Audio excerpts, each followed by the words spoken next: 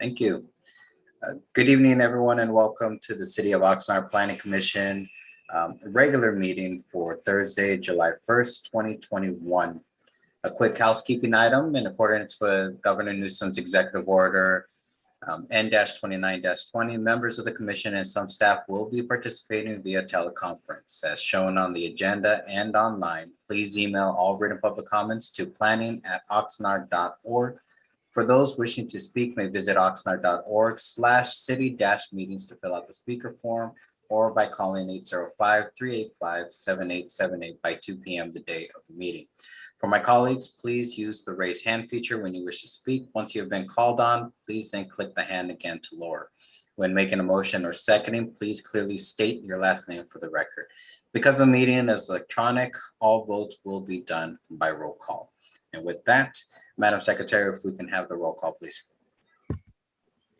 Chair Chavez, Here. Vice Chair Owejo, Here. Commissioner Connolly, Here. Commissioner Lopez, Here. Commissioner Nash, Present. Commissioner Sanchez, Here.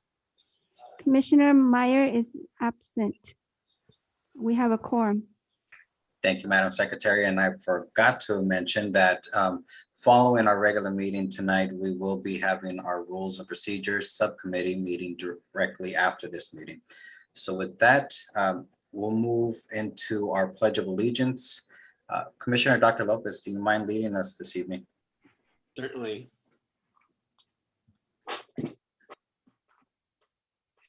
Ready, begin.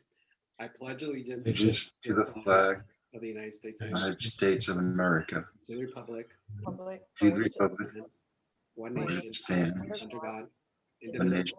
with liberty and justice for all. Amen. Thank you. Thank you for that, Commissioner Dr. Lopez. We'll now move to public comments. Members of the public wishing to address the Planning Commission regarding any items not on the agenda but within the subject matter's jurisdiction of the Commission may do so at this time. The Commission cannot take action on any items presented during public comments and will be referred to the Commission Secretary. All public comment speakers will be limited to 3 minutes.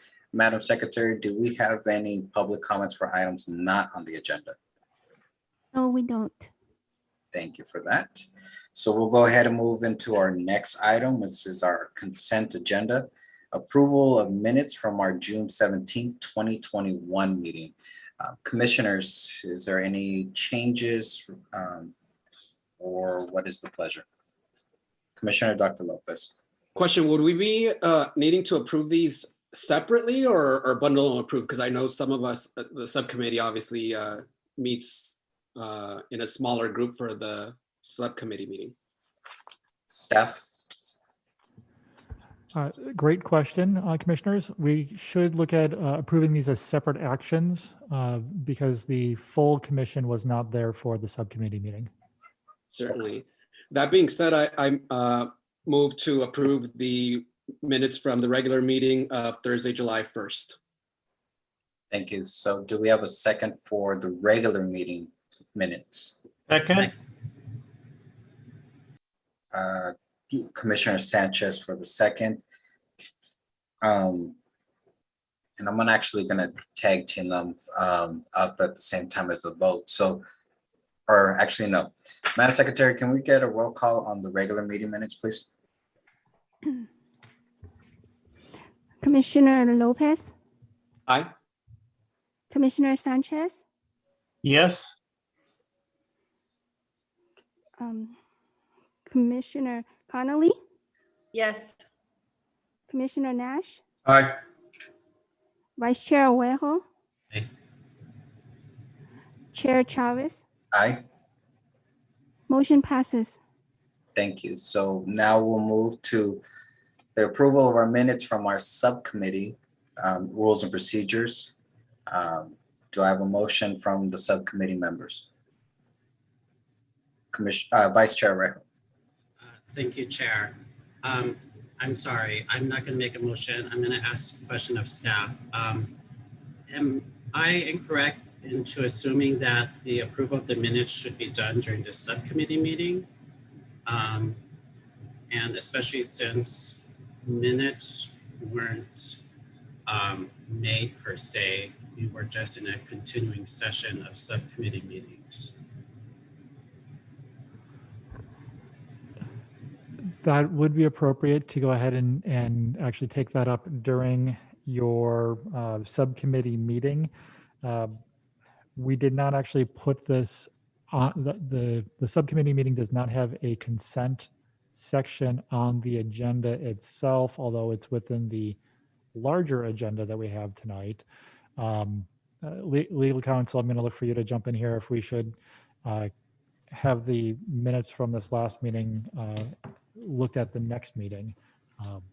Yes, I would concur that if it's not agendized, then under the Brown Act, the subcommittee cannot take action. So my recommendation is that we consider those we consider those minutes at the next meeting. Okay. Vice Chair Rejo, anything further? No, Chair, I think my question was answered, and my recommendation would be to go on to the next agenda item if it pleases the commission. Okay, thank you. So we'll go ahead and continue those subcommittee meeting minutes to our next meeting when it's agendized. So we'll go ahead and move into our next item, which is our ex parte declarations for public hearing items. Vice Chair Rejo. None, Chair. Thank you. Commissioner Connolly. None, thank you. Thank you. Commissioner Dr. Lopez. None, thank you. Thank you. Commissioner Nash. None, thank you, Chair Chavez. Thank you. Commissioner Sanchez. No, thank you. No, thank you. And no for myself. So we'll go ahead and move into our public hearing item. Project name is the 2161 Eden Road Apartment Modifications Planning and Zoning Permit number 21-550-02, which is a modification, major modification to Planning Zoning Permit 15-200-01, Development Design Review All Affordable Housing Opportunity Program, also known as AHOP, and 18-535-02 Density Bonus Permits and 21-535-05 Density Bonus Permit. The projects includes modification to a previously approved 100% affordable housing project developed under the AHOP to increase the number of units from 42 units to 58. The modified project would allow for the construction of an all affordable 58-unit apartment complex with associated site improvements on a 1.98 acre site and adjacent infrastructure improvement offsites. The complex would include three-story buildings with 1 to 3 bedroom units ranging between 753 and 1,148 square feet in size. The community room, on-site laundry room, on-site management office, and veteran and farm worker services. Additional on-site amenities include outdoor recreational areas for residents. The project also includes a request for ministerial approval of a density bonus permit to allow for a 20% density bonus to increase the maximum number of units from 48 to 58 units and to waive, reduce, or modify 10 development standards related to projections into the front yard setback, open space requirements, storage, balcony size, parking, and parking lot design. The project will be 100% affordable project and is proposing a mix of veteran and farm worker housing. The project site is located at 2161 Eden Road with the residential low medium land use designation and multifamily affordable housing zone district. This is filed by Gustavo Alamorosa, and I apologize if I mispronounce your last name, of Cabrillo Economic Development Corporation, which is the applicant and owner. And our city staff person is Joe Pierce II, senior planner. We have 2 recommendations: is to find the project exempt from CEQA pursuant to sections 15.332, and then to adopt the resolution 2021-XX approving planning and zoning permit number 18-550-02 and 18-535-02 and 21-535-05 density bonus. What I'm gonna have staff to do, because as commissioners are aware, we did receive some documents via email, and the public also has those documents. And it's worth noting that in accordance with Measure M, the city staff presentation was posted online through the city's website and YouTube channel. But I want staff to briefly go over the conditions of approval and what is being requested at this time. Staff. Chair Chavez and members of the commission, thank you so much for being here. As the chair just shared with us, there were several communications that we had with all of you after the packet was originally posted. We'll go over those. I'll go over those in summary form right now, and then we're going to ask Joe Pearson to go through the modified conditions in some detail for all of you as well as for members of the public. We also want to let everyone know that these documents have been shared with the applicant team and posted to the city's website. So in terms of transparency, we're trying to be ahead of that as much as possible. So in summary, there were 3 different transmittal memos that were sent out to you and 1 errata memo. The first transmittal memo included a butterfly assessment, which essentially looked at monarch butterflies and the landscape plan that was being proposed.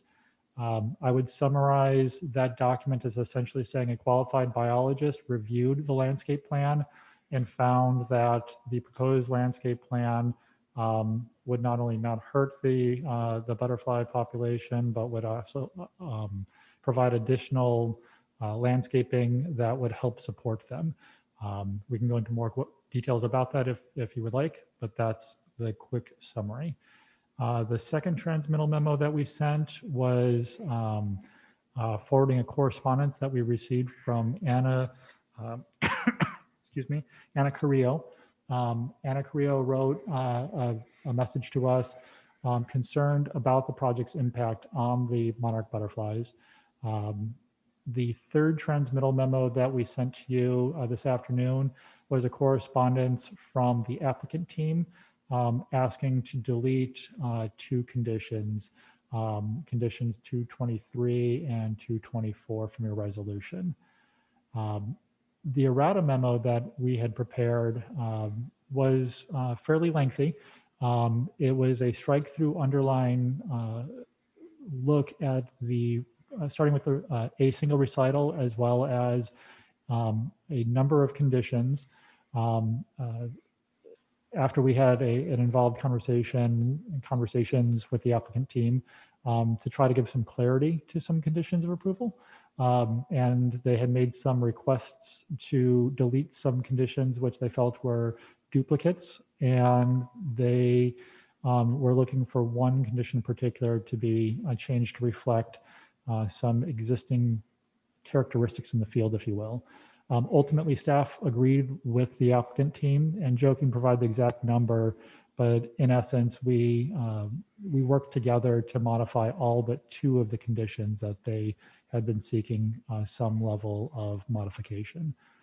So with that, I'll turn it over to Joe to walk us through the errata memo, and then following that, we'll be available for any questions. Following the staff interaction with all the planning commissioners, we want to let you know that we do have the applicant team in whole on the conference call tonight. They do have a presentation to provide to you, and we will simply be available to help all of you along today. So with that, Joe. Thank you, Scott. Good evening, Chair, Vice Chair, and Commissioners. So as Scott mentioned, we did have correspondence with the applicant team to discuss a number of conditions which they were requesting changes to. The applicant was requesting changes to approximately 28 of the conditions in the packet. Staff met with the applicant team to discuss each of those requested changes or requests for clarification.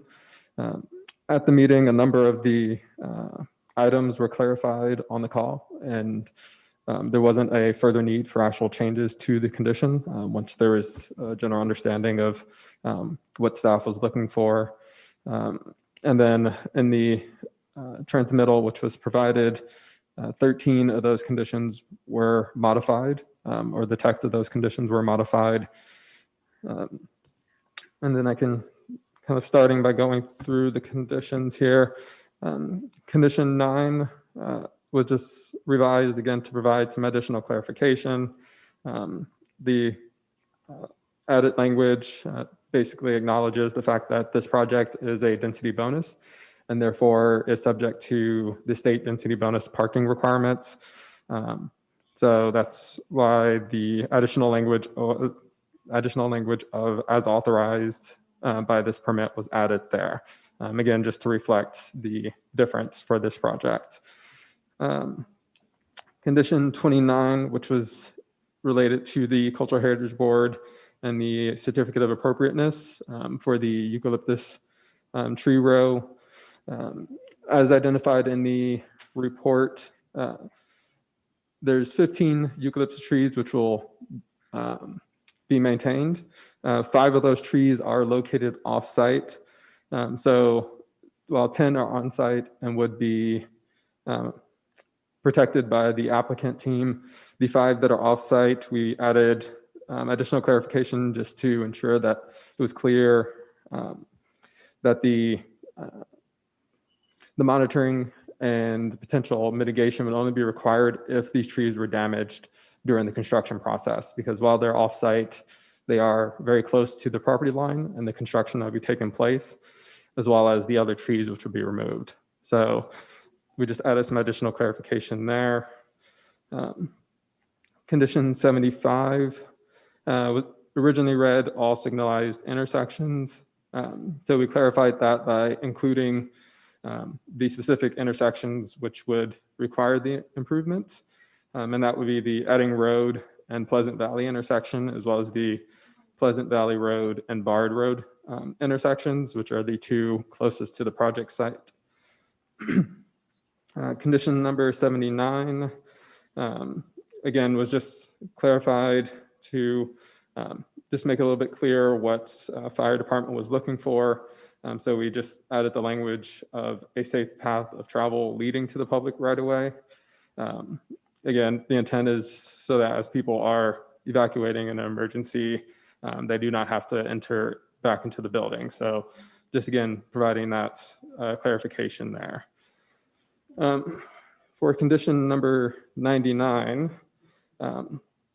we added the language again to kind of clarify the existing plans, which showed a single elevator serving the site.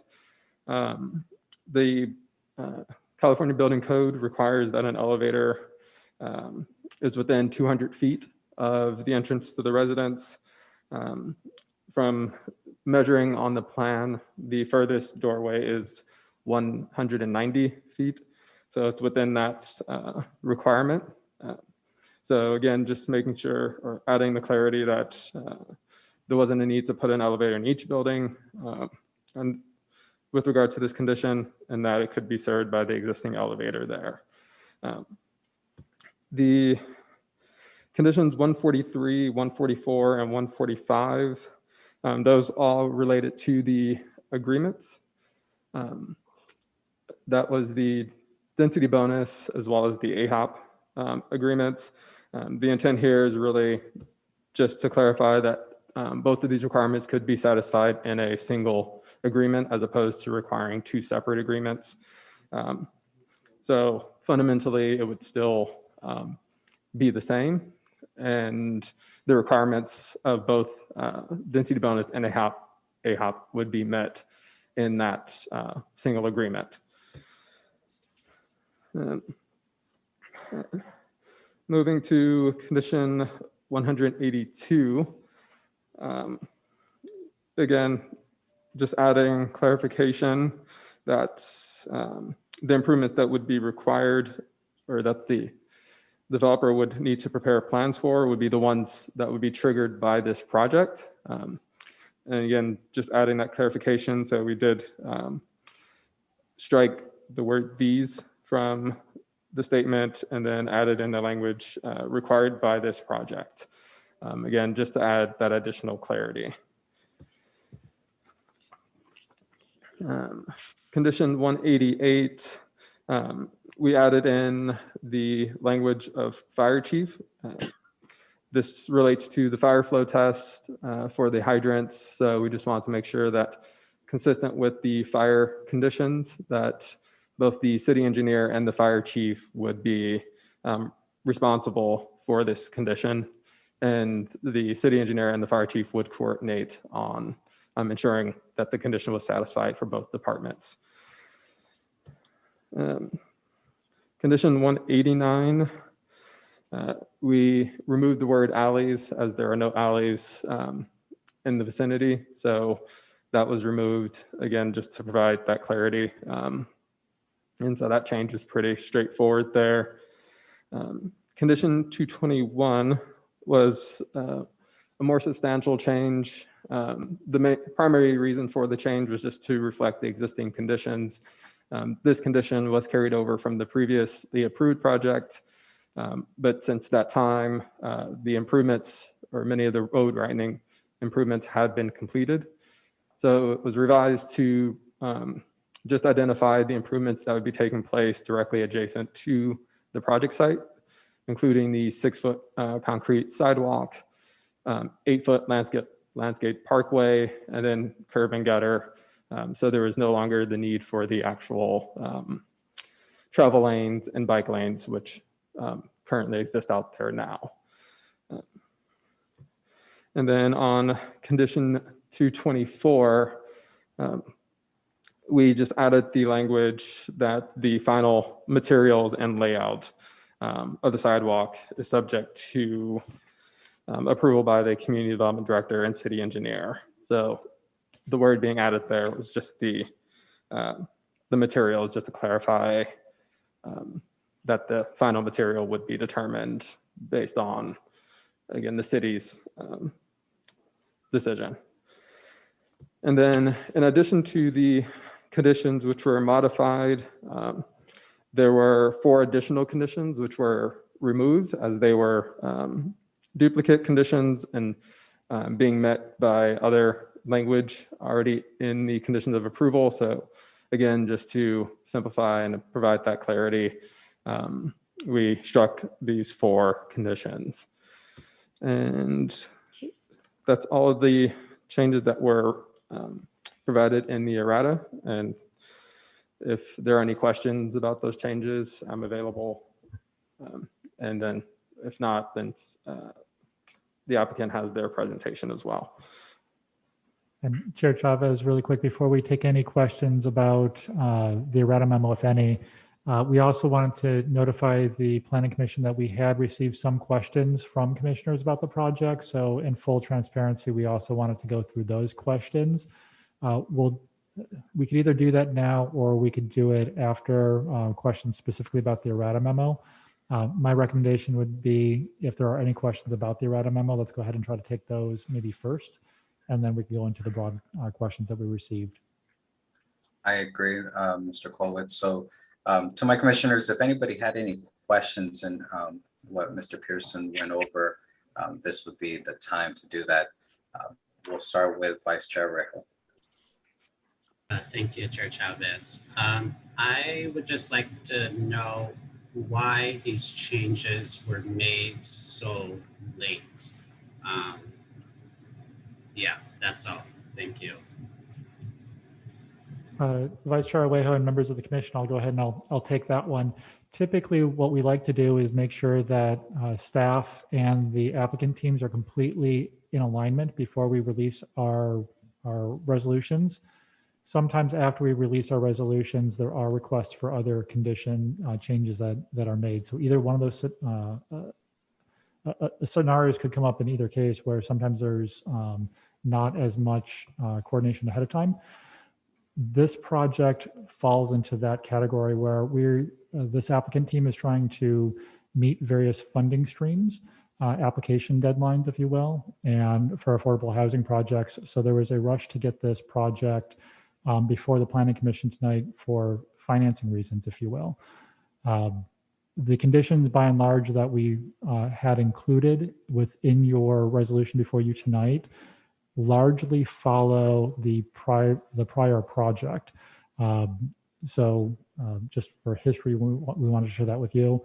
And then as we were engaged with the applicant team, we certainly wanted to keep an open dialogue for any potential changes. Vice Chair Rejo. I have no further questions at this time. I do have a follow-up, but I'm going to wait to get more information until I get more information. Thank you. Thank you. Commissioner Dr. Lopez. Thank you, Mr. Pearson, for that excellent summary there. Just one question on condition 188 that you mentioned, specifically adding the fire chief to sign off on the final requirement for the fire flow test there. Would it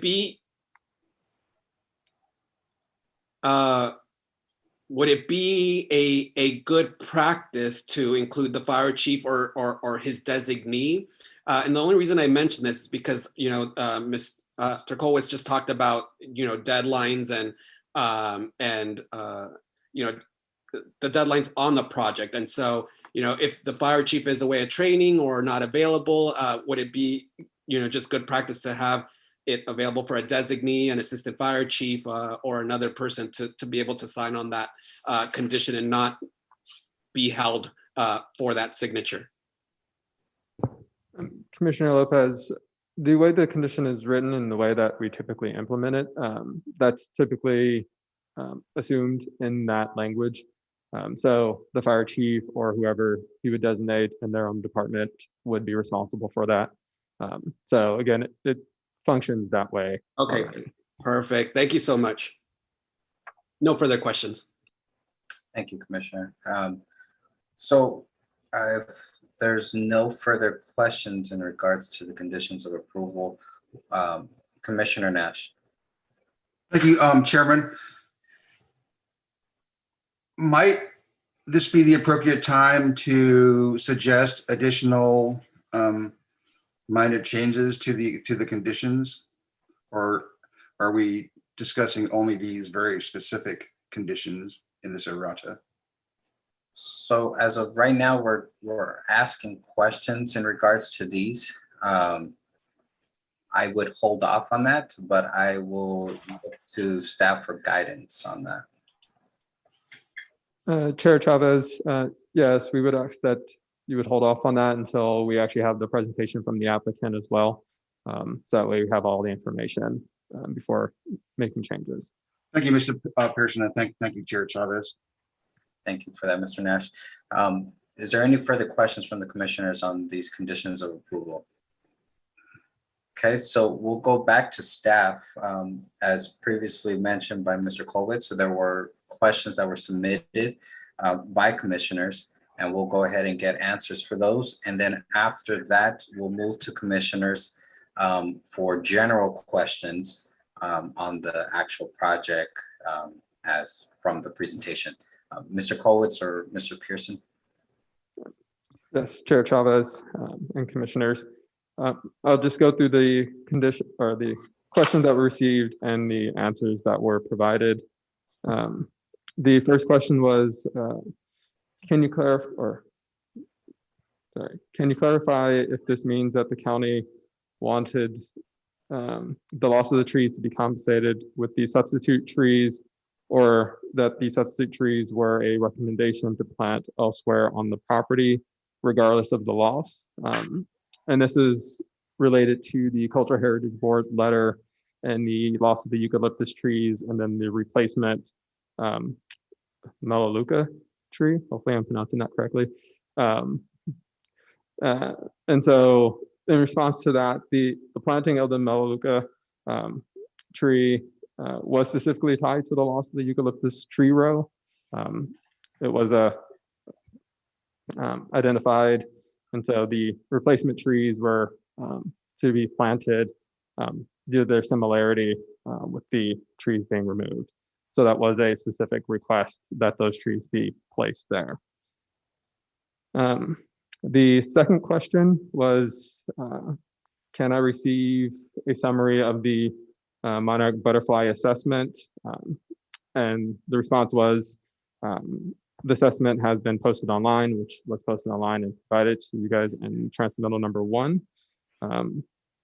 And then generally, the assessment analyzes the site's history and suitability as monarch habitat, which it determines that it is not. The biologist also provides a review of the landscape plan, which they determined the landscaping is suitable for the butterflies. The third question was, what does hardscape normally mean, or what does hardscape mean for this project? This is related to one of the waiver requests from the applicant, one of the deviations. The applicant is asking that the hardscape be counted as landscaped area for the purposes of this project. So starting kind of with, what is hardscape? So with regard to this project, the playground, the barbecue area, and kind of the ground floor walkways would be considered hardscape, basically the impervious surfaces. The waiver is intended to allow these to count towards the lawn area requirement, which is a requirement in our attached dwelling unit standards, that they provide a lawn area. So instead of meeting the total requirement, there's some lawn area, but they're also able to count these other areas as it meets the intent as of recreational space. The fourth question was, what is the nearest non-resident parking? The nearest non-resident parking available would be the public parking or public street parking along Olds Road, which is south of Edding Road. The fifth question was, who would be providing the veteran and farm worker services? That would be Cabrillo Economic Development Corporation, and I'm sure they will provide additional information in their presentation regarding these services. And then the last question that we received was, of the traffic concerns mentioned by residents, can you summarize what were the most numerous and or significant concerns of the comments? And this is referring to the public hearings which were held for this project and the comments that were received and identified in the staff report. There were two kind of primary concerns which were mentioned. The first was related to peak hour morning traffic and the potential that the project would add to the existing morning traffic in the area. And then the second primary concern was related to the fact that all resident access was to be provided via Edding Road. And this was a requirement that was covered in the previous project or placed on the previous project as well. And so it's just being carried over here. And the primary reason for this was safety concerns around having people entering and exiting onto Pleasant Valley. So those gates that would be on that side would be for fire access as well as trash vehicles coming in and out. And that was those were the questions that were requested or provided. And again, I'm available if you have any questions regarding those. Thank you, Mr. Pearson, for disclosing those questions that were sent in by commissioners. We'll now move for commissioners to have an opportunity to ask questions in regards to the project itself. Are there any questions? Vice Chair Rejo. Thank you, Chair. I have two questions, mostly related to the transmittal memos sent to us. I'll list my two questions just so you have them. And my first is, I'm a little bit concerned in regards to the differences to the biology report stating that the monarch butterfly, that there is no habitat there. And obviously with the with Miss Anna Carrillo, I believe, who says that there is a habitat. Although, of course, I would, in my opinion, give more weight to the expert opinion. I'd like to know what, if any, why there's a discrepancy in staff's opinion. My second is in regards to Mr. Scott Kowitz's comment that a lot of these changes or amendments were sent to us late to comply with financial guidelines. What, if any, consequences could there be if the approval of this project was delayed to the next public or to the next meeting? Thank you. Vice Chair Arwejo, I'll go ahead and I'll start off with question number 1 first. So question number 1 was asking about the butterfly habitat. Staff's general responses, the butterfly assessment that had been prepared was prepared by a qualified biologist.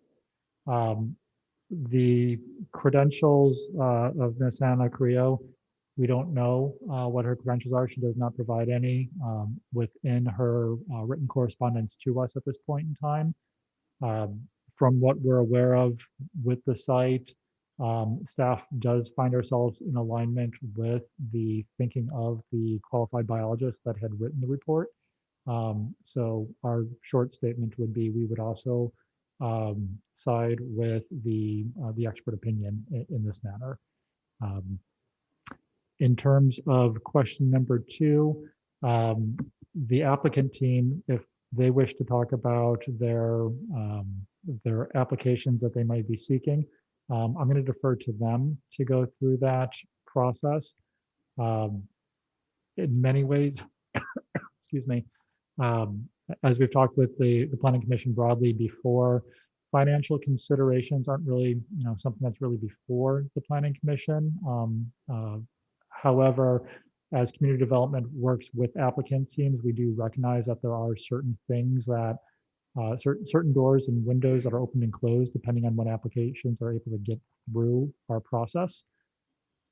The only follow-up statement I'm going to make to my own statement is we don't want the Planning Commission to necessarily be pressured into making a decision based on application windows. City staff is essentially trying to set up the possibilities that you can have a fair and balanced hearing, get all of your questions and comments answered, and deliberate and take action on this in a manner which potentially could allow the applicant team to get through the entire process. The commission is not required to take any approval or denial action on this application as of tonight. Clearly, staff provided a recommendation of approval with some recommendations to modify conditions of approval. But this is the Planning Commission's hearing, and you are able to take whichever action you think to be appropriate. Thank you, Mr. Kowitz, for that clarification. I have no further questions at this time, Chair. Thank you, Vice Chair. Commissioner Nash. Thank you, Chair Chavez. Mr. Pearson, while I support and understand the necessity of a project such as this, I am deeply troubled by the site. Was there any dialogue between the planning staff and the applicant to find a replacement site, acknowledging that the adjacent neighborhoods don't really have any parks, and this site might have been more ideally suited to remain as open space and transitioned into a park? Commissioner Nash, I'm going to jump into that one ahead of Joe. So that question in terms of alternative sites is not really before us today. And the path that we would lead the Planning Commission on is the actual zoning of the site allows for the housing to be located at this location. The general plan / housing element specifically identified this project site as an all affordable housing project location.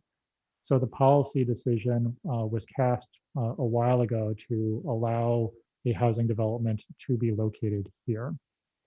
So that's the policy answer to that question. In terms of alternative sites, that sort of discussion, planning staff can get into that if we have an environmental impact report that needs to be considered. And as part of an environmental impact report, as we're looking to minimize and or completely avoid significant impacts, CEQA does look to staff and applicant teams to consider alternative sites. Since we're not looking at an environmental impact report being processed with this particular application, we did not go down that particular path for this project. Thank you, Mr. Chavez. I just wanted to express my concern. Thank you, Chair Chavez. That's all. Thank you, Commissioner Nash. Are there any other questions? Yeah, Commissioner Dr. Lopez. I have a question, and some of this was included in the report from the county and the reference to the arborist, but was hoping staff could elaborate a little bit on this for the public. But what steps would the developer take as part of the tree protection plan as required from the VC Cultural Heritage Board? Also noting that on page 2 of that planning memo, there was a reference to 4 dead trees that served as a potential safety hazard for folks. But that being said, could you share a little bit with us and members of the public about what steps would be taken as part of the tree protection plan as required by the county? Yes, Commissioner Lopez, I can go ahead and respond to that one.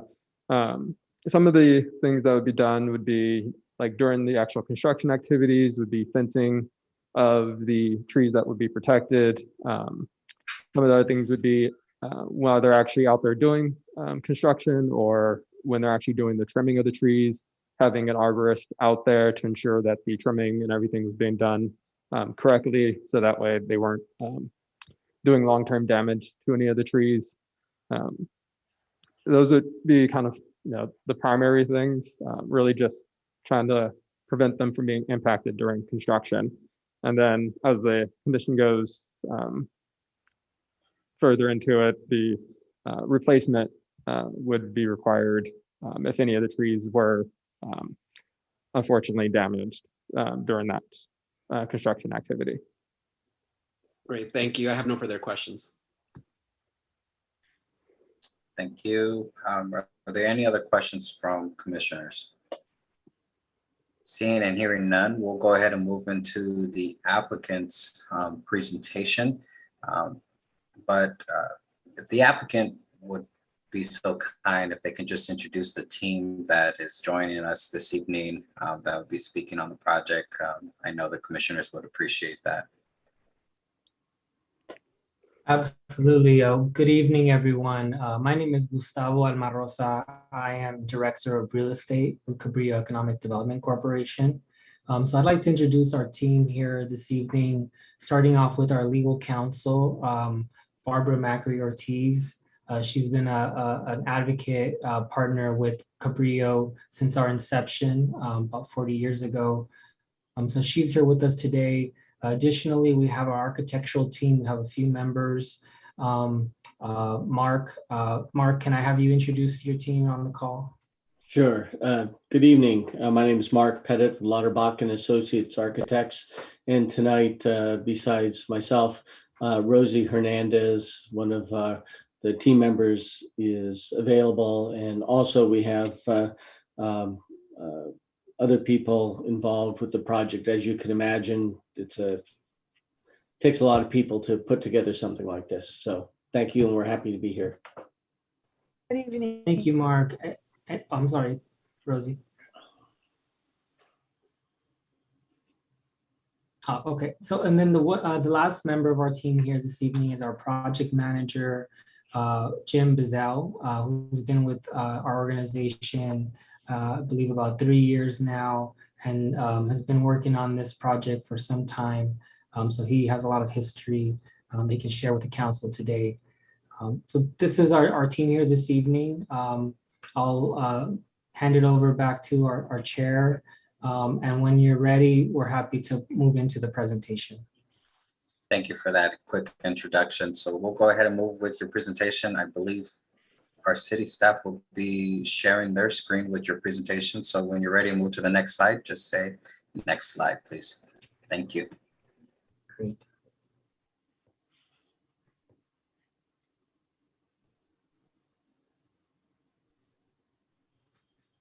Thank you everyone again for your time this evening and considering our project. So here, this is just our title slide. Starting off, wanted to share just a beautiful rendering of the community that we're speaking about this evening. Next slide, please. So our presentation today includes a brief introduction on Cabrillo, our history and the work that we've done in Ventura County. And also we'll be talking about status update of the project, what motivated the changes that you're considering this evening. We're going to provide a description of the project, a site overview of the site plan and the design. I'll speak to the schedule for the project, some of the community benefits of the project, and then I'll move into a question and answer session based off the information that we provide this evening. Next slide, please. So as I mentioned, Cabrillo Economic Development Corporation is a nonprofit affordable housing developer. We are mission driven. Our mission is to provide comprehensive housing services and community economic development activities through a community building approach that facilitates self-sufficiency for individuals and families who are most lacking in opportunities in Ventura County and Santa Barbara County. We're actually also expanding now into Los Angeles and throughout Southern California. Next slide, please. So a couple of highlights about our organization. It was started in 1981 here in Ventura County by a group of farm workers without housing and looking to address their own needs. And so they actually worked together, incorporated and formed the original organization that gave birth to Cabrillo Economic Development Corporation in 1981. So this is in fact our 40th year anniversary. The organization over its lifetime has developed successfully over 24 properties within our portfolio that's throughout Ventura County. And these 24 properties provide long-term affordable housing for over 1,000 units. That's 1,129 units where families reside. And we pride ourselves not only as home builders, but a group that focuses on supporting our residents to have a higher quality of life. So it's not just about apartment building for our organization. Next slide, please. There seems to be a little bit of a graphic issue here. So this is really just this, where I'd like to talk about the project update. So we're here today in consideration of our density bonus application for 16 additional units to the project. I was previously mentioned, the project original concept was for 42 units dedicated for farm worker families. Today we're adding 16 units on top of the original 42. We've added a new population to serve here in this community, which is targeting veterans at risk of homelessness. Our project now has been updated as far as the design to include a supportive services office space and a supportive services area, veteran dedicated area for the veterans to have a comfortable, safe space dedicated to them on the property. That's additionally to the previous existing community lounge, community amenities that were existing for the larger property. And then finally, we've been monitoring the issue with the butterflies on the site. and the different concerns from neighbors, communities, and different organizations. So we have in fact updated our landscaping plans. Although we recognize this, the biologist that we previously mentioned has deemed the site and to be not a suitable monarch butterfly habitat. We nonetheless are mission driven and are willing and have shown a landscape plan with input from experts on how to support that population. So we've chosen trees and shrubs that we believe will support that population in the future.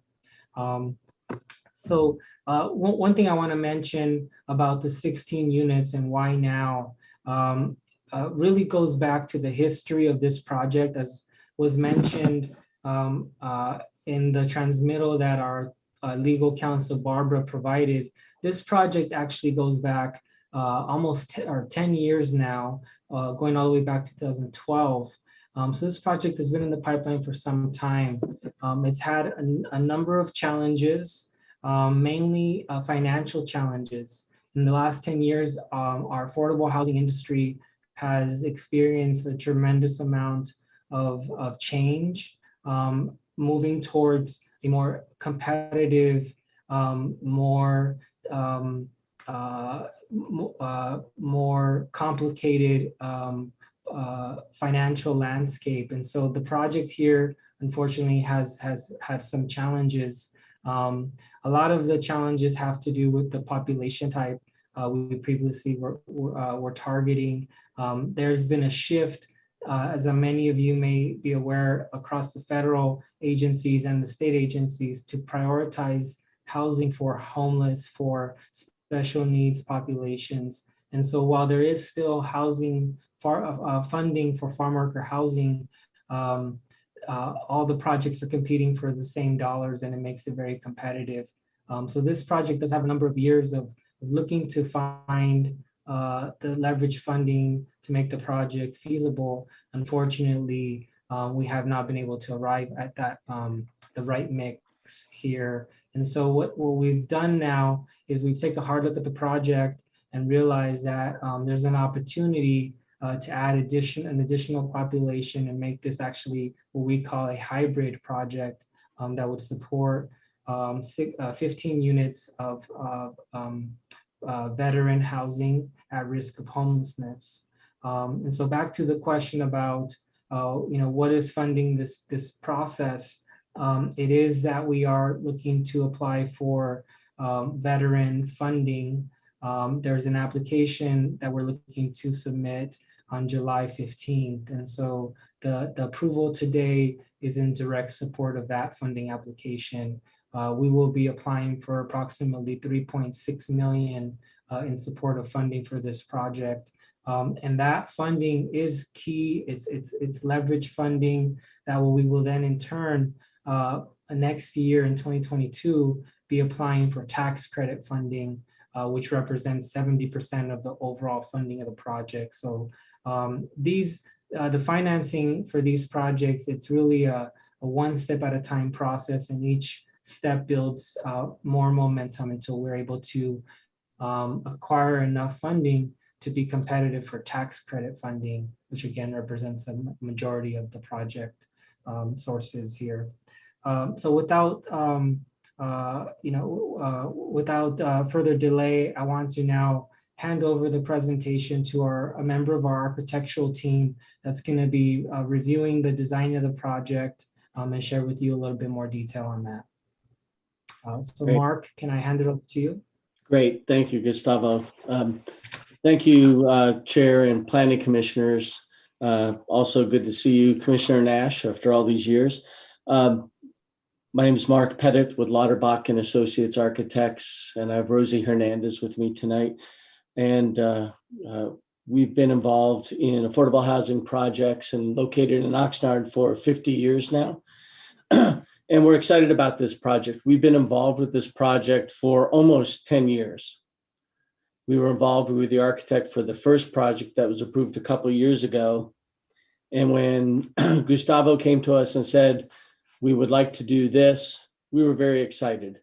because it gave us the opportunity to improve and modify the existing plan and the existing project. And as you can see, next slide, please. We were able to add additional bedrooms. We made some of the bedrooms larger. We made some of the outside play areas and recreation areas larger. We have outside relaxation, barbecue areas, not only on the ground floor, but on the upper floor. So it gave us opportunity to improve on the previous project, which is always exciting. We also added additional parking spaces, and we're very conscientious in the design on how it fit into the neighborhood. Next project, slide, please. So as was mentioned earlier, this is the project site. We have cemeteries, historic cemeteries on both sides of us, a single family to the south and mobile home community to the north. And the building location are substantially the same as what they were previously approved. The parking areas, the access were substantially the same as where they were approved a number of years ago. And we wanted to keep that consistent. More importantly, the eucalyptus trees that are on the east side of the property were very important to us. We set landscaping further back from the trees. Instead of putting a zone wall, we have a fence so we don't disturb the roots. We did not provide any solar carports, although we would have loved to because of the falling trees and branches. And we have had now 3 very important arborists involved with the project, talking about how we deal with trees that are 120, 130 years, where the average life is 100 years. So we realized that over time, those trees will die, the branches will fall. But we have a program as part of our arborist approach to this to manage those trees, clean them up, trim them up, and encourage them to grow. Now, some of the trees are dead, and over the last couple of years, since we first submitted this project, some of the trees have fallen down on the property, some have fallen down and closed Edding Road, some have fallen into the cemetery. So we're very conscientious about security and safety of the residents. So everything that we're doing is about safety and about maintaining the historic nature. And the butterfly habitat, even though might be a little debatable, we've taken great strength and great lengths of dealing with our landscape architect to provide not only the habitat on that side of the property, but throughout the property with butterfly-friendly trees, shrubs, and plants. So that's taken a lot of effort and actually a lot of expense for incorporating those plant materials throughout the property. Next slide.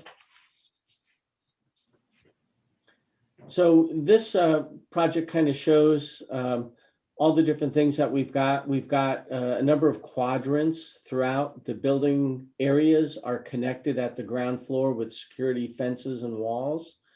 And we have playground equipment, barbecue areas, open areas. There was a question earlier about the requirement of lawn, the large lawn area. Well, we really don't do lawn areas anymore because of the drought and because of water conservation.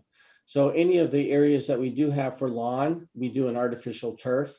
And then the other areas we do in playgrounds and sidewalk areas and activity areas where the kids can play.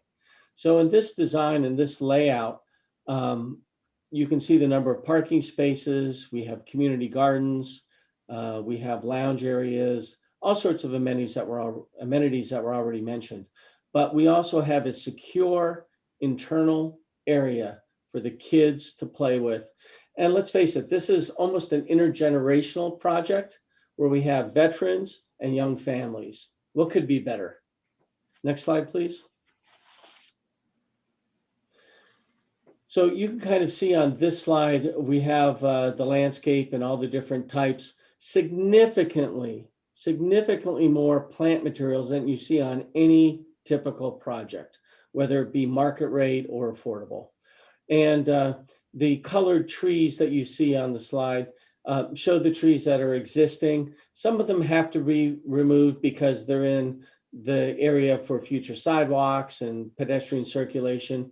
And as I mentioned before, we're very cognizant of how we treat those trees, how we maintain those trees.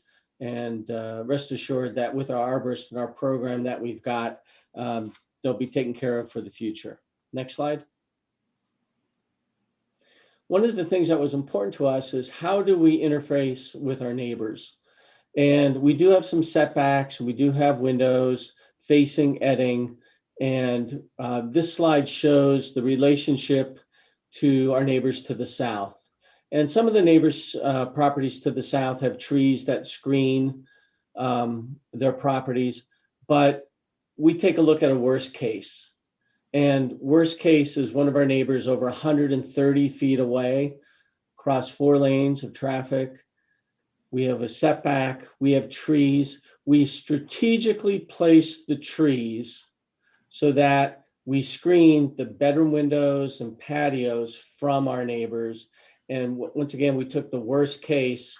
The worst case is one of our neighbors that doesn't have any trees in their backyard, but has one window that faces Edding Road. And what we tried to do is surgically place the trees so we minimize views from the windows and from the balconies. So that was very important to us, and this plan reflects that. Next slide.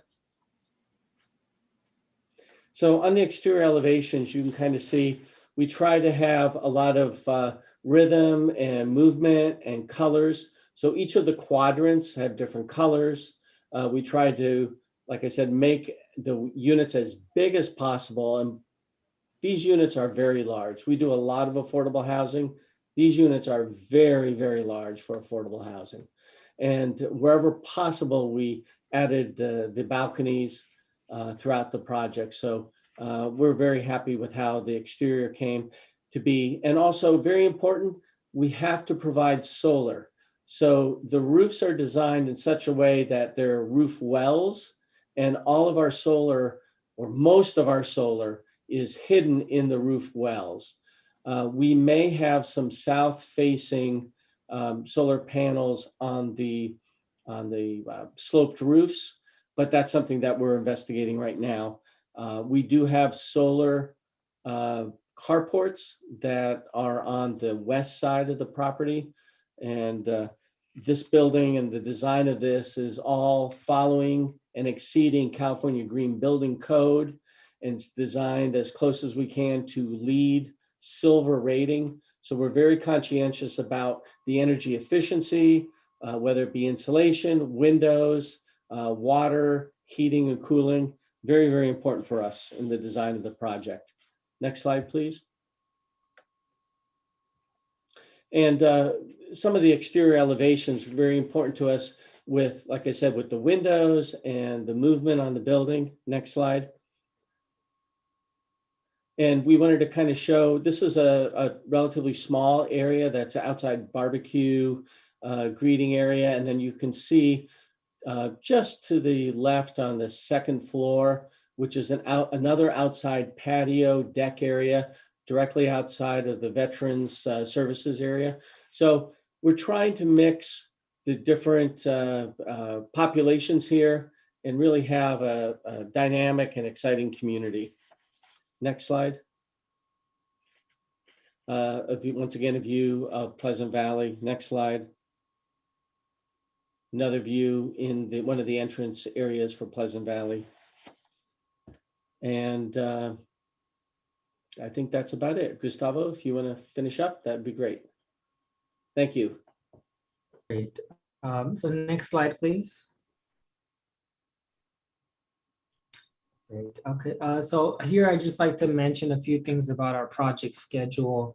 As I alluded to earlier, the rest of 2021 for our project, after we receive this approval, will be to secure additional funding for the project. That is our top priority. Following the commitment of additional funding, we will be applying for tax credits in March of 2022.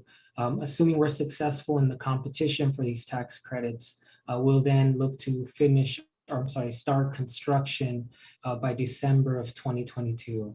So from today and out, we're looking at 1.5 years before we start construction. This would result in a completion of the project around summer of 2024. We'd look to start leasing up August 2024. Next slide, please. So, just to mention a couple of things about the community benefits of the project. As you know, the project is continuing to stand firm on its original commitment to provide housing for farm workers in our area. The slide here shows that in Ventura County, farm workers equal to approximately 23,000 men and women each year in this industry. And there's a big misconception that farm workers are seasonal workers and that they come and go. The reality is up to 2/3 of this population actually requires permanent housing. So that's the need that we're looking to fill today. Our numbers with respect to this population, include ranges because this is a particular population that tends to stay sometimes in the shadows and away from reporting of housing conditions. But we do know that it is a significant population that needs housing and suffers from overcrowding. Many times we see families, multiple families in small units and apartments. Next slide, please. So a benefit on the other population that we're looking to serve. According to a 2020 point and count survey, this is a survey where volunteers go out in one day and count. It was found that 88 veterans were living on the streets in Ventura County. And as a whole, somewhere between 1,000 and 1,300 veterans are estimated to be in Ventura County. Many of these may be in a car or on a relative's couch.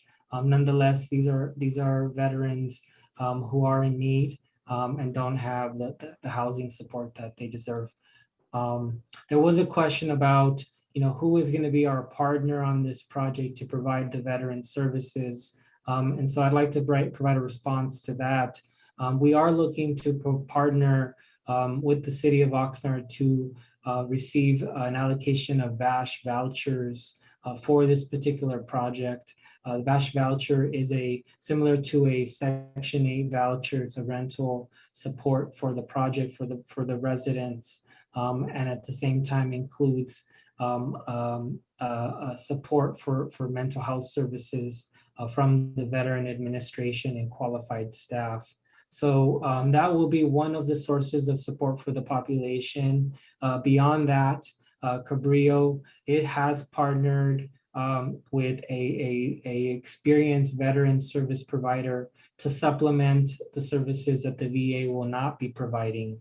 They don't provide everything. And so to supplement that, we're partnering with an organization called New Directions for Veterans. They are an experienced veteran services provider. They have experience providing services to projects similar to ours. And I believe this will be their first project in Oxnard. Next slide, please. So this does bring us to the question and answer section of our presentation.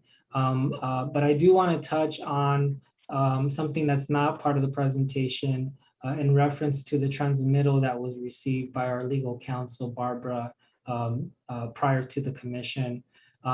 We do have these two additional concerns and requests with respect to the two conditions we're asking to be removed. So at this time, I'd like to actually hand the presentation over to Barbara to just speak a little bit to those two issues. And then I'll welcome questions and that I can respond to. So Barbara, can I hand it over to you, please? And I think you may be on mute. Point. First, I just want to apologize for getting this to you so late. It has been kind of challenging. You know, first we sat down and went over, we just got the conditions, I think, on Thursday or Friday. And we had to go over them internally. Then I sat down with Scott and Joe, and we pretty much knocked out everything. But these two conditions that I'm asking for your consideration as conditions to remove, I wanted to cover it in the letter in terms of specifically and give you some background and some just understanding our logic. You know, the main thing is that every condition that's asked for, it's about money, right? And for every little condition that's put on, it's a few more dollars or a few thousand more dollars that is required to get that done. And the bigger the budget grows, the harder it is for Gustavo to fill all the buckets to be able to go to the tax credit committee and show that we can support the project. So we're always doing our due diligence to try to keep the conditions down to a minimal and deal with, you know, health and safety issues and really requirements that are important. We've been dealing with this condition number 223, which is the Pleasant Valley replacement, I guess you could say destruction, and then relocation and replacement of the sidewalk. And the more that I've talked about this over the years to people, I've learned more and more.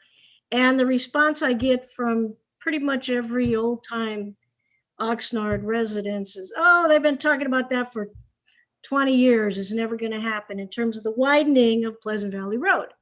And while there may be some really good reasons to eventually widen the road, there are some practical considerations that tell me, why is it taking so long?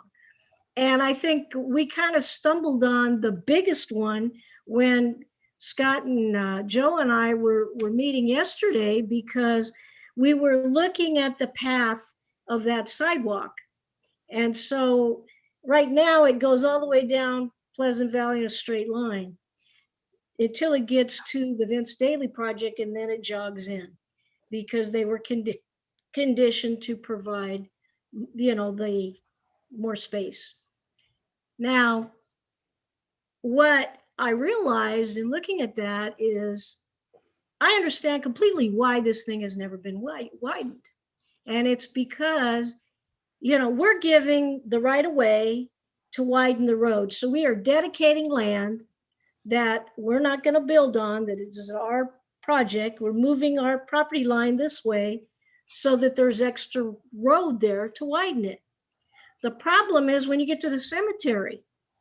Now, there's nothing going on in the cemetery. So in order for the city to be able to widen this road, they're going to have to either negotiate and pay the cemetery, or they're going to have to do eminent domain, which the city is pretty reticent to do. But even beyond that, the problem is we're talking about a cemetery. So there's a good chance that there are bodies in that future right of way. So it's just, as a practical matter, it's probably never going to happen, at least as long as the cemetery is there. Because, you know, then you get into having to deal with human remains and all of that. I don't think the city wants to deal with that. I know that I wouldn't want to deal with that in a project. So I'm looking at it and saying, you want us to pay money to tear down the sidewalk, to move it in a little bit, and then rebuild it. That all costs money. And we had a big issue about this in 2018 when we were for the DDR permit. And the fellow from Public Works, he said, look, it's not a problem for you because you get credit. So in other words, we'd get credit on our traffic impact fees. So whatever we were going to spend, to do the work, then we were going to get that back in a credit on the traffic impact piece. So from a financial point of view, then we said, oh, okay, we can live with that. But now the city has changed their policy and they've told us we can't get any money back. So this is all going to have to come out of our pocket and not come back. So it's a financial issue for us. And I think it's also just a whole question of how much, what do we benefit by tearing up something when this future thing is not going to happen anytime soon. So that's what I would like you to consider with respect to, that's condition number 223. And we're asking that you consider absolutely removing that condition. The final condition is condition 224. And this condition actually has a real history because, as I say in my letter, when we first started working on this project, it was in 2012. And one of the project managers went to introduced themselves to Ocean View School District and letting them know, we're thinking about building a farm worker housing down the street. And so we start this dialogue with the school district. And the one thing that came up from the school district is we need sidewalks. We want your kids to have a sidewalk to go down. So we need sidewalks. So based on that, Cabrillo pulled out their wallet and hired a traffic engineer to do a safe routes to school study and review. And then from that, then the city got involved and they finally put together a grant proposal for a safe routes to school. And when we heard that the city had received $991,000 from the state, we were just elated because that took a burden off of our backs. But then we were told later on in the game that, oh, that money's not for the north side of Edding Road and you don't get any of it. You have to build yours, which is, I think it's what, Mark, 365 feet on our frontage there that we're responsible for. And which is very expensive. At the point, it was a 42 unit project and you gotta divide those costs between, the number of units. And since it was a small project, this is really a heavy load. But even beyond that, then they said they wanted us to build the sidewalk from the eastern boundary of our property all the way down the Masonic Cemetery property, all the way to the easterly Olds Road, Edding Road intersection, which is the corner there of the Ocean View School District. And then there's two schools there. There's an elementary and a junior high. So that's, and I mean, we had our arm twisted and the city promised, okay, we'll do some CDBG and we'll just have you do a temporary sidewalk, asphalt. And basically we were under the pressure and we agreed to that in 2018. Now we get the condition, those are taken out. And, but in the interim, the city is now sitting on $991,000 that is specifically for this purpose. And the reason I sent you those extra, I referred to a couple of the documents in my letters, so I've attached those. Hopefully you got those attachments. And I just, at that point, that kind of bothered me because, they're saying we need this project because this, we need to get the safe routes to schools because this project is too poor to do it. And then they get the money and then they want the project to do it. And to me, I don't think that's fair or honorable or just. And so, besides that, I did see a presentation before the city council a few weeks ago from Public Works, where there was another $100,000 that came from other grant funding to do some engineering work for the Edding Road sidewalk and bicycle project. And I called the staff person and I said, where are you going to be doing that? And they're already putting out money to hire somebody to do the study. She could not tell me whether it was on the north or the south side of the street. So I am a frustrated camper in this one, but I think just all that aside, just the basic thing is they got money to do something and they want us to do it. We've agreed we'll do the one in front of our project, that 365 feet, even though that is a tremendous burden on the project. And we had not thought that that would be required if we got the school to Safe Routes to School grant.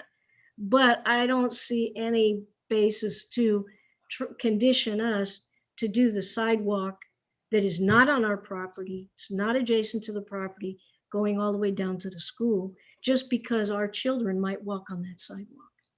I don't think that's a proper way to treat Farmacre children, personally. And so that's why I'm asking you to relieve us from that condition as well. And I am open for any questions you may have, either now or later on, whichever works for you in terms of this issue. And I know Gustavo's available for any other questions on the project, and Mark and Rosie are available too. So thank you very much for your time. I really appreciate it. And yeah, we're really scrambling to get this done because, as Gustavo mentioned, our application is due July 15th, which I think is your next meeting date. And of course, your meeting would start after his application is due, because I think it's due before 5 o'clock. So logistically, we really need your help now. Thank you. Thank you, Barbara. Yeah, one last point to mention there, just a clarification. The city does acknowledge having the funding from Safe Routes to School. However, the city at some point migrated to using those funds, I believe, on the south side North, of Edding south side, Street. yeah. And our conditions are requiring us to build these sidewalks on our neighbor's frontage and beyond on the north side. So the original grant application to Safe Routes to School, which Barbara included, it actually includes narratives in there that references that money is going to be used on the north side of the street. And so we were very surprised to continue to see this condition even today, carry over into our conditions, recognizing the city did receive these funds. And we just haven't been able to get a straight answer as far as, how the funds are going to be used on the south side. Other point of clarification, I visited the site about a week ago. There's actually today a sidewalk on the south side of the street, a very, very wide sidewalk. It's not brand new, but it does have existing sidewalk there. So we question again, where's the demand, where's the need on the side where there is no sidewalk, or on the side where there's an existing sidewalk. And unfortunately, if this condition doesn't get removed, the tax is going to be on this affordable housing project. And in our world, again, today, every dollar is competitive. So we don't take the additional cost to the project very lightly and under the circumstances we're in today, not to mention construction costs that have skyrocketed during this pandemic. And unfortunately, we're not immune to that as well. So I'm going to close now. I want to thank everybody for their time and interest in supporting the project. I'm open to any questions from anybody on the commission or anybody on the call. Thank you. Thank you for the presentation, Mr. Alma-Rosa Pettit, and then Macro Ortiz. Do appreciate it. If the commissioners indulge me, I want to actually have staff kind of respond to a few of the comments that were made, and specifically in regards to conditions 223 and 224. I also want to recognize that we do have our housing director, Mr. Ramirez, on the call as well. So staff, if you can go ahead and address some of those comments before our commissioners have enter into questions of the applicant, please. Sure, I'm happy to jump in and start the response. This information came in very late, so we're reviewing documents literally this afternoon just before the meeting. So I want to start off with, as an initial matter, Ms. McArties does not say that the inclusion of conditions 223 and 224 will make the project financially infeasible. Whether her letter says it would help make the project more financially feasible. There's a big difference in this wording, financially infeasible versus more financially feasible. And so that does not provide a legal basis for these conditions not being included because of financial infeasibility. Just briefly talking about condition 223. This is a standard condition that's imposed on any developer, bringing up their sidewalk to current standards. And this condition is important for the public health and safety of the residents and the project in general. As to condition 224, I was representing the Planning Commission when this issue came before the commission more than 3 years ago, and Ms. McArties and I did spend a number of times talking about these issues at length. So this has been vigorously disputed between the parties over a matter of years. So I just want to say that. And first, I want to say that I strongly disagree with Ms. McArties' statement. There's no nexus to justify the requirement that Cabrillo connect the sidewalk that's proposed to be constructed in front of their development with the sidewalk that's been constructed halfway across the frontage of the Masonic Cemetery property. Completing the sidewalk is important to the public health and safety of the children who will be living in this development, the farm worker children, and walking to school. It's also important to the veterans that are proposed to live here so they can access the neighborhood. As to the claim the city cannot impose this requirement because it's already grant funding, I note that the exhibits that Ms. McArties provided to the Planning Commission do not support this position. Now, these photos are really small, so I had to blow them up on my computer. But when you look at the exhibits, which she attached, and we're talking sheet 1 of 4, it says proposed sidewalk. If you look at the language, the sidewalk is only shown on the south side of the project, not the north side. So let me repeat, that's a really important point. The document, the visual document that is provided shows that the proposed sidewalk is on the south side of the project, not on the north side of the project. So that is not a basis to say this condition should not be provided. It's also going back to the same point I made for condition 223. It's a standard condition that developers put in sidewalks in front of their development. To say that this development should just put an asphalt sidewalk is not what we allow any other developer to do. And just because this is an affordable housing project, we should not have substandard sidewalks installed in front of this particular development. So I think that's something that is very important. The residents deserve the same thing that our other residents would be entitled to, a sidewalk that is safe. So those are our comments. We're happy to answer any questions that the commission may have. Thank you, Mr. Roselle, for those comments. I do want to give an opportunity to the applicant's team just to make any final comments before we move into our commissioner questions. Ms. McArties. Yeah, just with respect to the map that I sent, if you look closely, the dotted purple is the sidewalks, and the sidewalks in dotted purple are on both the north and the south. Also, if you look in the grant application, the amount of linear feet that they're asking for the sidewalks is 2,300 linear feet, which from our property, which I think is 650, we came up with, or 350 rather, and then another 200. We're only 25%. That whole line is only 25% of the sidewalk that the city represented it was going to, build. So I think there may be a misunderstanding with respect to the map because there's a lot of lines and different lines. But if you look, the one I sent you says proposed sidewalk.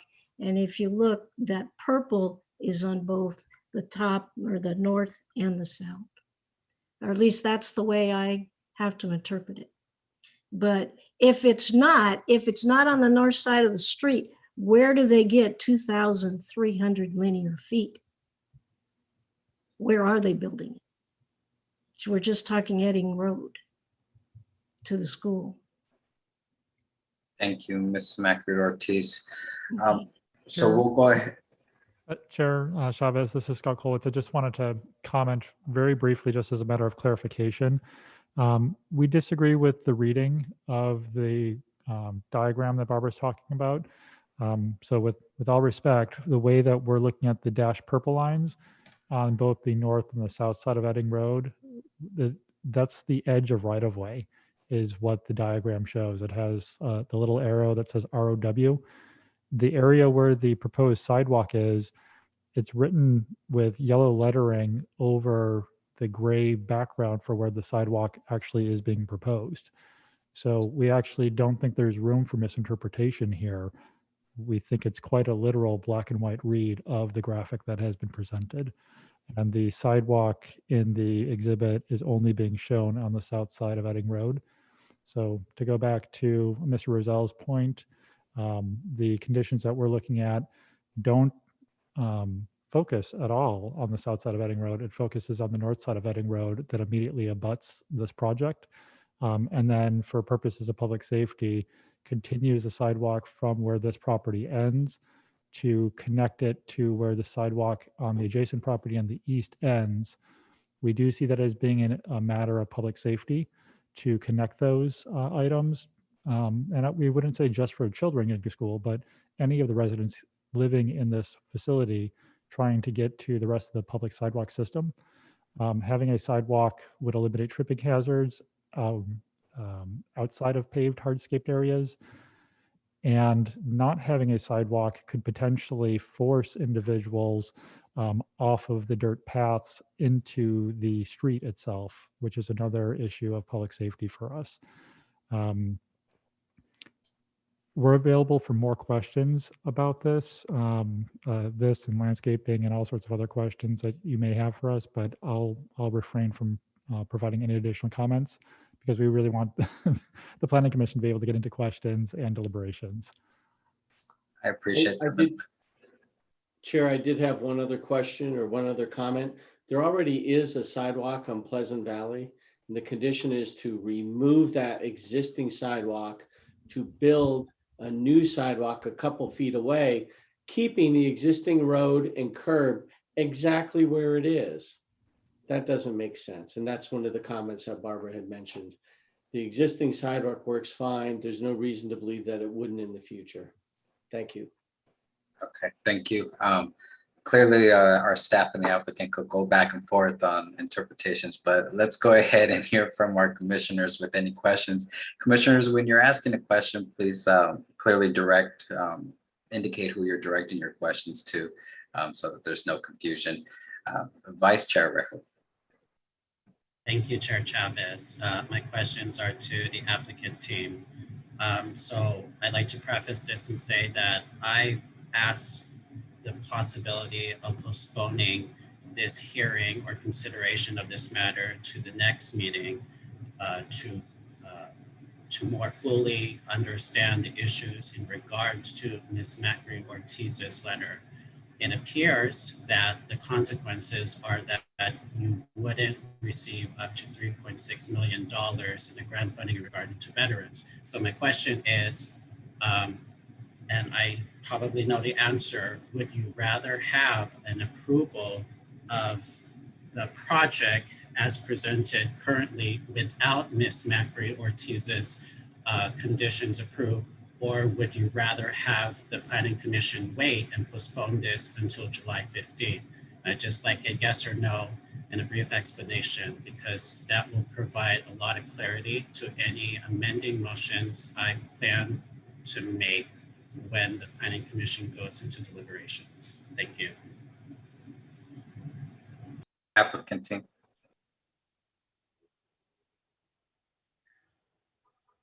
Sure, I can respond to that. Part of my response, I'd like to share. I'd like to speak to each condition, and I'm sharing my screen here. So this is Pleasant Valley Road as it exists today. This is if you're standing right in front of the cemetery, the first cemetery, Japanese cemetery, facing east.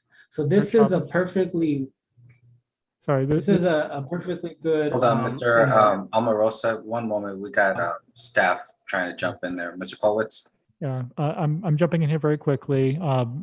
Just as a matter of practice, the City Council nor the Planning Commission have allowed applicants to have additional shared screens as part of presentations.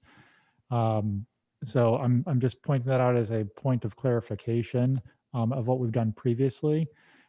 You are chair. If you would like to allow something like that, we would seek the rest of your planning commission to provide that allowance, but that would be a break from prior practices. Yeah, I can retract that action. So I don't want to put the commission, to force the commission to move out of motion. Nonetheless, so my point on the comment 223, I think that we are warranted in requesting that condition be removed, simply based on, again, there's a perfectly good sidewalk there today. We're being asked to tear that up completely, move it a few feet back, to accommodate a future street expansion program or plan that doesn't really have a definitive schedule and doesn't really have a definitive financing plan or logistical plan associated with it. So these are real costs. We're very good at what we do, so we're not going to let something like this make the project infeasible.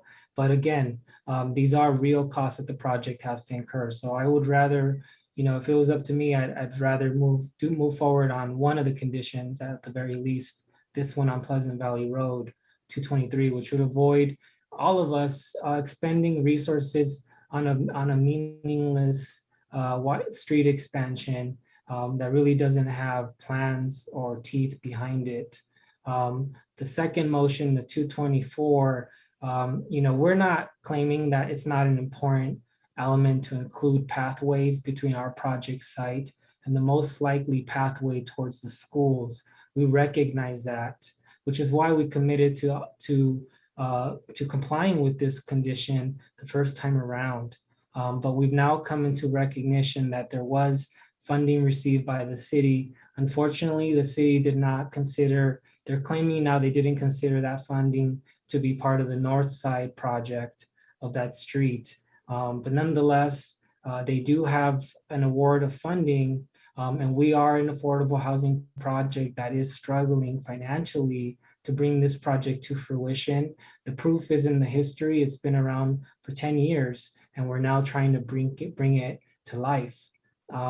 If the city does have funding, all we're suggesting is the city use that money to cover the sidewalk pathways on the neighbor's property, not our property. We will cover the frontage in front of our property, as is standard with most developments in California that are doing this kind of work. What we're saying is that it's not fair to make us cover the bill for the frontage over the cemeteries that we do not own, and we cannot be responsible for, especially in light of the fact that the city has money that they're sitting on that's supposed to be addressing the concern of safe routes to school on the north side. On the south side, there's an existing sidewalk there today. Let's all be clear about that. I have a screenshot of that as well, but I will refrain from sharing that with the commission. Nonetheless, that's where I stand today. If I had to choose one or the other, I would move forward because the funding is the most important aspect of this project. It's the engine that allows the project to come to life. So we cannot risk that. We have to move forward with our application on July 15th. But we can do something here. We can help the project, reduce the cost to the project. And one other thing to consider, the project has received some limited funding from the city of Oxnard. But when you compare our project to other recent projects, you find that the level of financial support that our project has received is not on par with other affordable housing projects that the city has been supporting in recent years. So again, it's another consideration.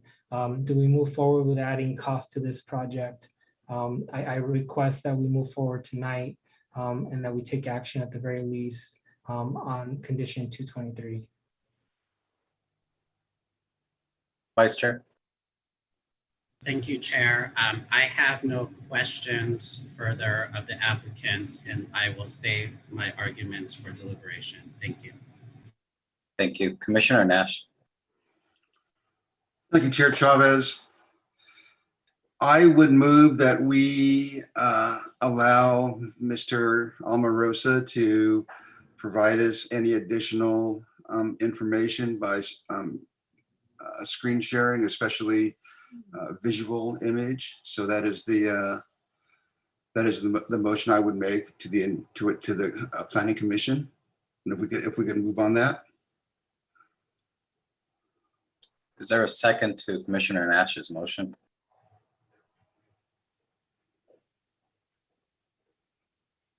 Seeing and Commissioner Connolly. I'll second. Okay, it's been moved and seconded to allow Mr. Almarosa to share his screen to provide additional images. Is there any discussion on that motion? Vice Chair. Point of order, Chair Chavez, I would request, I would argue that this motion needs a 2/3 approval from the commission because I believe, even though it's not in our bylaws, that it overturns Planning Commission's custom. Thank you. Is there any further comments from the commission? Seeing and hearing none, this vote will be based off of 2/3, and if we can have the commission secretary do a roll call vote, please.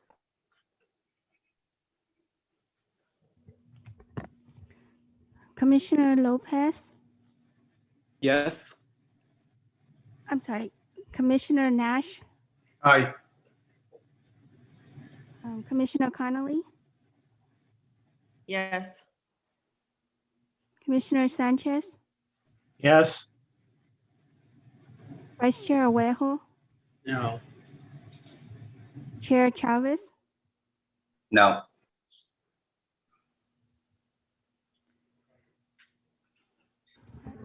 That's a vote of 4-2, which is a 2/3 vote. so motion passes. Thank you. So we'll go ahead and go back to Mr. Omarosa. If you want to go ahead and share those additional images, you may do so at this time. And then just for time's sake, if we can just have your comments that through your explanations be limited to 3 minutes, if possible, please. Thank you. So I'm sharing my screen now. This is the view of Edding Road heading east. This is the cemetery here adjacent to our property. This is not our property, but here along this pathway is the additional sidewalk frontage that we're being asked to provide, connecting this part of the street to this sidewalk over here, which connects to the crosswalk to the schools. So this is the north side of Edding Road that we're speaking about today. And it was our impression that Safe Routes to School was applied to provide support for this north side. Here is the south side of Edding Road. As you can see here, there's the neighborhood to the single family area. You can see the sidewalk curves around the side. And there's an older asphalt sidewalk here that runs all the way across, all the way up to the other side of the street. Beyond that, there's this really wide landscaping area that hasn't been updated and just looks like it's dirt. Nonetheless, it's a very wide pathway. So when we talk about safe routes to school, we have to again evaluate where is the need. If the city received funding, why is there a focus on this south side, which already has a pathway, versus this north side that's owned by a private individual family? Why is our affordable housing project being asked to serve this area?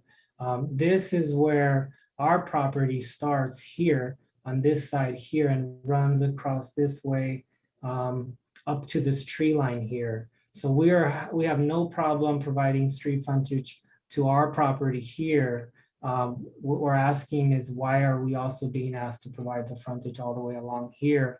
Again, in light of the fact that the city has funds dedicated to this purpose. That is my final comment on this. I believe that the images are very clear, and I'm open to any additional questions. I will discontinue my screen sharing. Thank you. Thank you. Commissioner Nash. Thank you once again, Chair Chavez. So condition number 223 deals with the existing sidewalk on Pleasant Valley, correct? Correct. And condition 224 deals with the non-existent sidewalk on the north side of Edding Road. If I'm also correct there. So I am sorry that you were not able to negotiate and reach a compromise with the planning staff. Would you be willing to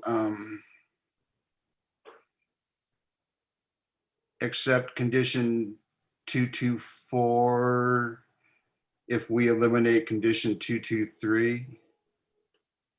That seems like, because I'm hesitant to. Commissioner Nash. Yes. I can appreciate what you're trying to accomplish, but I would say wait until our deliberation portion so that we have the opportunity for the rest of the commissioners to ask questions if they have any, and then go open public comments, and then final comments from both staff and the applicants. Thank you, Chair Chavez. Will we have the opportunity to call Mr. Almarosa back to answer our questions at that time? Yeah, that would be fine. I just want to.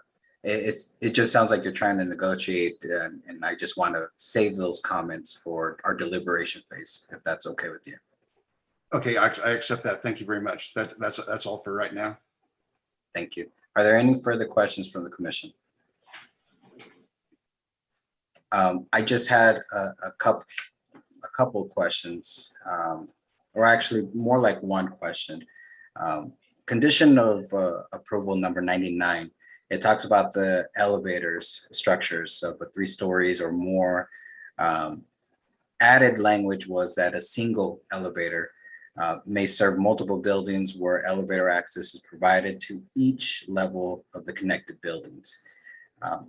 My only concerns with this is, and this is kind of directed to our staff, if there's any language in our city code or building standards for the state that outlines a distance between the furthest unit to the elevator.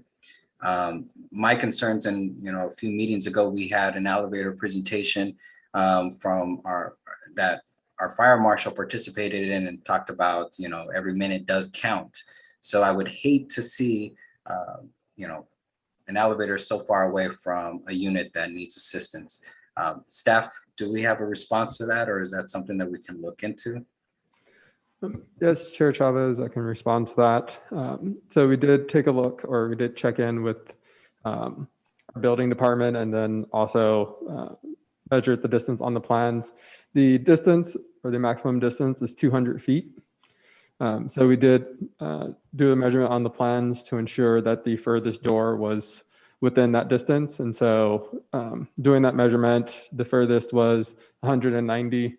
So they're within the requirement for this project or for the building code. I appreciate that. Thank you very much, staff. Are there any further questions from our commission? If not, I'll open the public hearing portion of this. Madam Secretary, do we have any public comments for this item? No, we don't. We do not. Thank you. So we'll go ahead and close that public hearing. A lot was said from both sides. So I want to allow 3 minutes to our staff, 3 minutes to our applicants for any final comments before our commissioners move into deliberations. We'll start with our staff. If they have any final comments that they want to wrap up based off of comments that were made by the applicant team. Chair Chavez, thank you for the ability to have final comments here. I'll try to be brief and not take up a full 3 minutes here, just to allow the PC to get into their deliberations. Very simply put, as we've talked with all of our different departments within the city, so not just community development, but public works, with our traffic division, the housing department, our legal team, collectively, we think that conditions 223 and 224 are appropriate. We are of the mind that it is typical for all of our developments, affordable housing or otherwise, to put in frontage improvements on their properties at the point in time that projects are approved. And we do think that there are reasons not only for putting in those improvements as would be typical, but from a public safety and circulation perspective, it also makes sense to put in the improvements as proposed, or as conditioned, I should say. The sidewalk on the south side of this property connecting to the east, again, we think that's really a matter of public safety, tripping hazards, keeping people from entering into the road. Relying on the sidewalk on the south, there's no direct access to that. So are we encouraging either people to walk away from the school down to a signalized intersection, making a longer path of travel to use a crosswalk to get there? That's unrealistic in our thought process. Or are we encouraging jaywalking across the middle of the street, would be the other thought. On the north side of the street, excuse me, on the north side of the project on Pleasant Valley Road, it is typical, again, to have the improvements happen at the point in time when development is happening. Cities have an annoying habit of staying power, if you will. So we put in the improvements as we can to reach a long-term goal. So the long-term goal of the city here is a wider Pleasant Valley. This is an opportunity to do so. The current sidewalk on Pleasant Valley is literally you step off of it into the roadway. The proposed location would add a landscaped area between the roadway and the sidewalk that would be planted with trees. Those trees do serve both beautification reasons, and they would also provide a level of safety as they mature. By planting the trees now, it allows those trees to mature as well. Delaying the planting of those trees, we see that as being an issue. So the sooner we're able to get those in the ground, we think the better. So all in all, 223 and 224, we still believe should be installed at this point, or required at this point in time. Thank you. Thank you, staff. We'll go to the applicant team for 3 minutes for our final comments that they may have before commissioners move into deliberations. I'd just like to mention, Barbara, would you like to close out comments on this? Sure, and Mark can correct me if I'm wrong, but we already have on the plan to plant the trees on that, and they're gonna be lined already. So the trees are gonna be there. It's just a matter of when the sidewalk is gonna be moved.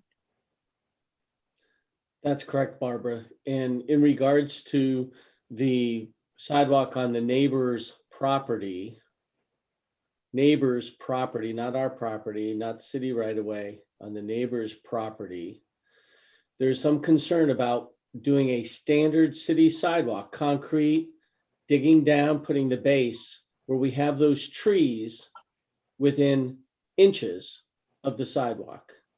What we had talked about previously with staff was to put an asphalt sidewalk down that would give a path of travel which would not endanger or harm the trees. So as an alternate, maybe it could be considered to put an asphalt sidewalk down until a time in the future where the developer or the owner of the cemetery does improvements, then they can deal with that. But I am concerned because when you deal a sidewalk, you just don't put concrete on top. You dig down, at least a foot or so to prep and to get a sidewalk down per city standard details. And I am concerned about that.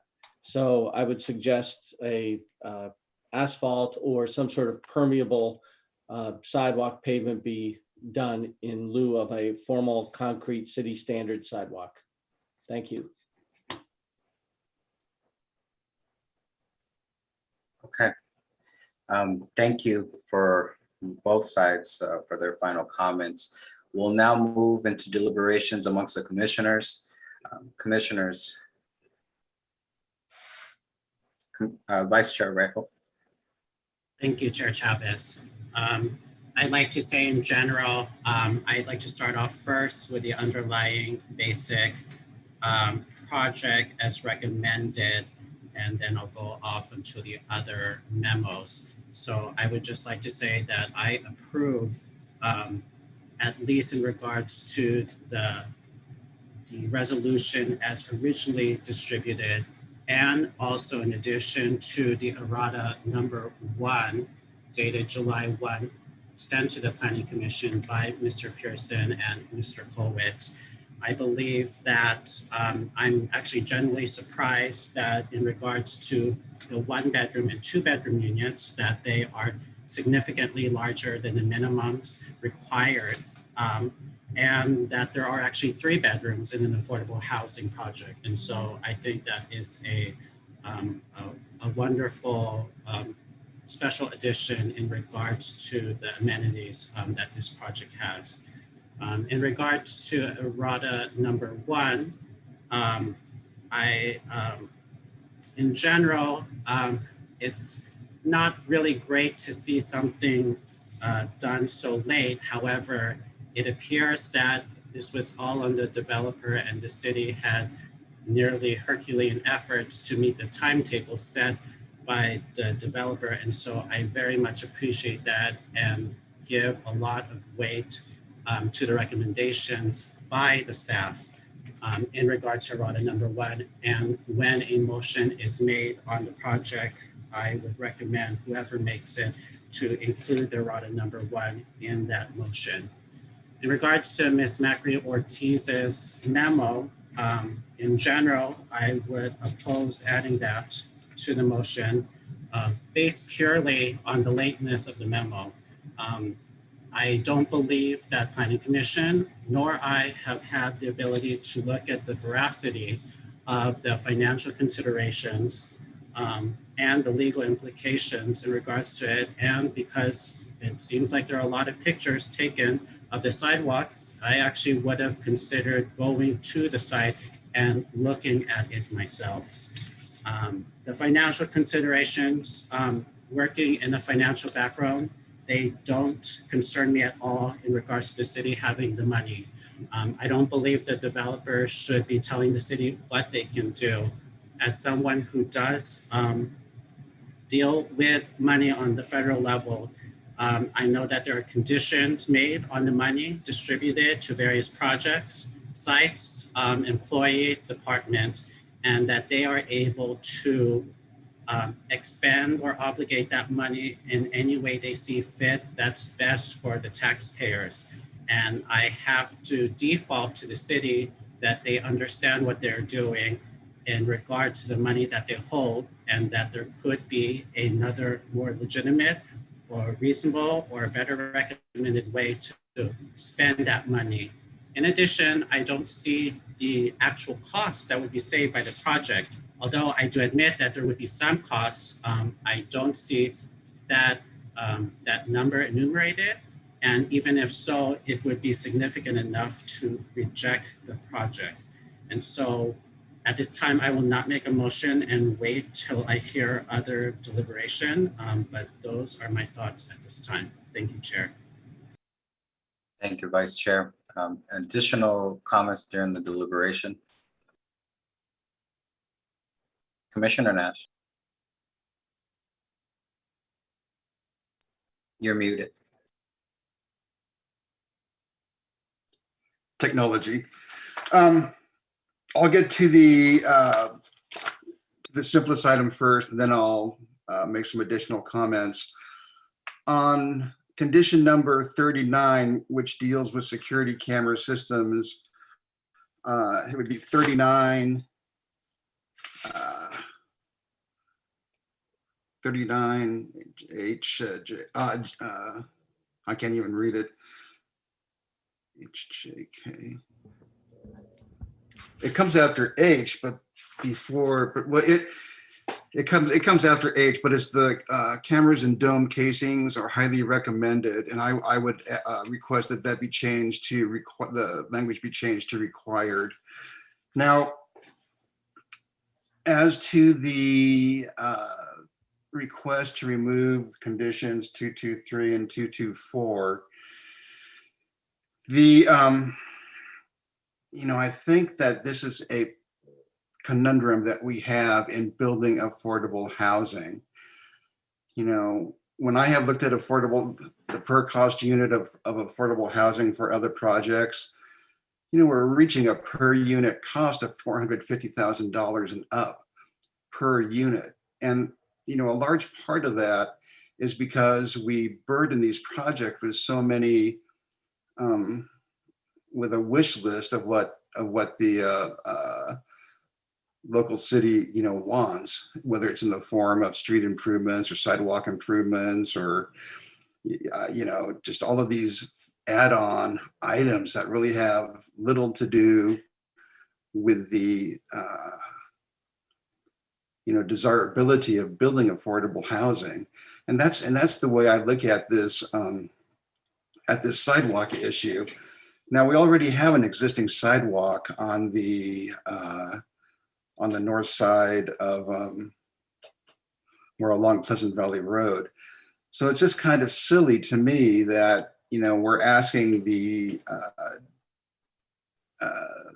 developer to tear that up and put in something else. Now, when the time comes to actually widen Pleasant Valley Road, that is the time to implement the changes in the pedestrian walkways and bike paths and landscaping and what have you.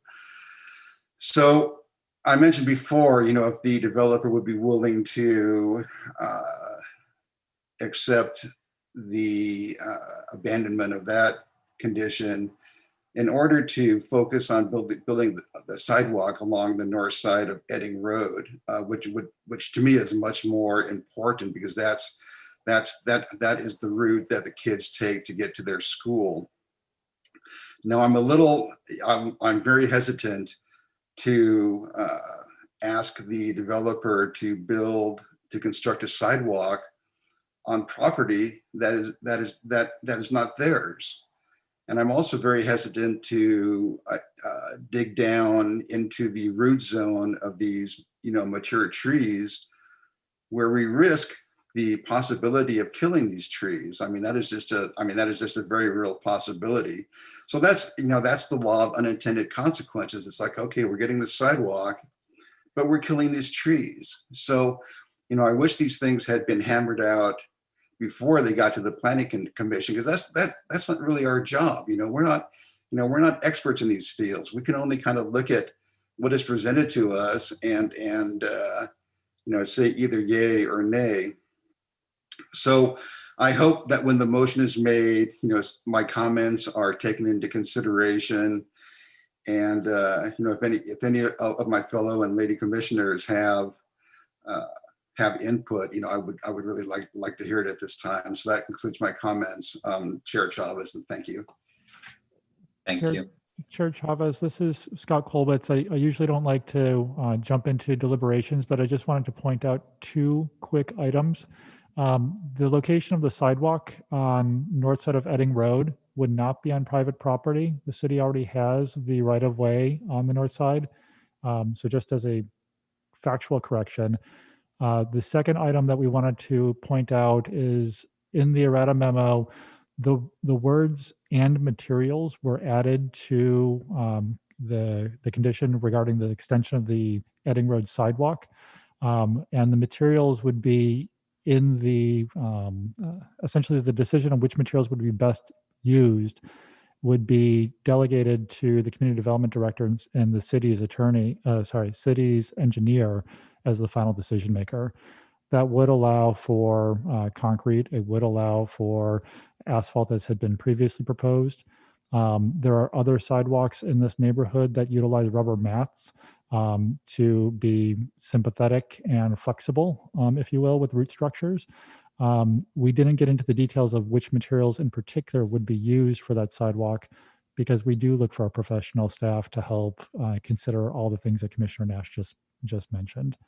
So with that, I'm going to zip my lips, but as a matter of fact, I wanted to share those comments. Thanks, Mr. Colwitz. Additional comments and deliberation from the commission?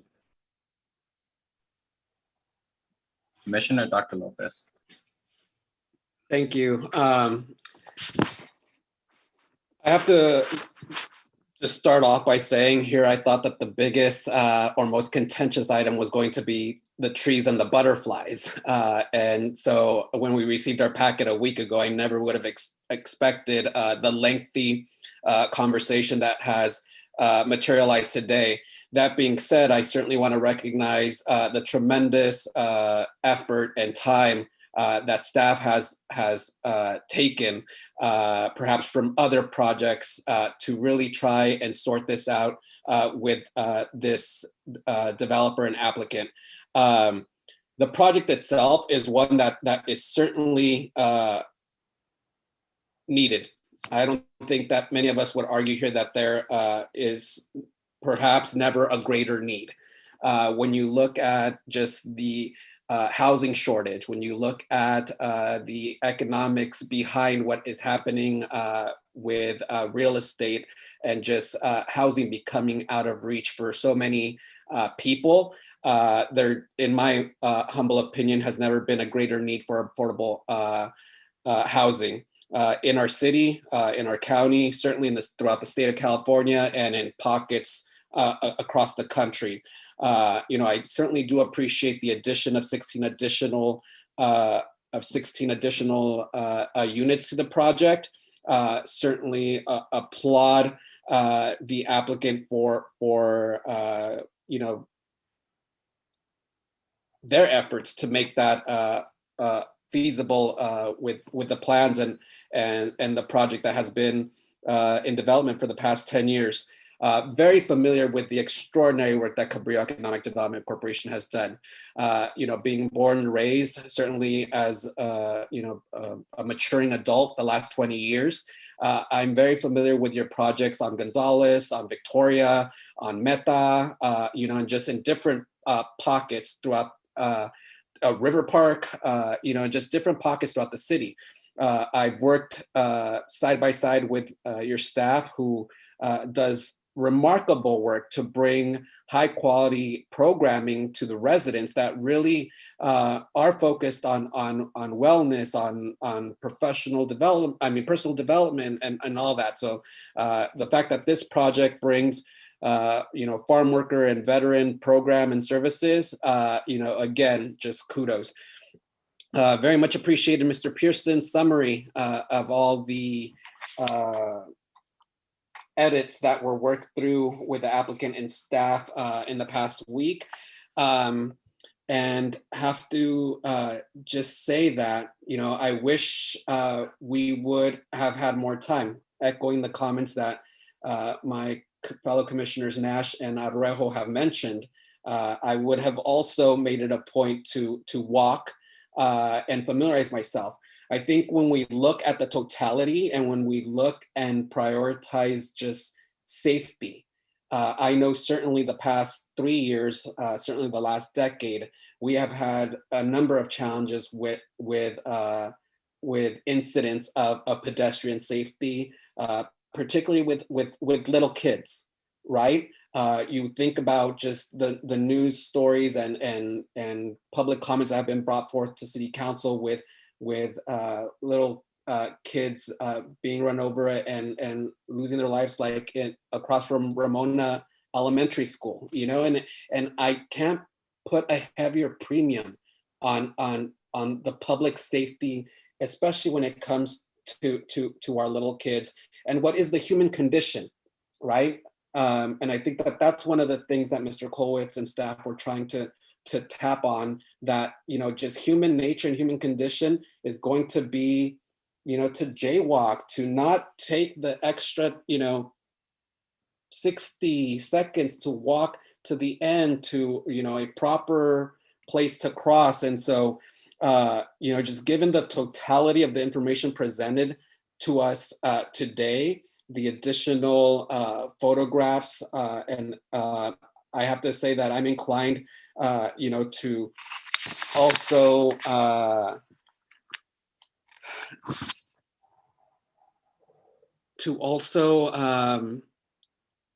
you know, have to agree with staff here. I very much appreciate Mr. Pettit's recommendation of not necessarily moving forward with a full city concrete, you know, project, which potentially would be, you know, more expensive. But, you know, I understand the constraints, timing constraints we're under for the applicant and available funding in excess of $3 million. And so I personally have to say that I would be inclined to support it with both of those conditions. But noting that given what staff has said in their remarks, I would imagine that staff would hold the other property owner to account or standard in the same equitable way if they were the ones bringing a project to us to extend the sidewalk in the opposite direction, right? That is what I would like to think, given the remarks that staff has shared with all of us here today. And so I do want to just remind folks that, you know, whatever decision is made here today for the applicant, they always have the opportunity to petition whatever the outcome is tonight to the City Council. And I have full faith in our elected representatives to, you know, just be partners in trying to find a way to make this work, whether it's with the funding that the applicant has, you know, mentioned has been awarded to the city, or perhaps with new monies that are available, or even something far more creative with, you know, just a separate conversation and a partnership that I'm sure, you know, the mayor and other parties would help facilitate, myself included. And so, you know, that's a little bit of what I wanted to share. And much like my fellow Commissioner Nash, I hope that my fellow commissioners take these comments into account with the ultimate motion that is brought before us. But, you know, just cannot speak more highly of the organization who's brought this project forward, as well as just the need at this time for it. And let us just get to that place of it being a win-win-win and get it done for the people, you know. And so, thank you. Thank you. Commissioner Sanchez. Yes, thank you, Chair Chavez. Just wanted to, you know, I had the opportunity to go over there to the site, and you know, there's a school right there, and I was there about the time that they were getting out, about 11:30 more or less, and you know, there's a lot of traffic and a lot of things there, and so you know, all that very, very busy, and you know, we probably want to do what is the safest for those children because, Commissioner Lopez really did a good explanation as far what the issues are right there. So appreciate your input, Commissioner Lopez. Thank you. Any further comments from the commission? I'll just go ahead and give my comments. Echoing what Commissioner Dr. Lopez said, our attention was definitely on something that we weren't expecting it to be on. I thought it was going to be about butterflies and trees, and we're talking about sidewalks. I will say that I'm very impressed about the project. We are essentially, it's being built as a multi-generational project, from families to our seniors, our veterans, our farm workers that provide so much to our communities, that it's extremely important. I can also appreciate the additional units. Clearly, this project, parking was not an issue. It actually exceeded the number of parking spaces, which is always a hot topic that comes up with new developments. There's a small youth park, so it provides an opportunity for the families in this complex to be able to utilize, and other amenities that are beneficial. What concerns me is, so as many are aware, I sit on VCTC, and we receive reports about crosswalks and the safety of those crosswalks. And echoing many of the comments that Commissioner Dr. Lopez said in regards to a child being hit, I want to take every step possible to ensure that we are doing what we can to protect our youth and our adults in the area. Now, I understand that this is a nonprofit organization, and they, as many government agencies and many everyday residents, suffered during this pandemic. I recognize that. I also recognize that one of the conditions, and it was pointed out by Mr. Kolwitz, that condition 224, where it says that materials were added. So not necessarily concrete sidewalk, but another material that is to be determined by the development director and the traffic engineer. When you look in the area, and the last time I was in this area was at least 10, 11 years ago. There's an elementary, there's a junior high. A lot of kids are walking through this area. A lot of cars are in this area. It is one of our areas that kind of reflect what a lot of portions of El Rio look like. Not many sidewalks in the area.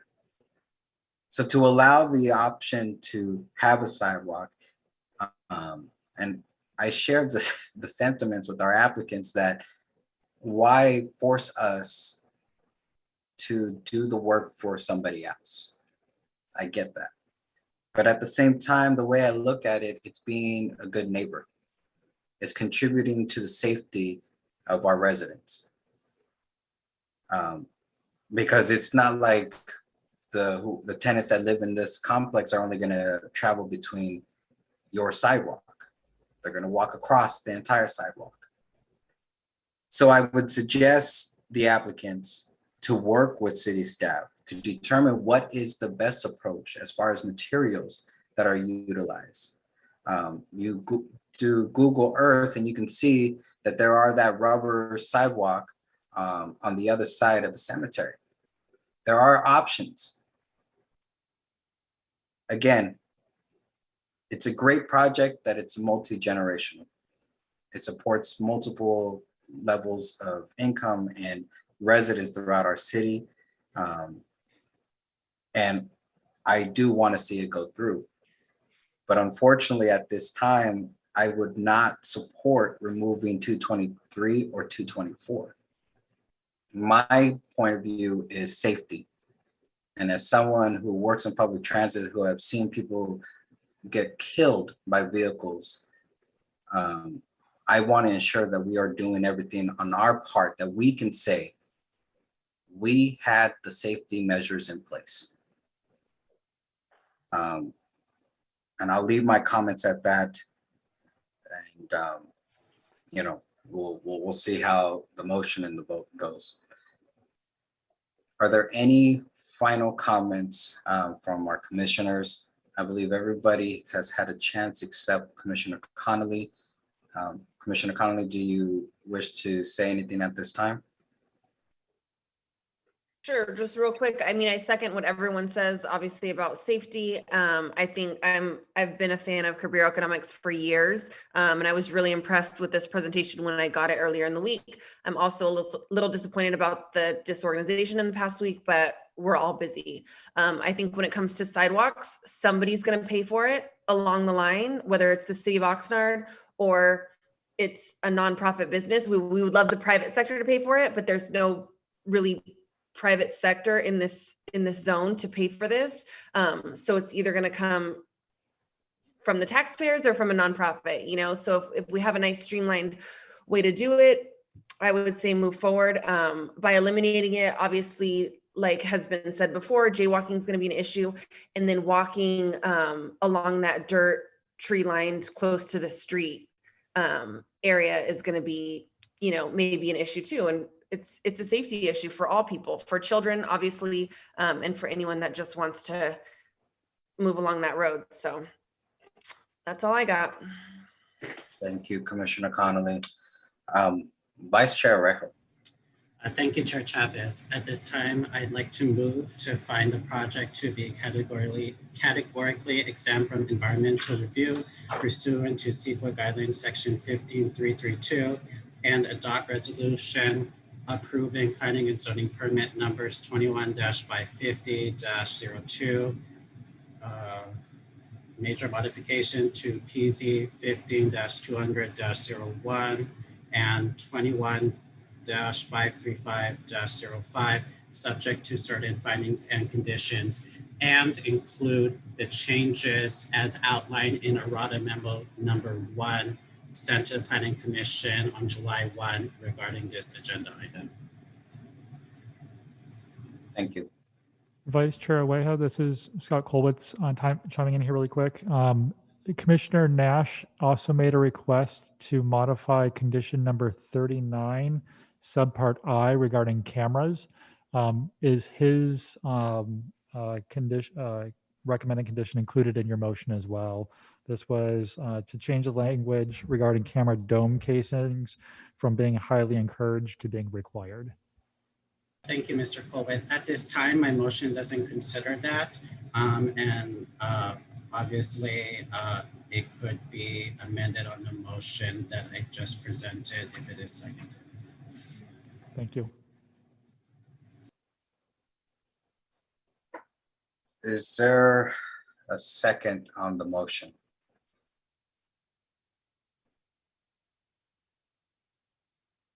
Commissioner Dr. Lopez. I will go ahead and second. Okay. Commissioner Nash. For my clarification, and thank you, Chairman Chavez, when is the appropriate time to amend the Vice Chair's motion? Yeah. This would be the appropriate time. Okay, I would move to amend the Vice Chair's motion to include my language change to 39I regarding the security cameras. And I would also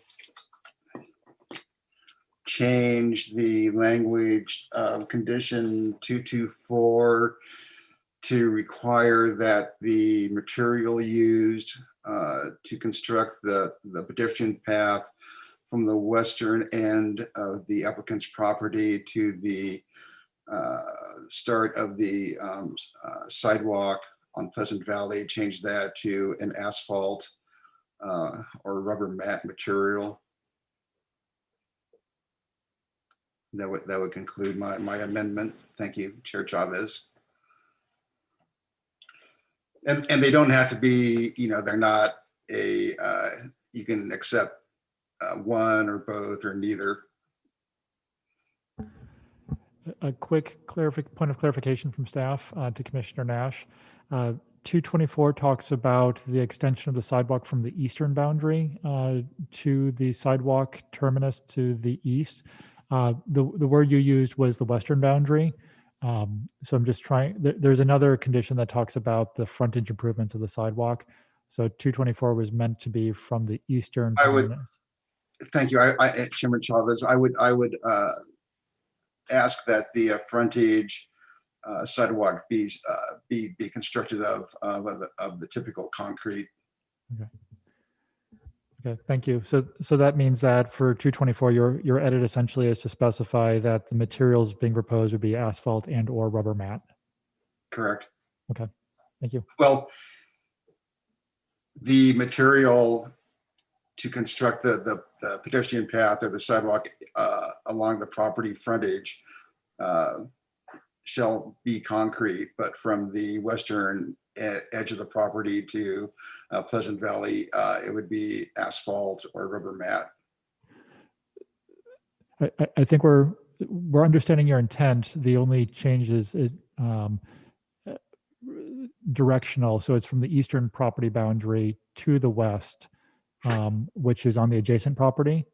That's where we're looking at the asphalt and rubber mat material, which would mean that the entire frontage of this property would be concrete.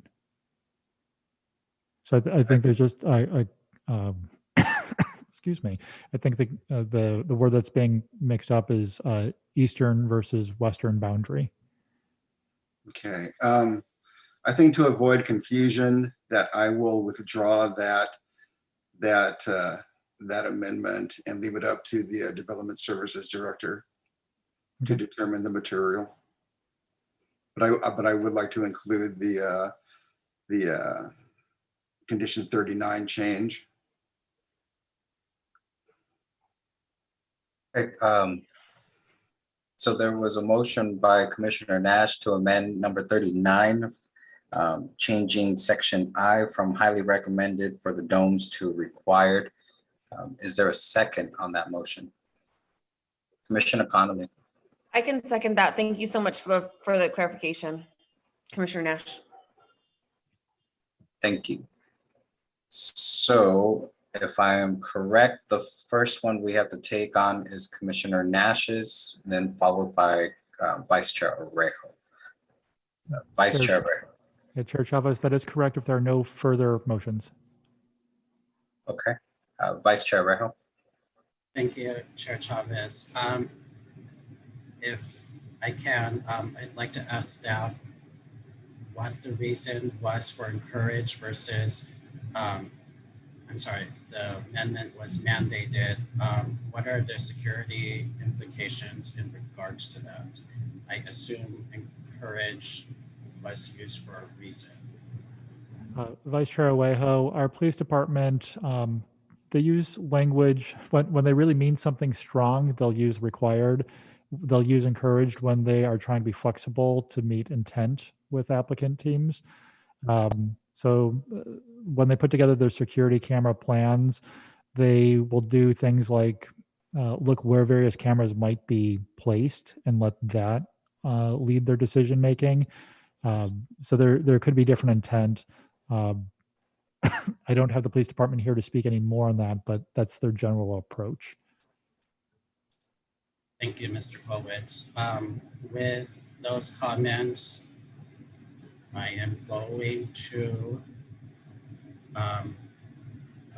vote. You know what? I will wait until other deliberation from my fellow commissioners. Thank you. Are there any comments on Commissioner Nash's motion that has been moved and seconded in regards to changing condition approval number 39, section I, from the wording from highly recommended to required? Seeing and hearing none, Madam Secretary, can we have a roll call on that amendment, please? Commissioner Nash, Aye. Commissioner Connolly, Aye. Commissioner Lopez, Aye. Commissioner Sanchez, Yes, Vice Chair Owejo, No. Chair Chavez, Aye, motion passes. thank you. So we'll go back to the original motion. Is there any deliberations on that motion? Vice Chair Ray. Thank you. I'd just like to add that I'm very happy that the veteran portion of this project was included. As someone who is the son of a veteran, I know that the services that my father was able to get from various levels of the government were at best laughable, and at worst, I felt a disgrace. And if it wasn't for my mother being forced into retirement to assist in all the paperwork, I believe that the only logical recourse would have been my father on the streets, as it is with a lot of veterans currently right now in Ventura County and throughout the nation. And so I wholeheartedly approve this project and recommend to my fellow commissioners to do the same. Thank you. Commissioner Nash. Thank you, Chair Chavez. I will support this project as presented to us, but I do have, reservations about the way so much information came to us so late in the process. That is just not the way that you will get desirable outcomes. I wish that the applicant and the planning staff had found a way to negotiate and compromise a way forward regarding the sidewalks. The issue, as my fellow commissioners have stated, is ultimately the safety of the children walking to school. I kind of laugh when we talk about jaywalking, because kids will jaywalk regardless of what kind of sidewalks and paths we give them, unfortunately. So, there might potentially be problems in the future, but I guess we'll, deal with them as they arise in regards to the safety of the children going to and from school. So I do support this. I would really like to find a way to build affordable housing that we didn't impose so many financial conditions on. From the figures I heard that, the sidewalk was $300,000. And, if you divide that by the number of units, that's an additional, $5,000 or $6,000 per unit. And it adds up. I mean, these are real numbers that, the tenants will have to find a way to pay for. So if the city can get grants for the city, through Save Routes to School or what have you, we should use that money for projects like this, because we want to build sufficient housing at this affordability level, because there just isn't enough and we need so much more. So thank you, Chair Chavez. That concludes my comments. Thank you, Commissioner Nash.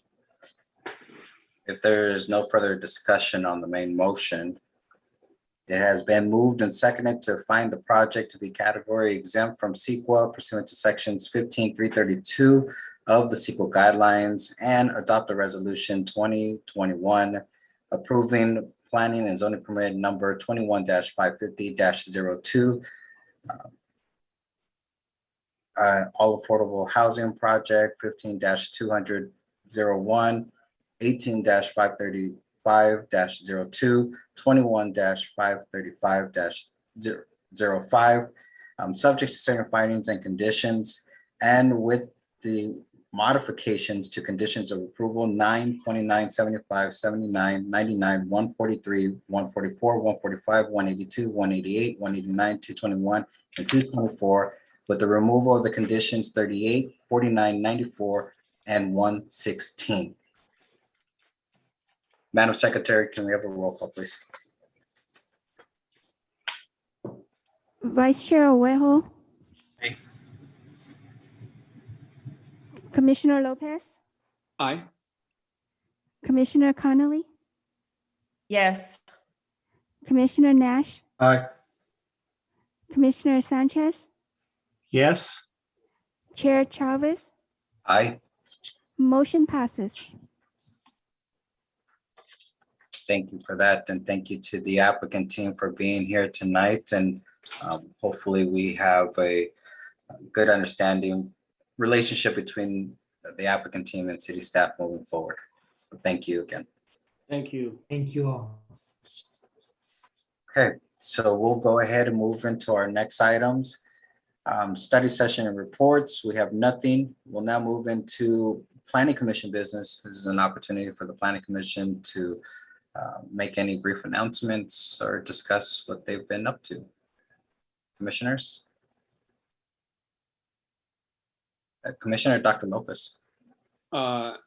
Just thanking everyone again for their patience and just willingness to navigate through the discussion and item tonight.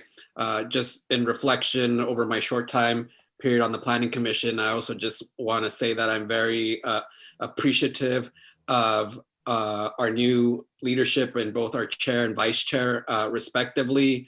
Just the respect, the decorum, the tone that you all have exercised. I have to say that as a New York planning commissioner, as a resident, just very grateful to be serving alongside you all, and certainly the same goes to our extraordinary planning staff. Just my sincere and heartfelt appreciation to you all. Thank you. Thank you, Commissioner Dr. Lopez. Commissioner Connolly.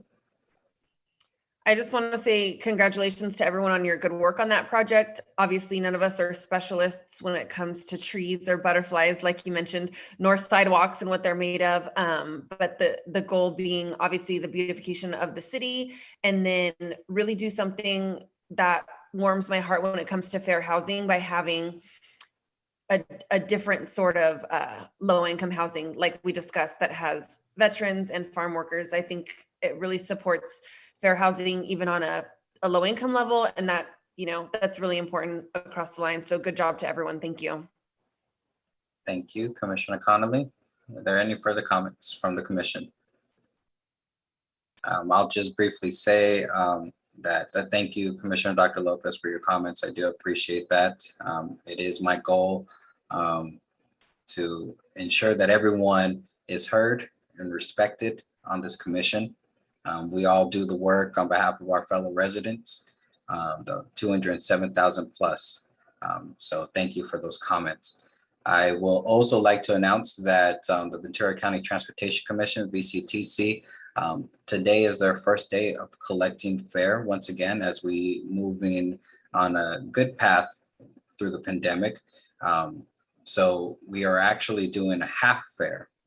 So it's actually $1 for the regular fare up until the end of the year. So if you want to hop aboard one of the VCTC buses, do so, but be sure to have your dollar ready. I also want to say that because it is 4th of July weekend, and within the city of Oxnard, it is illegal to have fireworks. So please be respectful, be responsible, and not shoot off fireworks in our neighborhoods. They are harmful to our veterans. They are harmful to pets. So we want to be respectful of everybody. And with that, we'll go ahead and move to our community development staff updates. Mr. Colwitz. Chair Chavez, members of the commission, thank you again. I'm actually going to turn this over briefly to legal counsel for announcement regarding Measure M. Yes, thank you, Mr. Kolwitz. As most of you have probably heard, on June 22nd, Judge Walsh issued a statement of intended decision regarding Measure M.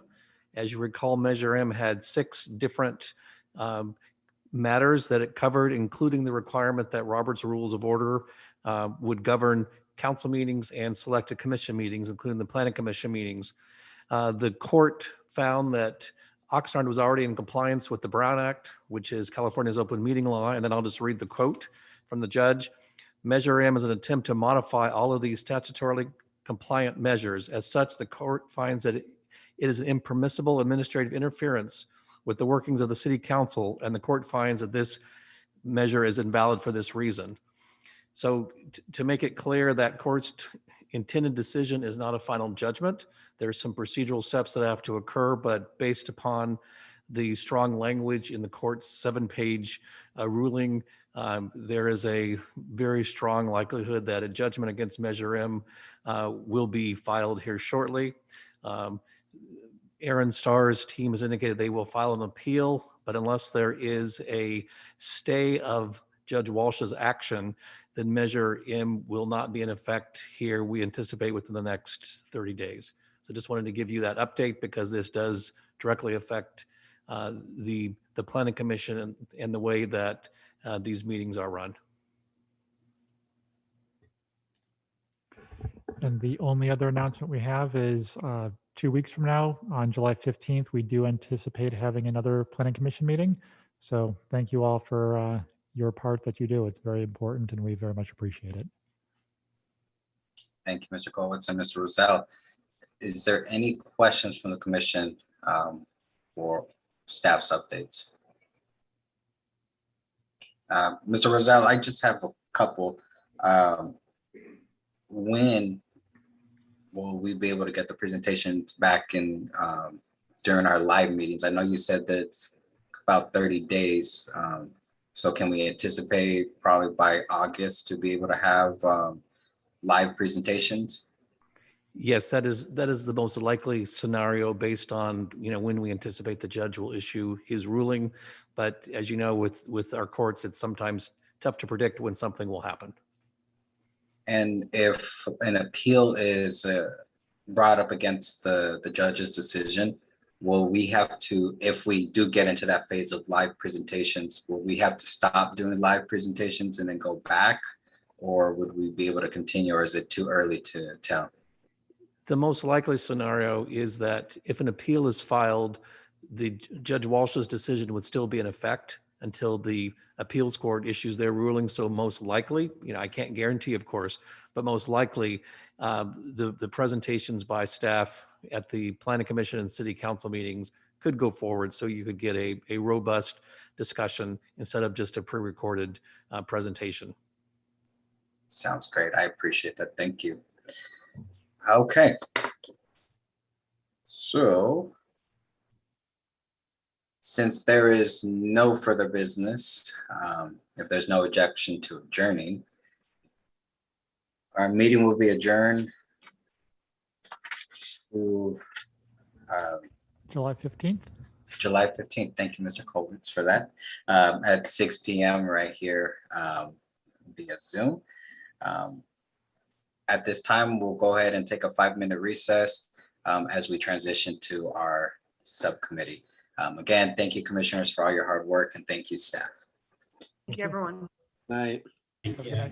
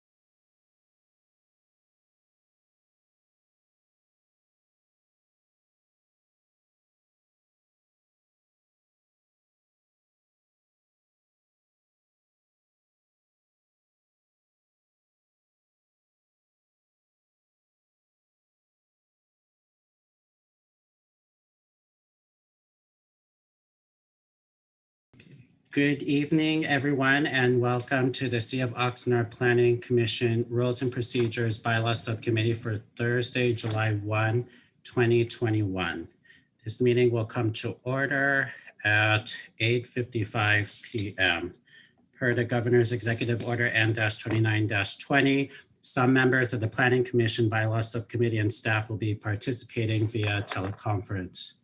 The public may provide comment to the Planning Commission Bylaw Subcommittee via email at planning@oxnard.org no later than 3 p.m. on the day of the meeting, or through the city's website at oxnard.org/city-meetings, or call the Planning Division office. In regard to the meetings of these bylaw subcommittee, based on the last two meetings, I believe that we can either use the raise hand feature or verbally request my attention to speak. Because the meeting is electronic, all votes, if any, will be recorded by roll call. If there is no objection, we will carry on our titles from the full Planning Commission. Madam Secretary, can we please have the roll call? Vice Chair Owejo, Here. Commissioner Connolly, Here. Chair Chavez. Here. We have a quorum. Thank you, Madam Secretary. We will now move on to agenda item B, public comments. Madam Secretary, were there any public comments? No. Thank you very much. We will now go on to agenda item C. Rules and Procedures Bylaws discussion. This subcommittee will review and suggest revisions to the rules and procedures of the Planning Commission in preparation of reporting its findings and recommendations to the Planning Commission by August 5, 2021. Are there any general comments or recommendations from city staff or from my fellow subcommittee members in regard to this agenda item before the subcommittee goes into discussion? Seeing and hearing none, if there is no objection, it would be greatly appreciated if, since Chair Chavez indicated that he was having internet problems, that Commissioner Connolly would be willing to serve as the live editor during the meeting.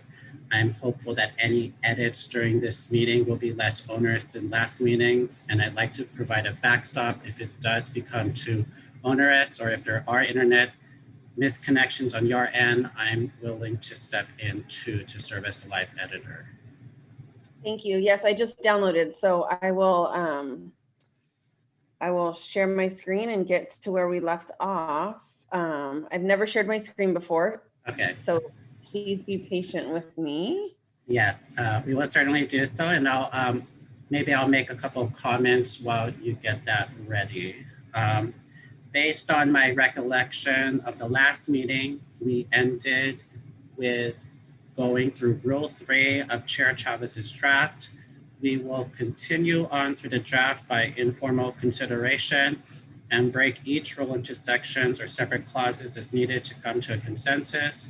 As a recommendation for those sections or clauses in which we do not come to a consensus, we will go back through the draft after reaching consensus on the other part and vote on each section or clause. Those are my comments and recommendations. As Commissioner Connolly gets that screen shared up. So quick comment, my computer says I have security blocks on my computer, and it says that I won't be able to share the contents until I restart. Okay, acknowledge.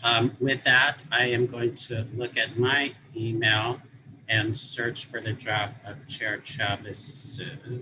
Let me see if I can do it. I have my iPad too. Let me see if I can, but then I can't share it with you guys. Never mind. Yeah, that's quite all right. Perfect.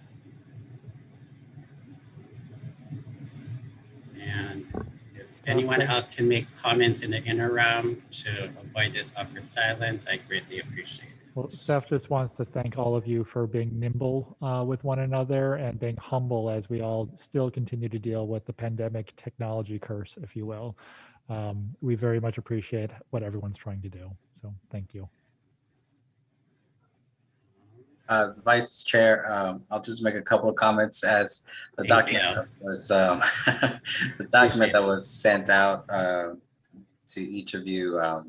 And I apologize that I'm not taking on that task. A few times during our meeting, my internet had kicked me out. But this is just an update and an overview in regards to that. In blue was a lot of the stuff that we were already working at, and things that were added during our last meeting were fully put into the text. So everything is there. Of course, there's still a few things, as you see right there, it says revisit the end times. But for the most part, a lot of the text that was already requested was input in. So we should be good as far as a good overview as to what the bylaws would look like. Still a couple of items to look back at and to determine where we stand on those. And that's just a quick update on that. Thank you, Chair. Thank you, Chair Chavez, for your comments. Yes, Commissioner Connolly.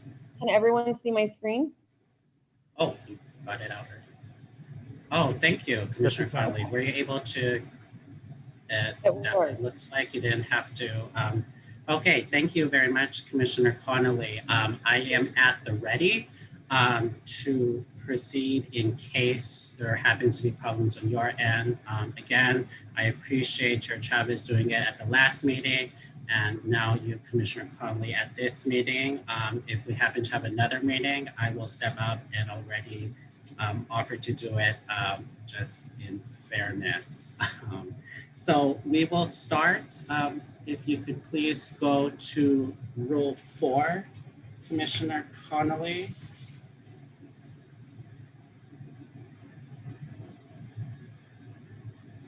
And Rule 4 on Chair Chavez's draft is on the conduct of public hearing. So just real quick for clarification, in blue is going to be my notes and then red is going to be our recommendations, or is that incorrect?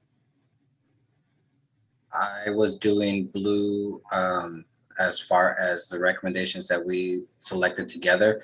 The red were my recommendations for changes. But I'm pretty sure we can pick a different color if the committee requests. Red is perfect, or blue is perfect. Thank you.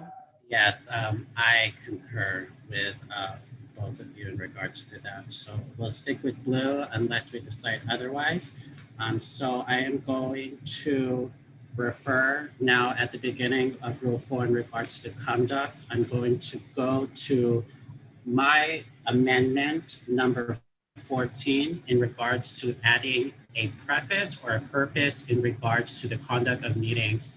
And I am recommending this be put in to provide further context for whatever details that we add in regards to this section. And so those are my comments on that. And I recommend inclusion into this. It doesn't change anything technically. It adds context. And so I realize that some people might want it and some people might not. Looking to my fellow subcommittee members for comments first, and staff, if you could just get my attention, you can jump in at your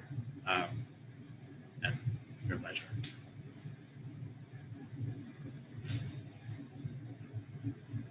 So Vice Chair, just to confirm, the section that's being proposed, it is just an outline as far as how to conduct the public hearing, correct? Is that the way that I'm reading this? Yes, Chair Chavez.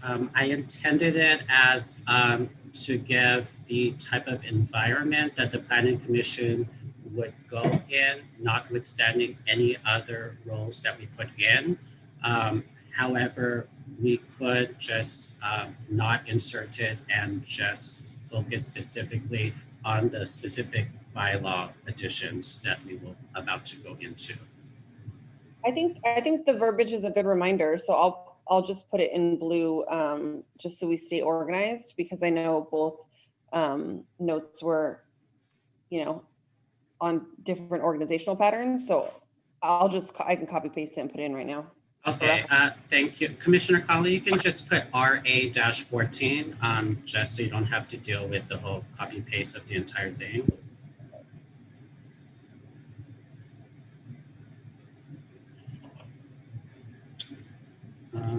I didn't, oh yeah. Sorry. And while you're making that blue, I'd just like to remind my fellow subcommittee members that these are, again, informal considerations that we're making by consensus. The intention is that we're going to have a formal motion to approve this draft to send up to the full planning commission, and then we can look at each section and vote on it wherever we may find conflict. Thank you very much. So we will now go on to section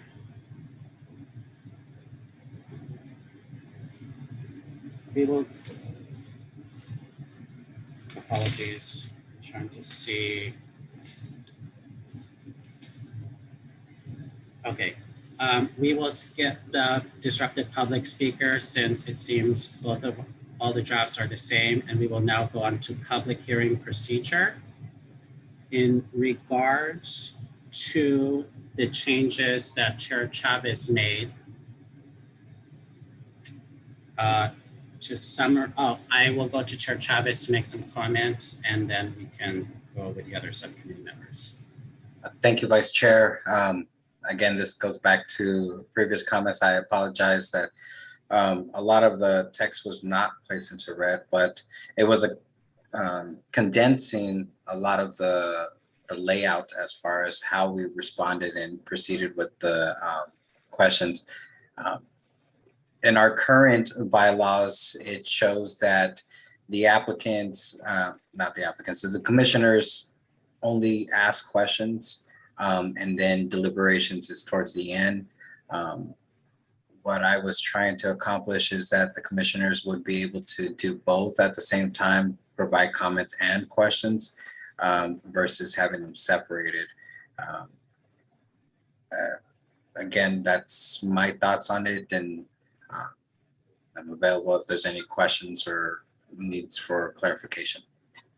Thank you, Chair Chavez. I'll make a couple of comments on my own. From the changes that I see you made of the bylaws as they currently stand, so I would direct staff and my other subcommittee members to 5C1 and all the subsections. It appears that C was removed, E was changed to add staff, G was changed to add staff, I was removed in regarding summation by staff, and J and K were combined in Chair Chavez's draft. I'd like to comment in regards to what was formerly C, members question staff and raise any new issues. I concur with Chair Chavez's removal of this. It seemed a little repetitive and awkward for members to make questions before the applicant made a presentation. And I believe this will be better for the flow and would reduce any repetitive or redundant questions that the applicant was already going to answer. And so in general, I approve of all the changes that Chair Chavez has made in this section, public hearing procedure. Vice Chair, it's also worth noting that Commissioner Connolly at our last meeting requested to be introductions from the applicant team. As you can see in the blue, it was for us to revisit that component and to determine where the best placement for that was. Thank you, Chair Chavez, for that reminder. Commissioner Connolly, if you would like to make another explanation again to remind us. I feel in Zoom meetings, we see everyone's name, but we're not exactly sure. I'm personally not exactly sure who is where and who is who. So I'm not sure if this belongs in the public hearing procedure or if it belongs in the beginning of the meeting. And if then when we go into in-person meetings, if it would be like a distraction to introduce everyone in the room. Do you see my kind of conflict on that? Yeah, thank you, Commissioner Conley. My recommendations are to keep it in the public hearing procedure. To add it and to keep it in the public hearing procedure, I'm looking at a possibility when there are going to be multiple public hearings. And I think it would be better for us to keep the introduction at the beginning of their presentation instead of the beginning of the actual planning commission. And so I would recommend putting the introduction to the applicant team after B or before C. Any other comments? Vice Chair, I think it would be worth noting that some language be input that if we are virtually, that we do an introduction of the applicant's team, because as Commissioner Conley just mentioned, that in person to have the whole applicant team go up there, it may be a little too distracting. So I don't know if we want to add language, and because there is some works right now in the state to amend the Brown Act that could potentially allow more virtual meetings. I think adding that language would probably be beneficial. Thank you, Chair Chavez. I think I'm in agreement to what you're trying to do. And if you could spell out what wording that you might want to Commissioner Conley, I think that would be good. May I intercept real quick? I feel like Yes. that would be an agenda item to then add on the virtual agenda, or to add on the agenda if when virtual, or to say introduce all parties logged in, because then it would imply that all parties logged in got shared the Zoom link. Does that make sense? It would be an agenda item. If staff could jump in here for just a quick second. Yes, please. Yeah, we support the idea of applicant teams introducing themselves, no matter if it's a virtual meeting or an in-person meeting. And we think it would be appropriate to do it per public hearing. So as an item is being brought before you, you know who's representing which given team. I don't think we necessarily need to go and say introduce, the entire applicant team. We could defer to the applicant team to introduce their own team members. There are sometimes when we have a very large project, an applicant team actually might come in with, 6, 7, 8, 9, 10 different specialists, but only 1 or 2 are actually called to actually talk to you. And then as they would be responding to specific questions, we could have them additionally be introduced. But I think putting that in the public hearing procedures certainly makes sense as a general rule. Thank you for that. That makes sense. Yeah, thank you, Mr. Kolwitz. I think partially to his comments, I recommend to remove team. And so it just says introduction of applicant, and the applicant can always introduce other members of the team as they see fit.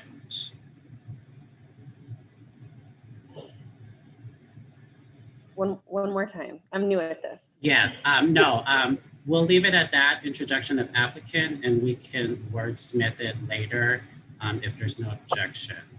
I believe Mr. Kolwitz has suggested that we put an introduction of applicant per hearing item. That way it allows that opportunity. Thank you. If I got that correct, Mr. Kolwitz.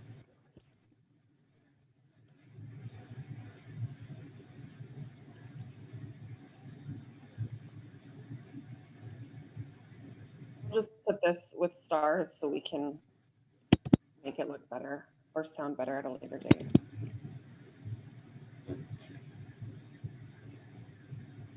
I think that gets closer to a consensus, and I'm tempted to leave it for the time being. I feel like Mr. Kolwitz is trying to talk to us, but I don't hear anything. Yeah, sorry, that was operator error. Okay. Please, Mr. Kolwitz. What I wanted to share with all of you was this section is, I think, written per hearing item. So if we had 3 items, we just repeat this process. So I don't think we need to specify it as per hearing item in item C. Essentially, this is the outline that we would just follow for every regular hearing item. With So- those, sorry, please go on. Something else that I wanted to throw out there for you, all of your consideration, and I think tonight's hearing was maybe a good example of things to consider.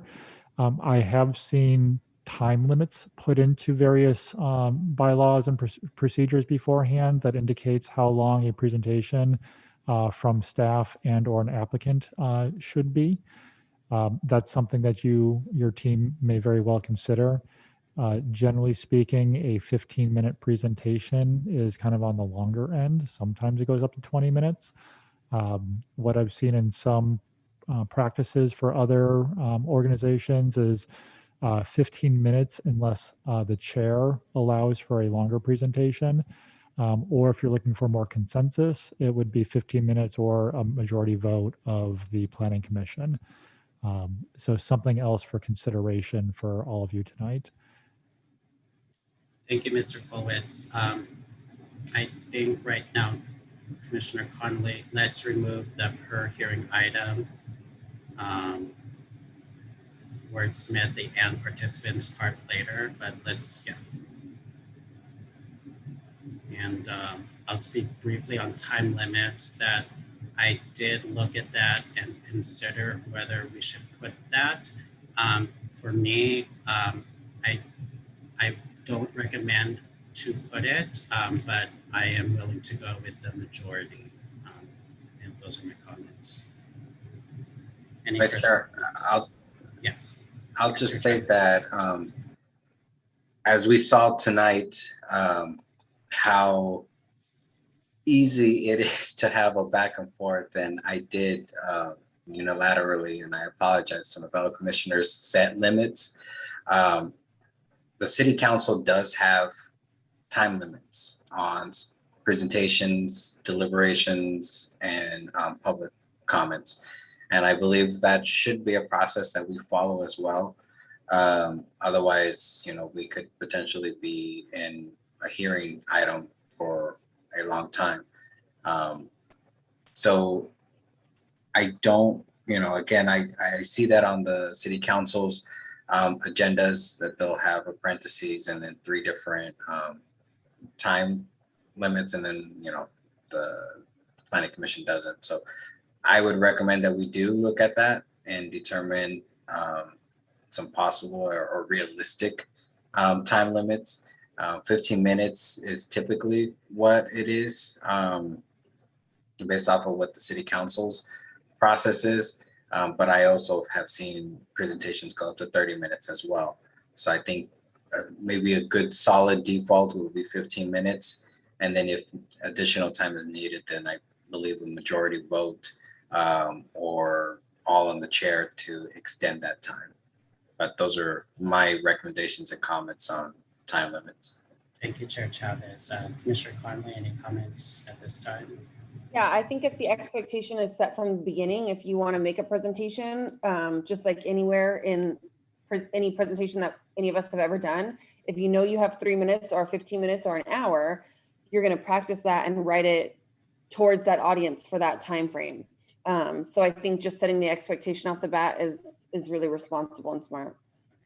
Thank you, Commissioner Conley. And with both of your comments, I do agree. And I would recommend the 15 minutes and some type of that it can be extended by, my recommendation would be a 2/3 majority or chair and the majority. I'm not certain what vote threshold I want to do at this time, but I want some vote threshold to extend it. Comments at this time? I feel like if if a private party or whoever was sharing their presentation link a week before we get our agenda with the link, with their own link, YouTube or whatever, they could then share the full presentation with the public and the commission. But quite possibly they're just for respective time, their in-person speaking time would be set. Does that make sense? I think so, Commissioner Conley. Chair Chavez. The public and yeah, and everyone could have access to a full presentation if they chose to review it or not. But for respect for time, just to limit it. Thank So- you, Commissioner Conley. Chair Chavez. It's my understanding that our city does have a sunshine ordinance, but that sunshine ordinance doesn't actually say what the applicants have to submit their presentation, because I believe, and then I hope staff corrects me, that they can actually submit it the day of the public hearing. There's not really a time limit. I think it's more of a courtesy if they provide it earlier. But if it's right before their public hearing, they can do that. I would also say that in regards to the time limit, that it would be appropriate just a simple majority vote to extend it. But those are just my comments. And again, I encourage staff, if I misspoke in regards to applicants submitting presentations, please correct me. Thank you, Chair Chavez. Yes, Mr. Cohen, since you're about to. Excuse me, I don't mean to cough at you. No problem. Thank you. You are correct. The current rules that we have do allow for materials to be submitted the day of the application, sorry, the day of the hearing. We do regularly recommend to our applicant teams that they send it to us a few days ahead of time, so we could just double check that it works on our system.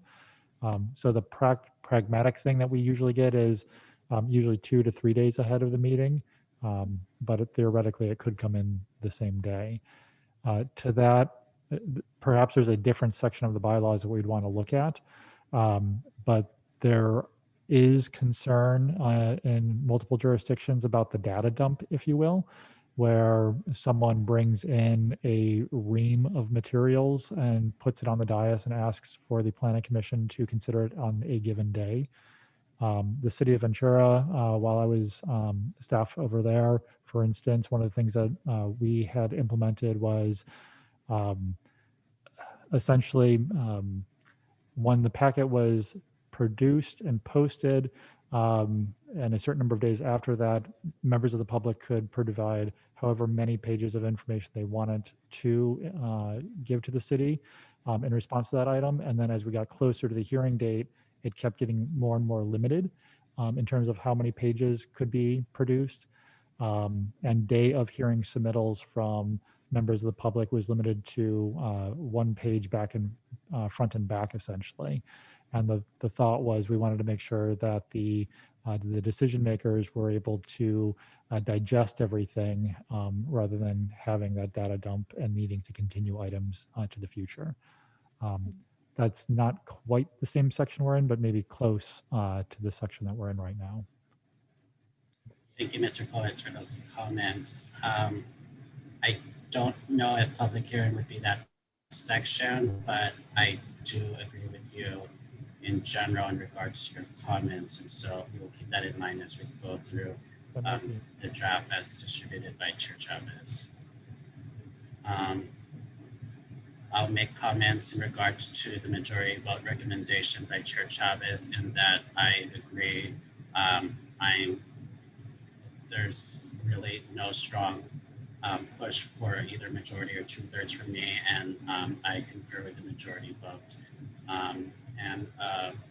If there's no objection, we'll leave it as Part B for right now, although it might make more sense to put it in Part B somewhere, but I don't know if we want to wordsmith it right now, or if we have language. I'm certainly open to that from my committee members or staff.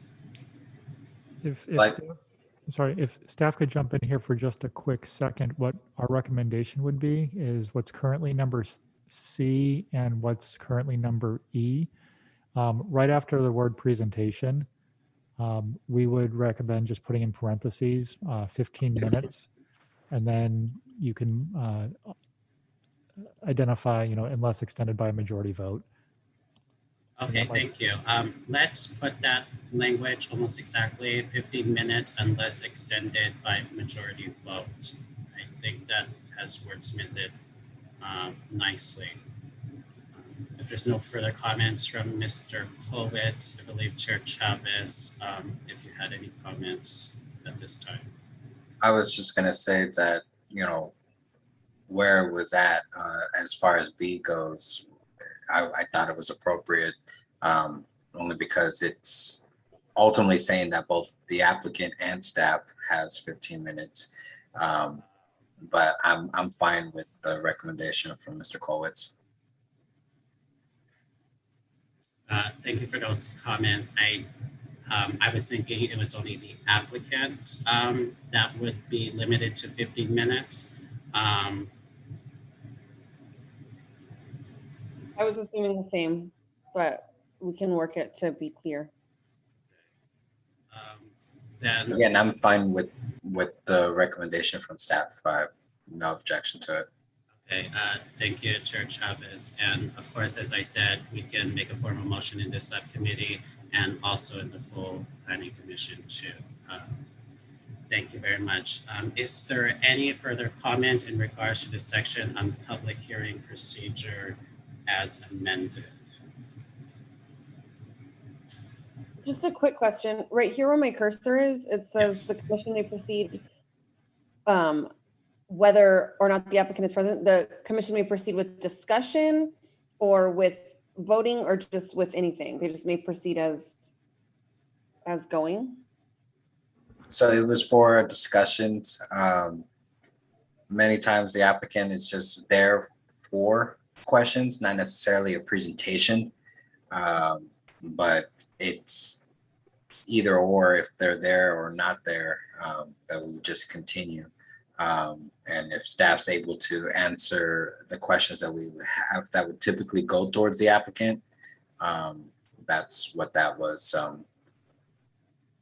Staff would jump in here with one other thing. On the rare occasion, we have an applicant that doesn't even show up at a public hearing. And sometimes planning commissioners or other decision makers question whether or not we can move forward with an item. This would provide clarity that if an applicant decides not to show up for whatever reason, the planning commission can still move forward with their hearing. Thank you for your comments, Chair Chavez and Mr. Colwitz. My recommendation is to keep the language as Chair Chavez has it, given those comments. And that's it for the section in regards to me. If I may, and I'm sorry for my speaking here, but I do have one other question for the subcommittee. The public hearing procedures that we just outlined, this is typical of a normal hearing, so something like we did today, but that's different from an appeal hearing. And we don't have the outline for an appeal if that would occur. Technically speaking, the Planning Commission is the body which would hear appeals of the Community Development Director. So if you're interested, I have some potential language that we can, that I could walk us through for the appeal process, if that would be of interest. Thank you, Mr. Colwitz. For me, I would appreciate that language, but not at this time. If there is no objection by my fellow subcommittee members, I would greatly appreciate it for the next meeting and to review that language unless there's objections from both Chair Chavez and Commissioner Connolly. Well, that makes sense. I've never obviously been privy to an appeal hearing, so that would be much appreciated. And I would just say that it would be nice to hear what staff's recommendations are, just to have something in our mind. Of course, as far as wordsmithing it later on, but it would be nice to hear, as was already said by Mr. Colwitz, that it is different, and it's kind of one of those rare occasions that we will actually get an appeal. But it is good to have it in there. So if it's okay with the other members, I think it would be appropriate just to hear it, and then keep it the changes as it is listed on the screen, and then we can dive into it later on. Thank you, Chair Chavez. I concur with your recommendation. Mr. Colwitz, if you could please proceed with either a summary and or to go through the text, I think we would greatly appreciate that. and then just send it to us as the regular through the memo or before the meeting, and then we can wordsmith it at the next subcommittee hearing. The Please. subcommittee members, thank you. I'll be very brief. Essentially, we followed the same general path, except rather than staff making a presentation, it would be an appellant is making their presentation first and foremost. What's typical is both the appellant and an applicant would be given the same 15 minutes, but the appellant's initial presentation would be limited to 10 minutes. Following their initial presentation, the applicant would be given a 15-minute presentation, following some questions and answer periods, and following public testimony, then we would jump back to the appellant, who would be given a 5-minute rebuttal at that point in time. So collectively, they would have their 15 minutes of fame, and then we would move into the Planning Commission to have final deliberation. That's really the quick version of how that script is maybe a little bit different. Staff is partially as part of that. Sometimes there are, I'll leave it at that. That we just have that dance between the appellant, the applicant, and the rebuttal is the part that's a little bit different. Thank you, Mr. Kowitz, for that summary and that preview. Look forward to seeing the actual language and memo to us soon next week. So thank you very much for that. Yeah, appeal hearing was definitely not on my list to go through in regards to the bylaws. If there are no further comments from my subcommittee members, it appears that all of the language throughout the rest of Rule 4 on Chair Chavez's draft is similar or the same as our current bylaws. And we will go into Rule 5, communications and reports of the commission, which in our current bylaws is Section 6.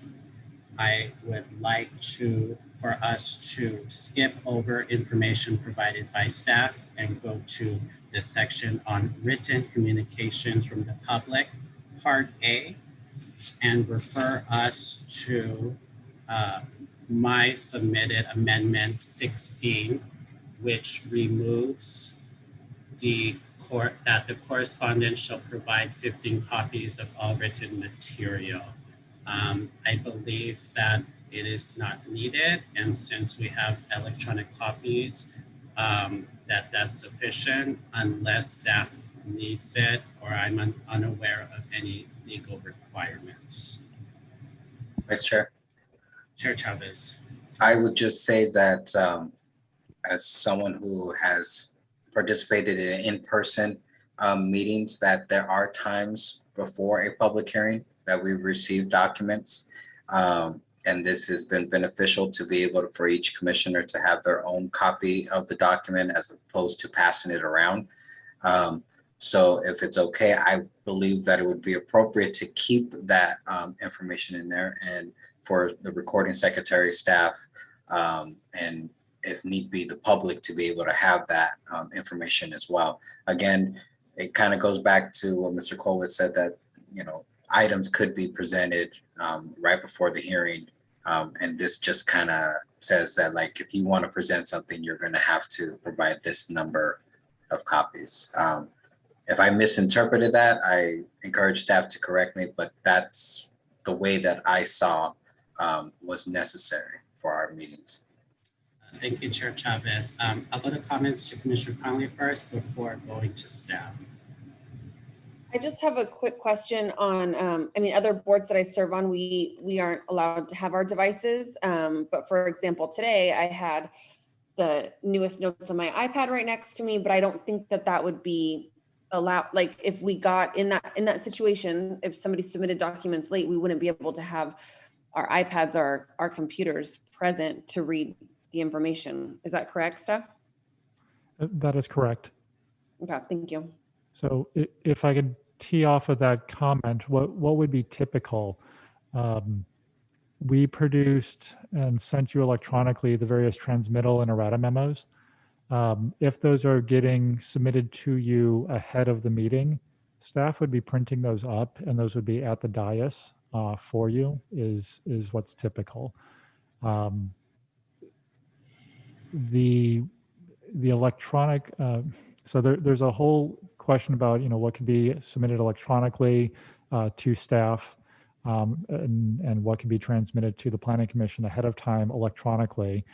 And then there's kind of the day of meeting question. And the day of meeting, I think that's when it's really important that we get the 15 copies. The things that are being submitted to us ahead of the meeting where staff is going to be organizing things and providing it to you. I think electronic communications and electronic submittals of regular size pieces of paper are easy to deal with. It has not been my experience here at Oxnard that we're getting oversized pieces of paper where people are really trying to give us poster boards and things like that. If you want to have any sort of language about, the allowable size of paper, whether it's 8.5 by 11 or 11 by 17, which are sizes that we could readily replicate and scan and provide to you. Those are a couple of the considerations that we would ask for the PC to potentially consider as you're thinking about materials that be submitted to you. The second thing that we would encourage you to think about would be page limits based on the number of days ahead of a meeting. And if you want to hear any staff recommendations, Ken and I can provide something to you, or if you want to talk amongst yourselves about that, what's reasonable for planning commissioners to get through, we will defer back to you. Thank you, Mr. Colette. I'll make a couple of comments now. Since both myself and Commissioner Conley haven't been in an in-person, I am going to, in general, default to Chair Chavez's recommendations or suggestions in regards to keeping the 15 copies sentence. I will just pose the question if 15 is the right number. I have no strong opinion otherwise to change it if needed.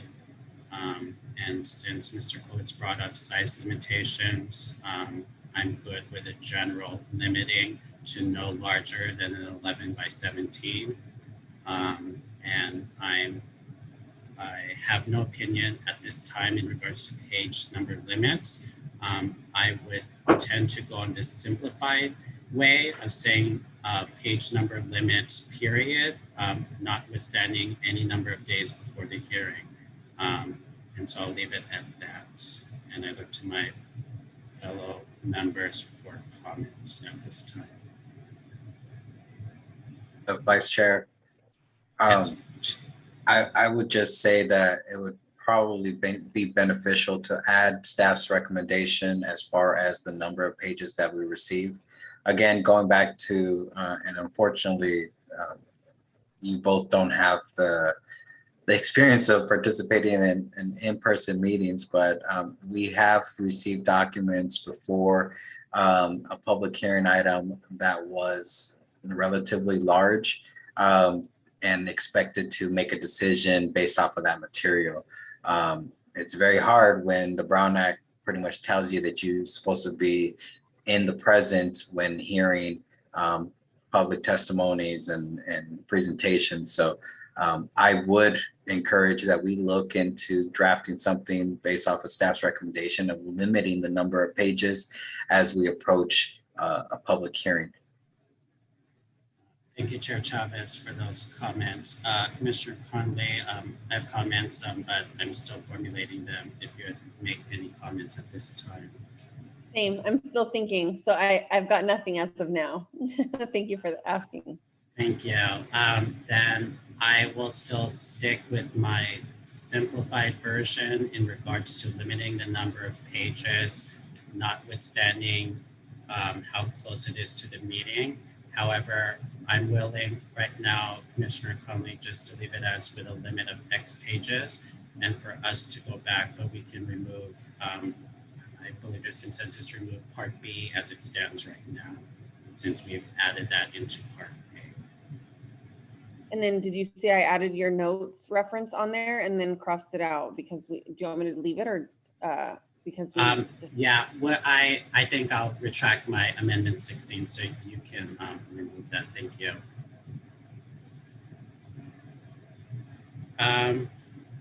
If there is no further specification in regards to the number of pages as we move closer to the meeting, at this time, we will now go in. Vice Chair. Yes, Chair Chavez. I'm sorry, but I will reiterate my recommendation that we add staff's recommendation as far as the number of pages that are allowed. I think it's appropriate that we put these limits only because of the fact, again, we could potentially be receiving large documents and expected to make a decision on those. So if we mirror what the City of Ventura's Planning Commission currently does or did when Mr. Colwitz was there, I think it would be appropriate. So my recommendation would be to add language that says to mirror what the City of Ventura has done. Thank you, Chair Chavez. Mr. Colwitz, I don't know if you have the numbers off the top of your head. Is it simple enough that you could just tell us right now, or is there a lot of variation as the days go by? Yeah, I lived it, so I could tell you it very simply. Yes, please, Mr. Colwitz, if you don't mind. So the language was, it started off partially strange. The day the public hearing packet is posted and before, someone can drop off an unlimited number of pages. But after the packet was posted until, excuse me, I believe 2 days before the public hearing, it was limited to 10 pages. And then after you got to that, through that second day, essentially 1 day before the hearing, it was limited to 2 pages. Number two? Limited to 2 pages the day before the hearing and up to the day of the hearing. So essentially it was trying to, you know, limit that data dump, if you will. There was always question if the 10 pages or the 2 pages meant one piece of paper front and back, or did the front and back actually count as 2 pages? So I think looking for that direction from putting that in the protocols, that would make sense. There was also a question if there should be a minimum font size as well. So a 12-point font seems to be fairly standard. We never got into a discussion about spacing, if a single spacing or double spacing document would work, but I would say single spacing probably works. So different things for all of you to consider as you're thinking about what would be appropriate for this body. Thank you, Mr. Colwitz, for those comments. Commissioner Conley, at this time, I appreciate if you could make a subsection under A, just for the time being, with sections, the subsections to include, let's see, one-sided or two-sided, font size, and spacing. And I can repeat that again.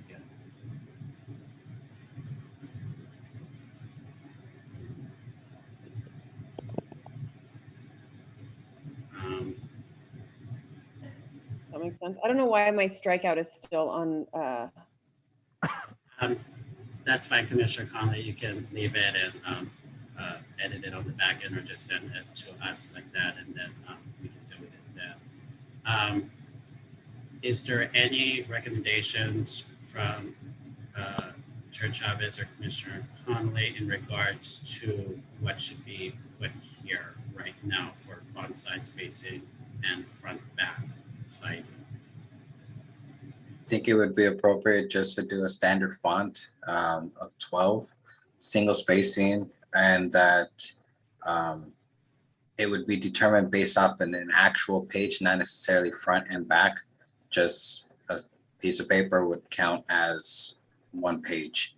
I guess we could determine that a front and a back is considered 2 pages, but I believe a lot of people end up thinking that if they say 1 page, they think Okay, then an actual piece of paper versus the front side only. Thank you, Chair Chavez. I'd like to concur with your comments unless Commissioner Conley has any objections to those suggestions.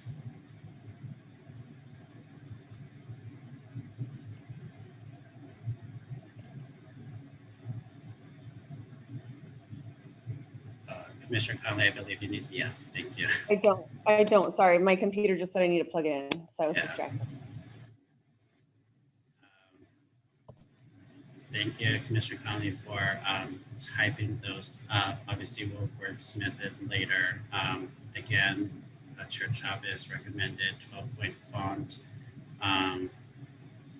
standard spacing. I'm not sure if there's a more technical term, but let's leave it. And front and back equals 1 page. And I'm not sure how to wordsmith that right now. Instead of standard, just single spacing. To replace standard, just put single spacing, and then it's up to the committee, well, ultimately the commission later on, but to determine what do we consider a single page, front and back, or so that needs to be determined as well.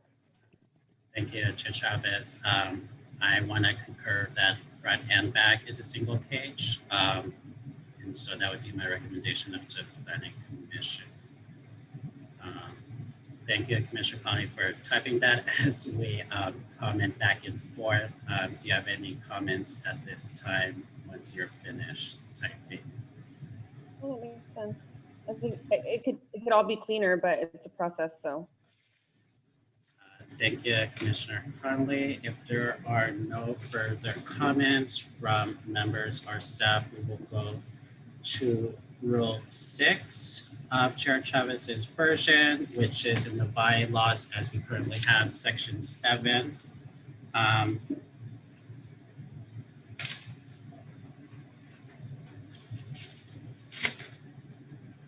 would like to now go to the first section of election of the chair and vice chair of A, I think, and go to my amendment 17A. It appears to me when that it looks like elections are done after the appointment of the committee members when they're concurrent with the council member who appointed them. However, the following year, it starts in January. And so I realized that by custom, we understand that it's April, then January, then April the next year, more or less.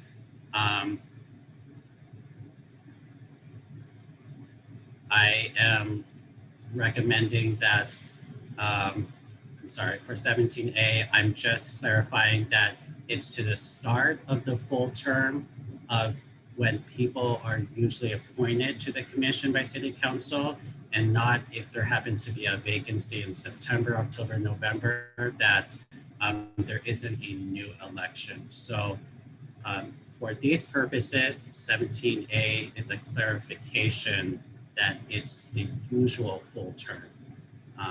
I'd like to briefly go and preface 17B in that I have made so many changes in regard to that, and I'm willing to go by piece. However, if 17B isn't approved, I'm recommending that 17A just for clarification. And so at this time, I'd like to go through Chair Chavez's section A, B, and C and look at my amendment 17B. And I'll take comments before I make my comments in regards to 17B at this time. Vice Chair, I don't believe I made any changes to what was already originally in the bylaws. Yes, I apologize. I meant that just in terms of comparison, just to look at part A, B, and C in regards to your section, acknowledged. And so I'm going to go, if you could turn your eyes to 17B. In summary, my changes are to define who are the officers, to change the timing of the elections to definite January instead of January or April, as custom right now, to provide a consecutive calculation purpose so that we can have a consecutive term limit, that for nominations, a second is not needed, and that the person by accepting is automatically seconding, and that they can remove their name if needed or wanted. To clarify that the voting is by those cast, because sometimes in other bodies, it's by votes of all people who are duly appointed. It also adds what happens when a vacancy happens in the chair or the vice chair, and provides a process for removing a chair or vice chair.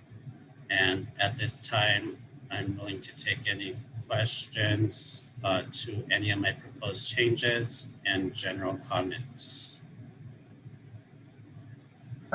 Chair Chavez. Just real quick, Vice Chair. I understand what the language that you're trying to input. The only concern is that appointments are typically based off of city council and when they actually get those items presented to them.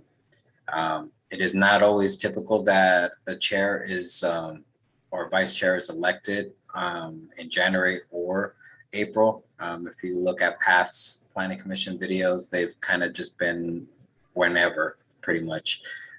So I don't believe setting strict guidelines that way would be necessary. I think the language that says our first regular meeting or regular meeting after the appointment of the members, I think would be appropriate. But that's the way that I see is the best way, just because, again, if you review past city planning commission meetings, the election has not always been set in stone. It jumps around. Thank you, Chair Chavez. Commissioner Connolly. I have a quick question. So then, Chair Chavez, you were appointed, I started in April, so you were appointed mid-April or possibly May. So then is your term going to go from May to May? Is that how it works? My understanding, based off of our current bylaws, that the election will take place at our first regular calendar meeting, which would be in January. So my term as chair would be to the end of the year, because I believe there's also language that says, yeah, right there on A where it says commission held in every calendar year.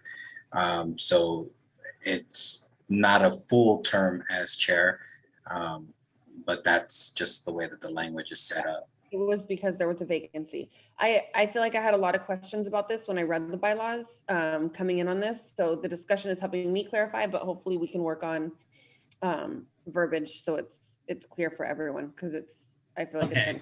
Even though it makes sense, it's unclear. Yeah, in regards to this particular amendment 17B, we can go section by section as easily as we can, just so we don't have to jump around. And so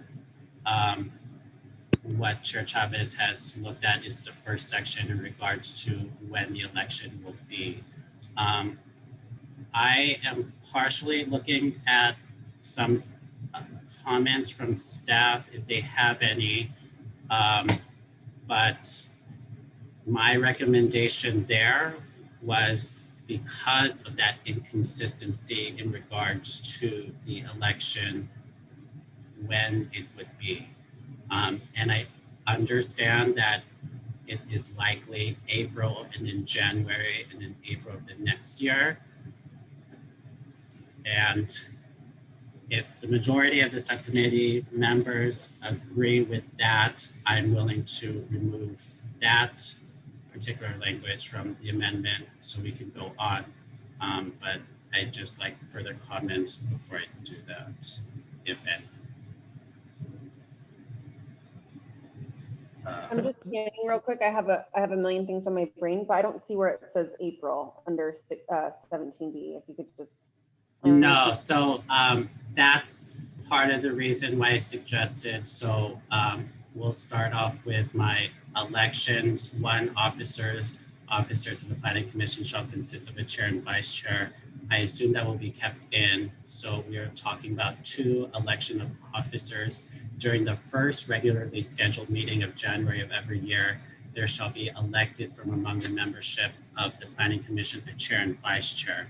Currently in our bylaws, it indicates that during the first regular meeting of the commission held in every calendar year, or during the first regular meeting after appointment of the members of the commission by the city council, which Chair Chavez and I have referred to as usually April when we are appointed. So my concern is with the vagueness, however, custom, and it seems that with Chair Chavez's comments that it seems like it's not a problem. And so at this time, I'm willing to remove it from my amendment, and it's kind of up to you to make the majority. I mean, I see what you're both saying, and I feel like other boards that I sit on, when there is somebody that comes in the only situation that I know is the situation that we were in when somebody left, and then we had the vote midway through and Chair Chavez took over. So it makes sense to me that that would then cease in January for the calendar year. But I also hear what you're saying about the elections. So I can't abstain. Okay, then at this time, okay. If staff has any comments, I'm willing to make an action that I think will be good for, or everyone will approve. But if staff has any comments at this time, I greatly appreciate it.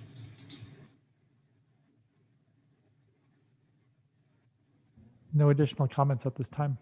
Okay, thank you very much. At this time, I'm going to retract that part of the subsection.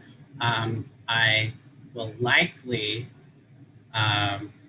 well, I'll retract that part for this subcommittee with the possibility of suggesting it at the full planning commission, just to give a heads up to everyone. So Commissioner Conley, when you, yeah, let's put RA 17B at this time and just let's remove number 2. Just say 17B, remove 2, and then we're gonna go through the rest of this section. In regards to term of office, any comments from Chair Chavez or Commissioner Connolly?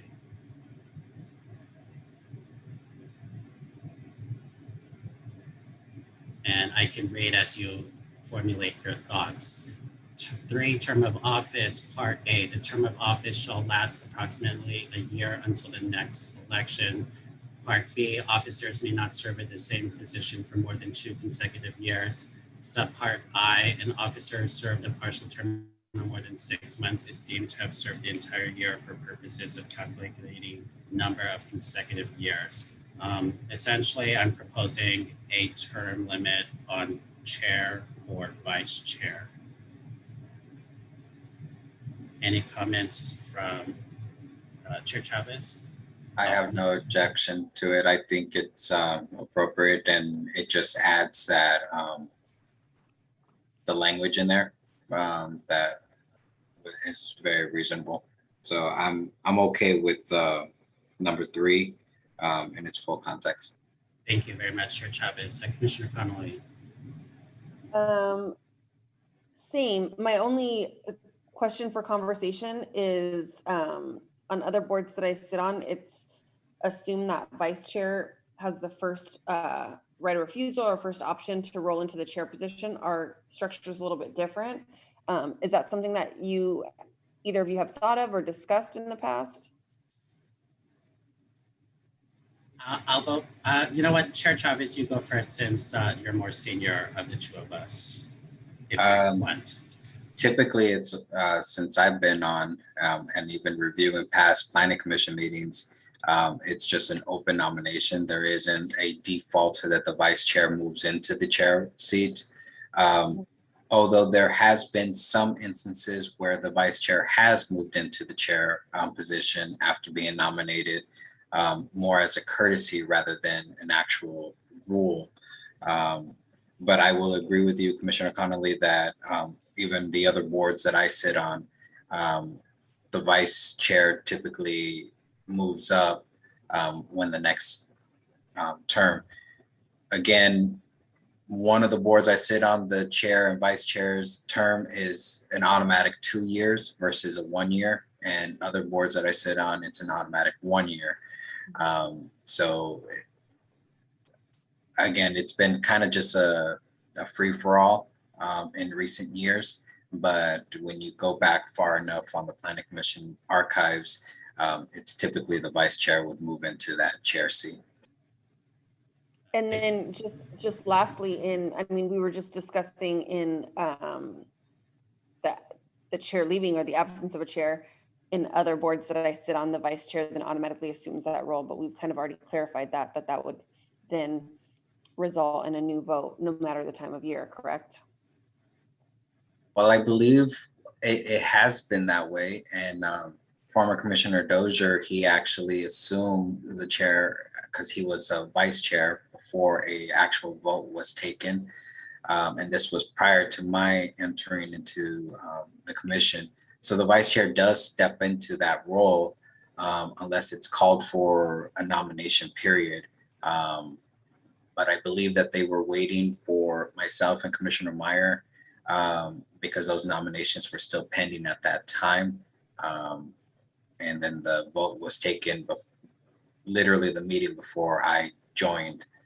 So I didn't participate in that. Yeah. Thank you, Chair Chavez, for your comments. Yeah, I'm sorry, go on, Commissioner Connolly. No, I was just saying that situations are always unique. Like that's the goal of this, is to identify challenges that we may face, but there's so many different situations that you just can't predict. So I'm just I'm thinking, so. Thank you very much. I am just doing a quick time check of the subcommittee that it is 10 p.m. What is the subcommittee's pleasure in regards to going forward in regards to time limit or to stop now? If we're following the bylaws of our regular planning commission, I believe it's 11 o'clock, if I'm not mistaken. So I think we are okay to continue because we're still on the same item. We're not technically taking up any new business. But I defer to staff to correct me if I'm wrong. Thank you, Chair Chavez. Commissioner Conley, and then I'll clarify my comments or my recommendation. I mean, I would love to stop at Rule 7, and I'm just looking at how many more pages we have to get through. If today is the 1st, and then our next, we should have a decision by July 15th, if I'm correct. So that would put us getting through 8 through 14, which we did the first, we got through 6 the first day. Thank you, Commissioner Conley. Well, I'll check in with the 3 of us once we get done with this Rule 6. Moving on, so in terms of the Part 3 term of office, I think there's at least a majority to keep the language as was presented in my Amendment 17B. If there's no further comments, I'm going to go to Section 4, nominations. And it appears also that Chair Chavez has made changes in regards to nominations. So we will talk about both concurrently and decide where to go from there. I will go with Chair Chavez to make his comments in regards to the selection of chair and vice chair section, and just go through your entire, and I'll do the same with mine in regards to the nominations and the vote. Thank you, Vice Chair. As outlined, it's pretty simple compared to the process that we currently have. Chair opens the nominations, all nominations are submitted. Chair will close it. The commission clerk will perform a roll call of the members. Each member will actually state who they're voting for rather than an up or down on each individual nomination. But if it's a single nomination for the position, it would just be a yes or no vote. And then at the conclusion, the new chair will assume and then conduct the vice chair selection. Thank you, Chair Chavez. I'll make comments on my own in regards to section 4, and it appears section 5 is similar. The chair will open nominations is the same, and then we deviate, I think. No, we don't yet. So that nominations will be for the chair. I specifically state in my amendment that they do not require a second, and that a member could withdraw their name from nomination. It appears that if no other nominations are made, the chair will close the nominations is the same. Voting will be by roll call, looks to be the same. In my amendment, I have the candidate who receives a majority of the votes cast is declared the winner of the selection. And vice chair continues that or copies that, and that the new officers shall assume their office immediately after the election looks to be the same. So those are my comments right now. I'll go to Commissioner Connolly before opening it back up to all of us again. So two things. Obviously, the only situation I've been in appointing a chair or electing a chair in this situation was when our chair had then since left the commission. So when it says the chair will open nominations for chair, what do we do in their absence? I forgot what we did. I was still new. The Vice Chair Sanchez had taken over He led the nominations for the selection of chair. So I guess the language could be that in the absence of the chair, the vice chair will assume those duties. Mm-hmm. Okay. Commissioner Connolly, hold off on adding that because I think that recommendation is moot since we already say later, or we'll probably keep that the vice chair will assume the duties of the chair if it's vacant. So I understand Chair Chavez is in regards to that, but I think it will be a repetition. So yeah. So real quick, instead of kind of going rogue at a meeting, I just wonder if the nomination should be put on the agenda beforehand. And then we could still, I feel like voting for person A or person B it doesn't line up with what I know about Robert's rules. So that's where my challenge lies. So, but then I also understand that you can't vote for person A if you don't know who person B is. So I just wonder if those names should be submitted before the agenda is complete. Are you saying that at a previous meeting to the actual selection of chair and vice chair that nominations are submitted and then we make the choice? I don't think or just even emailed beforehand, like, hey, I nominate person A, so staff gets it, and then staff has all the nominations, the staff and public and all of us have all the nominations on the agenda. Or is that not an agenda item, staff? I think that's one of those blanket ones that I think just the selection of chair and vice chair as an agenda item and then go through the whole process. I haven't been on a board where you submit nominations prior to the actual election date, but I'm still learning. Yeah, I've only sat on boards where the chair and vice chair were appointed. So it's just different. It's a different situation. So. Thanks, Commissioner Connolly and Chair Chavez. I've actually am in an organization that appoints a nominating committee to choose and nominate already people for positions. However, nominations are still open at the meeting if people so choose otherwise. So I understand where Commissioner Connolly is going.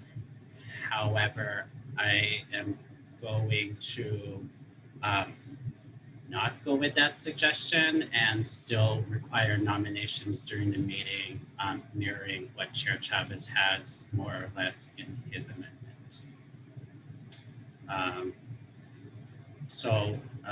As we're going through our respective edits and nominations and voting,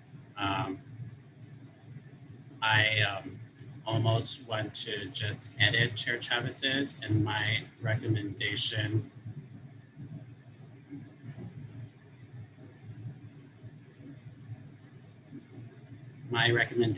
is to add a section that that a majority of votes cast is the declared winner, and that officers and that nominees can decline their nomination. I don't know the comments the comments by Chair Chavez in regards to those, but those would be my recommendations to your draft. And I'm open to comments at this time from either. I don't know if it would be necessary to add that language. I can recall a situation prior to the both of you joining our commission that we were selecting a vice chair, and the nominees were saying I refuse or I decline the nomination. So I think it's kind of one of those, I don't want to say obvious because that sounds rude, but it's kind of one of those things that are unspoken rules, I should say, that is already there. So I don't know if we need language for that. We already know that a majority vote cast automatically allows the person to win, and a person has the right to decline, and we've definitely have done that before. So those are my comments on that. I don't believe the language is needed, but I'm just one person. Thank you, Chair Chavez. Duly noted on your comments, and with that, I'll actually withdraw my suggested changes. I do have one I'd like to recommend in regards to your Part D, that each member will vote by stating their choice for chair of the nominee if there is, or if there are multiple. And I would like language stating that they don't have to pick a chair and that they can abstain. So each member will vote by stating their choice for chair of the nominee if there are multiple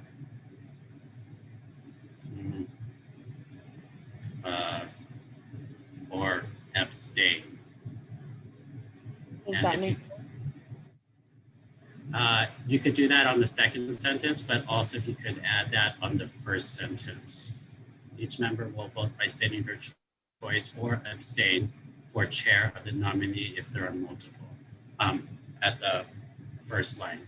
So each member will vote by stating their choice for chair or abstain. Okay. Yeah, and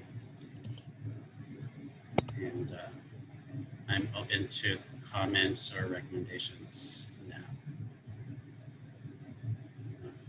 No comments. Commissioner Connolly. No, thank you for that clarification. That's good. If you could, okay, you can leave it red if you want. Oh, where did I saw it.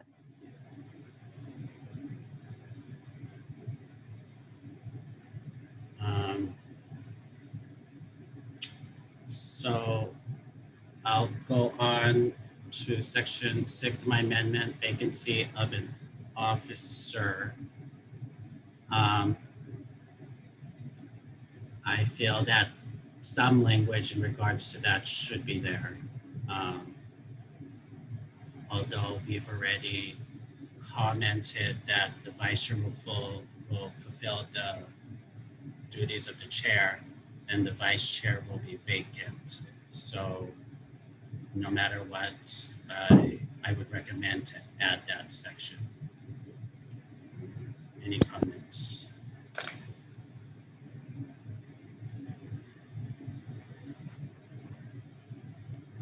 Okay. I'm going to leave that wording in and go to section 7, removal of elected officers. Again, this adds a section. There isn't any right now in our bylaws. And it adds language that 2/3 of the planning commission is needed to remove a member. Is there? Sorry, I don't see 7. So staying with Amendment 17B, Section 7, removal of elected officers. The chair or the vice chair may be removed by 2/3 majority vote of the full planning commission. So I'm just putting that option that they are removed as chair or vice chair, but they're still on the planning commission.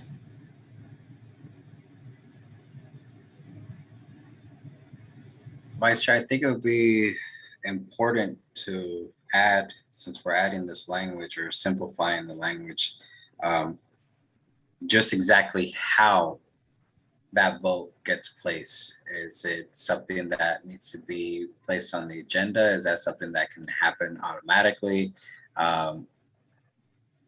Even in our current bylaws, there's not really language as to how exactly that vote comes about. It just says that the member could be removed from their officer positions.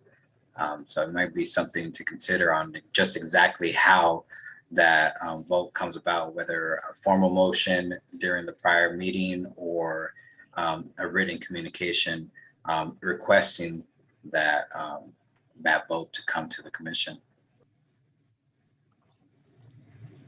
Thank you, Chair Chavez. In my experience, the removal of an elected officer could happen as a surprise during the meeting. I've seen it happen in live, and so it's, I don't want to say it's a spectacle, but it's quite dramatic, as you can imagine, and that's where I've seen the removal of an officer. So I'm tending to leave it there just in the bylaws that it could be a surprise or it could be agendized, but I'd like to keep that flexibility unless either you or Commissioner Connolly would say otherwise.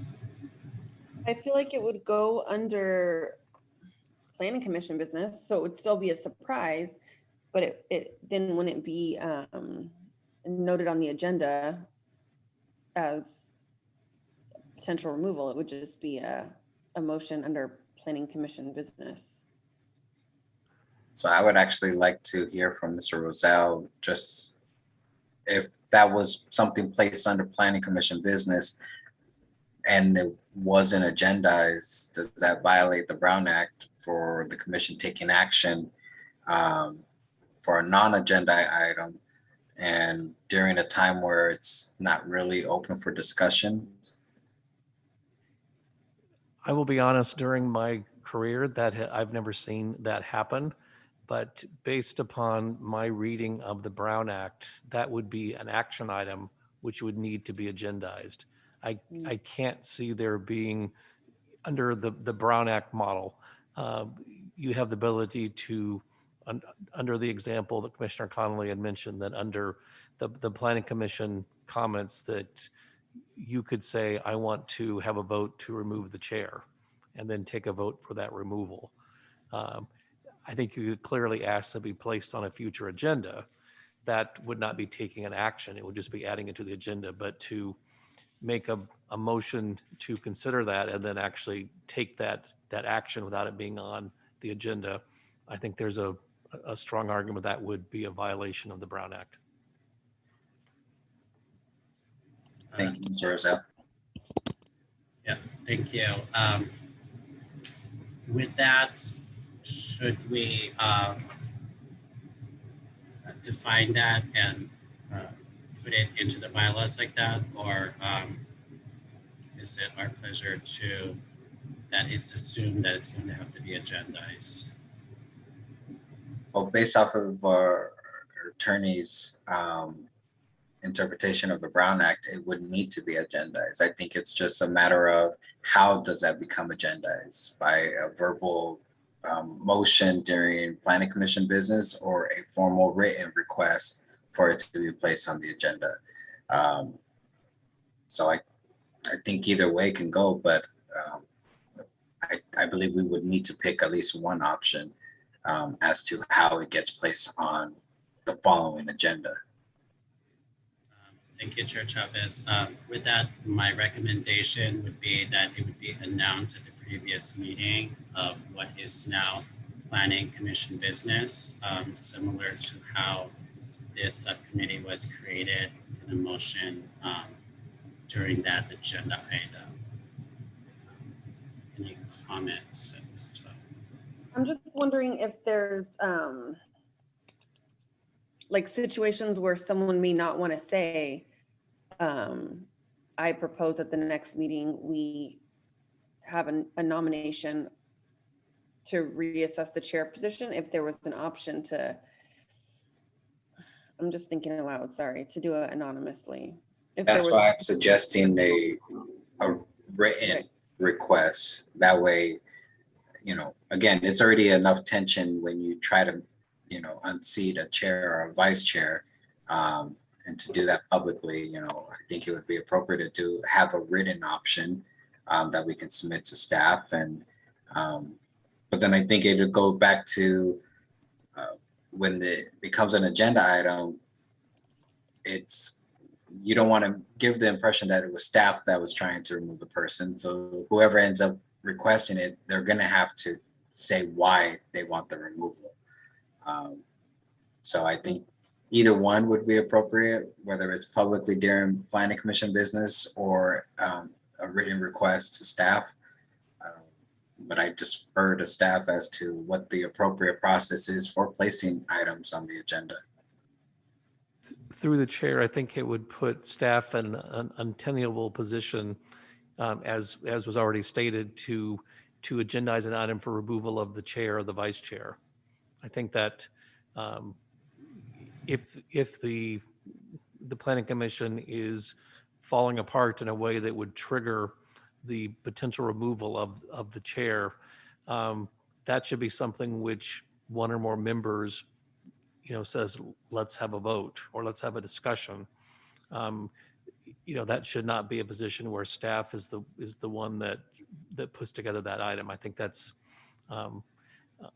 would be a very challenging position for staff under that situation. great. So just to clarify, Mr. Rosell, it would, just to protect our staff, it would probably be more appropriate for a commissioner to make that announcement during the actual meeting versus a written communication.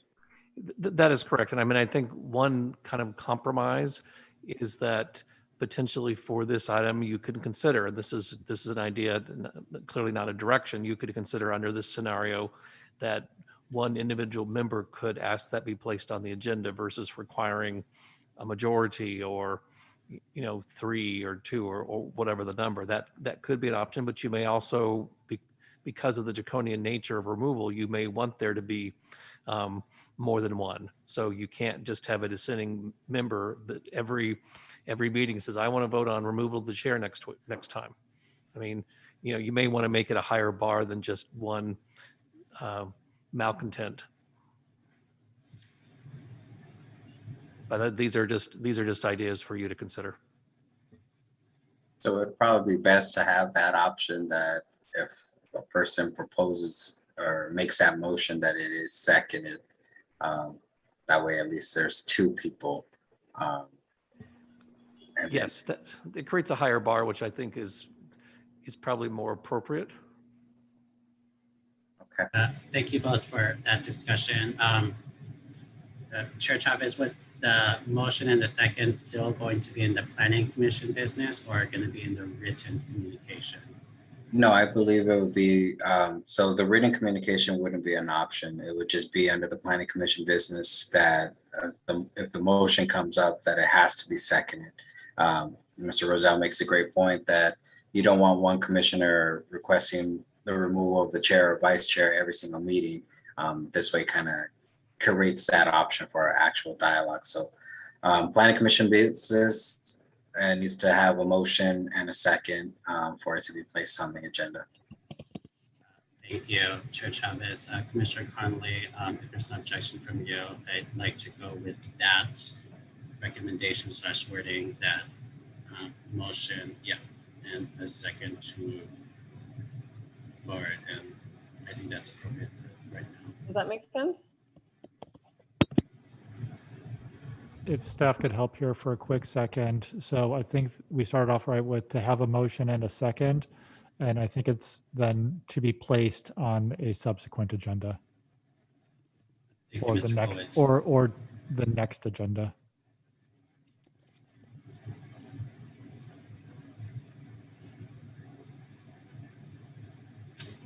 Thank you, Commissioner Conley.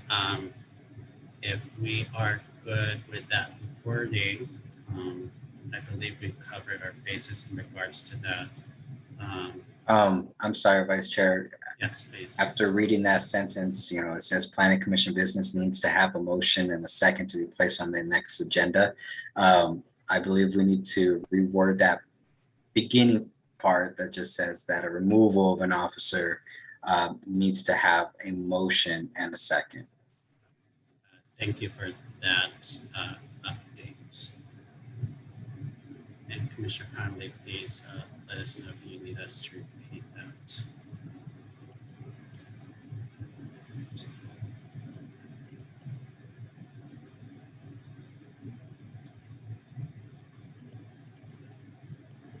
One other question for you with no direction at all here.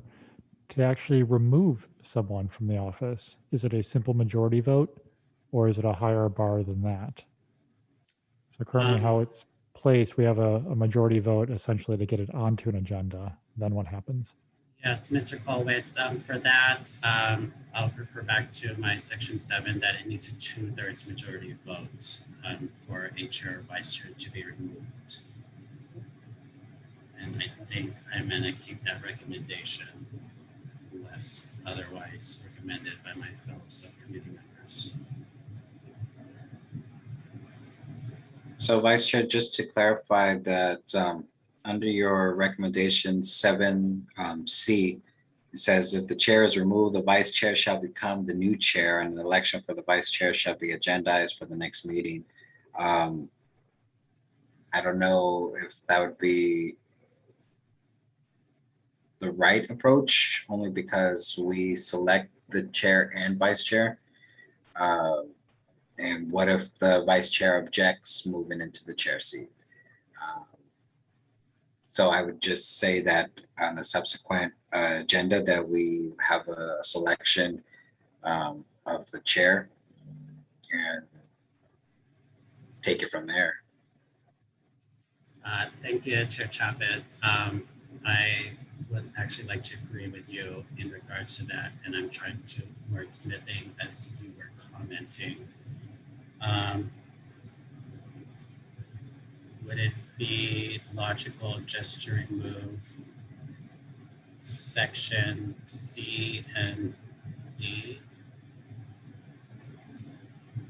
I think it would probably be the best approach, just to remove those two, just because we already have the process in place on the selection of chair and vice chair. So I believe it would be appropriate to remove C and D.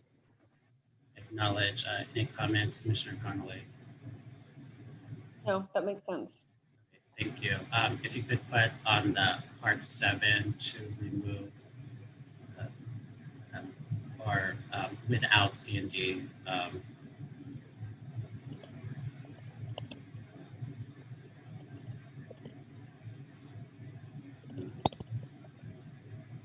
Thank you, Commissioner Connolly. Let's see. I believe that we've gone through all the sections that I proposed in 17B. And if there are no further comments, I'd like to go to what is now in Chair Chavez's draft, Section D, which is my Amendment 18, and removes the second sentence starting with the chair shall not purport to represent. I removed that because 8 in the bylaws that we currently have right now already say no member shall purport, and I feel like it's duplicative to specifically single out the chair. Comments from my fellow commissioners?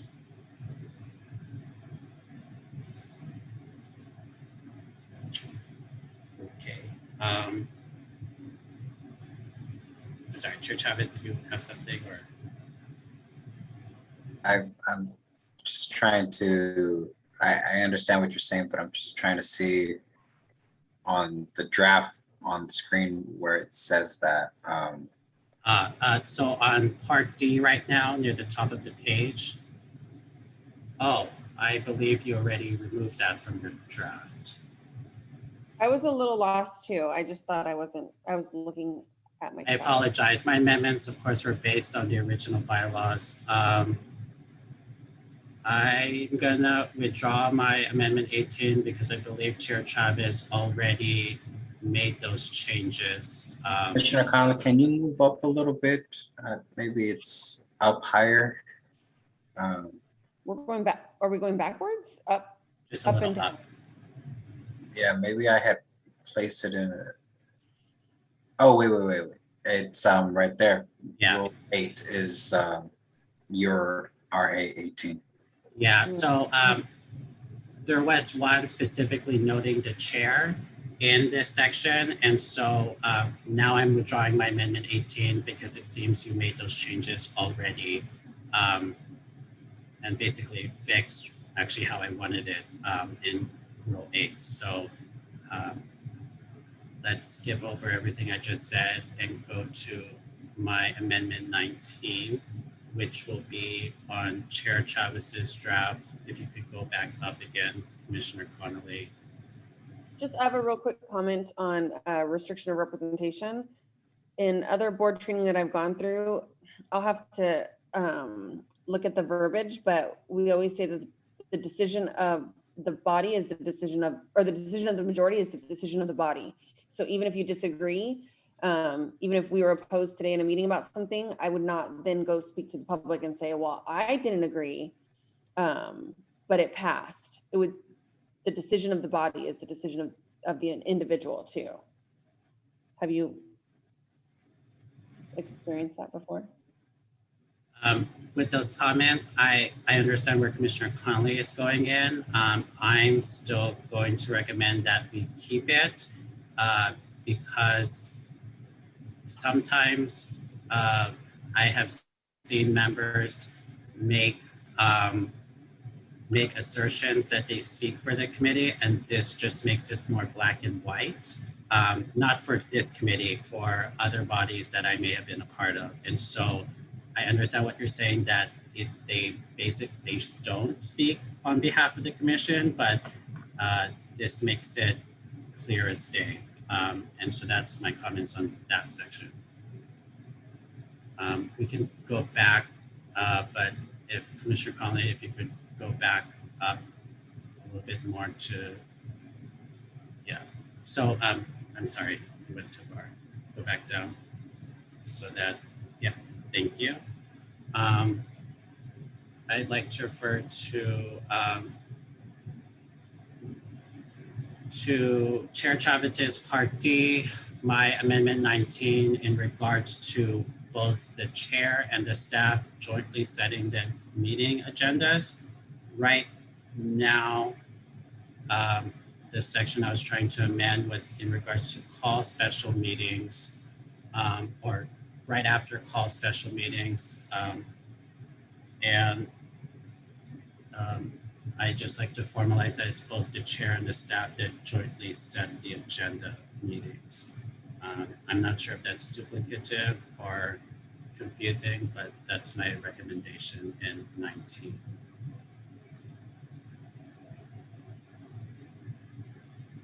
And so I would recommend to add that after the phrase call special meetings and shall jointly set with staff the meeting agendas.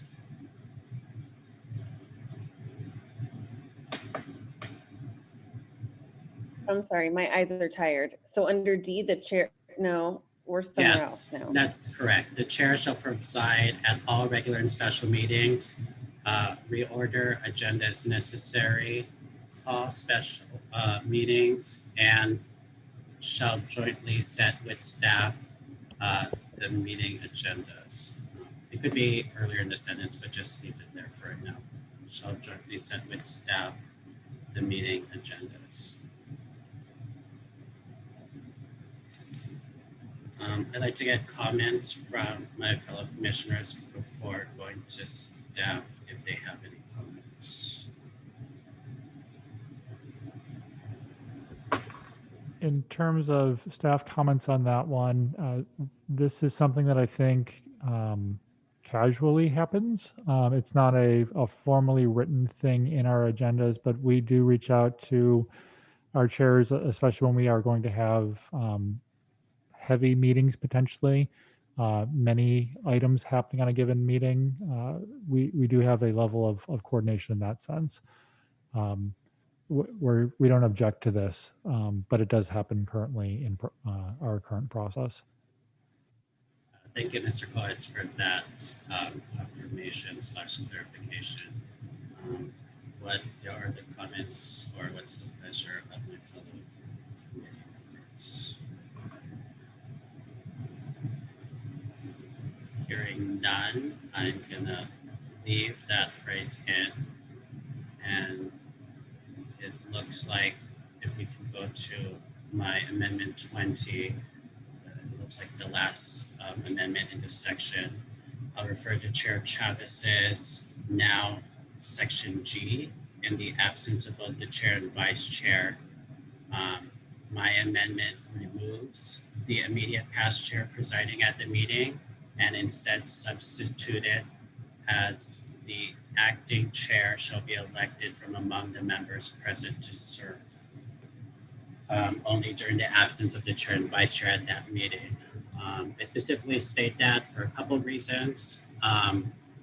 The immediate past chair may no longer be on the planning commission, and maybe the past chair was not reelected or removed for a certain reason, and so it may be awkward.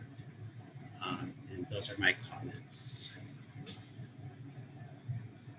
What about most senior member shall preside? I agree. If the vice chair and chair and vice chair are not there, and the immediate past chair isn't there, or if the immediate past chair was removed, I believe the most senior member should assume those duties, leading, not necessarily a formal selection or vote as to who to take over. I think creating that hierarchy system would be appropriate, but I agree with Commissioner Connolly that it should just be the next senior member if the immediate past chair isn't present or in good standing. Thank you both for your comments, and I will concur with both of them.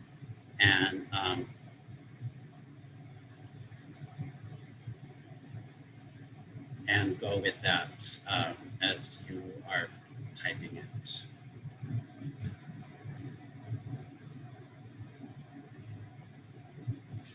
That will definitely remove some ambiguity if the past chair isn't there, and as you both stated, makes it a little bit more simplified. Okay, since we are done with that rule 7 or that rule of Chair Chavez's draft, and no other further amendments on mine. And it's almost 10:40. Are we willing to go with another section, or would you like to postpone until or adjourn until the next meeting, Chair Chavez? I believe the rule 7 is the last on this actual page. So I would say that we finish just this last rule and then we can move towards adjournment and continue the rest. But the rest of them, it's not too complicated. They're actually very straightforward, but I kind of want to push through, but I'm wary of pushing the staff past 11 p.m. already. But if there's no objection from Commissioner Connolly, let's go with Rule 7 seating arrangement. I have nothing, so we can just look at Chair Chavez's edits and go to Chair Chavez for any comments. so as shown on the screen, there has been some changes in prior years. City Council has always done the most senior person to the left of the mayor.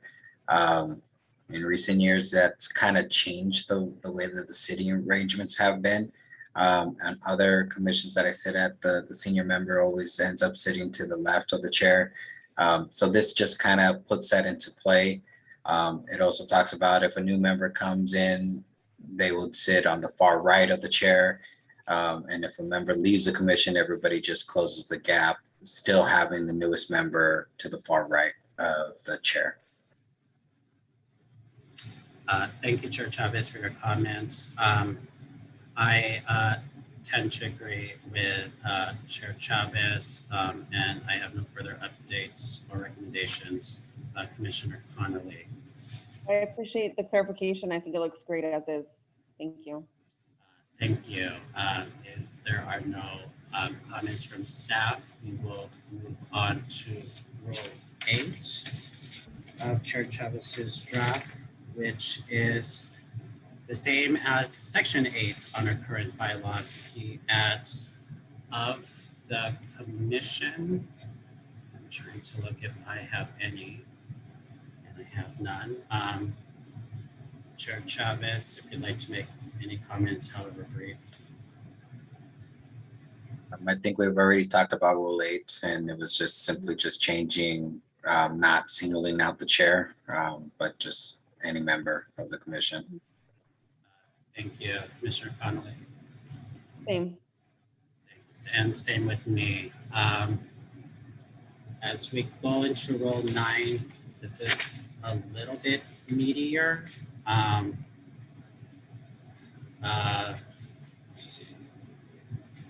I'd like to just go with Chair Chavez's draft and amend from there. Chair Chavez, if you'd like to make comments at this time. Yes, so this one's actually a new rule. It is not something that's currently in our bylaws. And it's just solely speaking on the conduct of each commissioner. As we have seen, and if you participated in the League of California Cities, their Brown Act, on how they talk about LA City Council, on how they kind of got in trouble by their conduct during their meeting, being on the phone, engaging in side conversations, doing everything but actually being attentive. So this just kind of is a conduct that we be respectful to our fellow commissioners, to the public, be attentive, not being on any of our devices while on the dais, and to only speak once the chair recognizes you, and that members of the commission be familiar with Robert's Rules of Order in the event, because as it is outlined that Robert's Rules of Order is under the current bylaws are not mandated to be used, but that we want to make sure that everyone's familiar with those rules so that if the chair at that time does evoke that, there's no confusion. Thank you, Chair Chavez. Commissioner Connolly.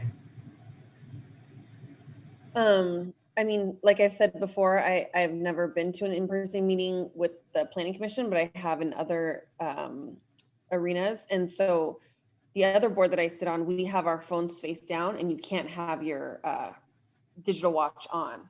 And you can't flip your phone over during a board meeting. So when it says, I just feel like it's a little vague what you were saying about phones on the when you're in a meeting. You could clarify, please. So C was actually based off of the training that I received at the League of California Cities about the mobile devices, not having members engage in that. Again, going back to the LA City Council, they were caught on video being on their phones, whether it was texting or full-on conversation. According to the training, that it gives the wrong impression to the public that backdoor deals are being made amongst the council members or the legislative body that gives the wrong impression. So yeah, it's vague, but it just says mobile devices while on the dais, Okay. Through the chair, can I jump in on this one? I agree Yes, please. with the provisions of each one except under A. I have no issue with that commission members are required to conduct themselves respectfully while on the dais, but these regulations can't dictate what you say on social media or when you're outside of the meeting. So clearly there needs to be respect when we're here together, but the First Amendment would prohibit the commission or the city to dictate what you do outside of this meeting. Obviously, there's some situations where the actions would be so over the top that it would require removal, but we can't hear this as a very broad, that you're supposed to be respectful in those other forums, which is something that these regulations should not attempt to regulate. Clearly, when we're here, yes, but outside, I think that's a different story. Given the comments by Mr. Rosell, I would recommend deleting, yes, those last two phrases if you have it, Commissioner Connolly. Obviously, I'll go to Chair Chavez with further comments. I'd like to make other comments at this time too. In regards to Part A, even though I would like required, I would recommend substituting recommended to conduct. So I'm just going to leave that as a suggestion. And in regards to Part C, so that it could include all types of devices, to substitute mobile with electronic devices. I hope that's not going to get us into trouble if we have iPads, but let me leave it for the time being. And in regards to Part E, I'd like to clarify it a little by saying members are to be familiar with the parliamentary procedure as detailed in Rule 12. And I only say that because it appears that Robert's Rules of Order newly revised won't be mandated. And so whatever happens to be our accepted parliamentary procedure, this will just cover having to re-amend it each time. So if you could put members are to be familiar with the parliamentary procedure in Rule 12. And those are my recommendations at this time. Chair Chavez or Commissioner Connolly with comments. In Rule 12? Okay. Yeah. I have no objections, and I appreciate the comments from Mr. Rosell in regards to electronic devices. I'm okay with that. Thank you, Chair Chavez. Commissioner Conway. I have a problem with the beginning of B, and I'm trying to rewrite it in my mind. I feel like it should say like members should be active participants during meetings or something like that. I feel like it's really vague when it says members should be active and work. Members should be active is what I'm having. I'm just trying to think of a way to clarify.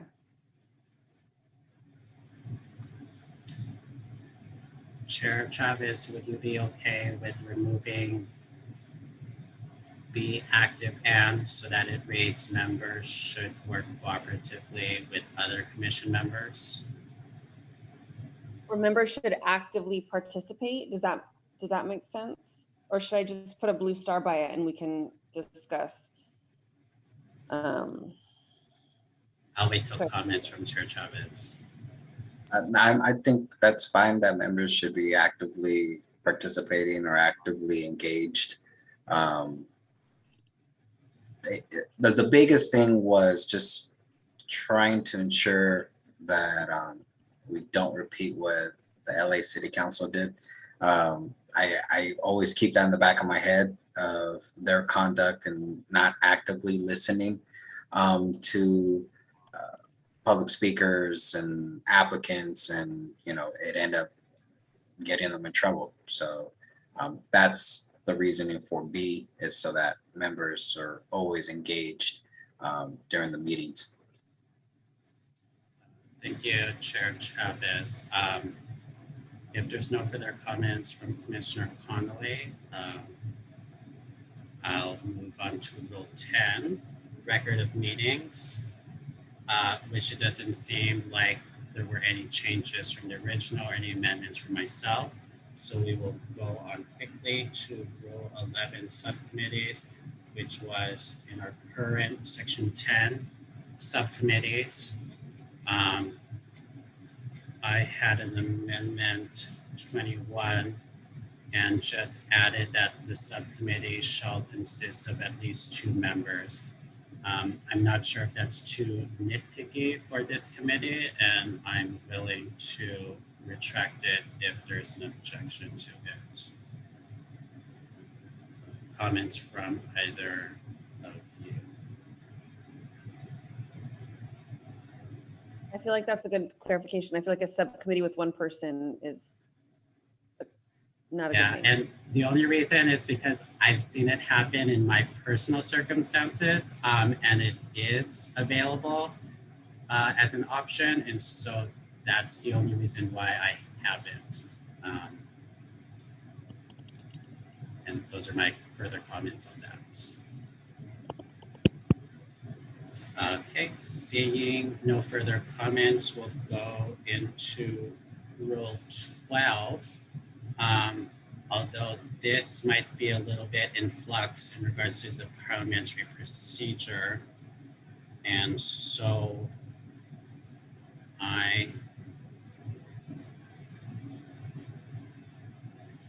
my amendment 22 says that we needed to conduct it, but I'm willing, or not willing, I like to just go with the original draft as written in Chair Chavez's and keep it as is. I will keep the option of proposing an amendment in the full planning commission, but if there's no objections, we will go to Rule 13.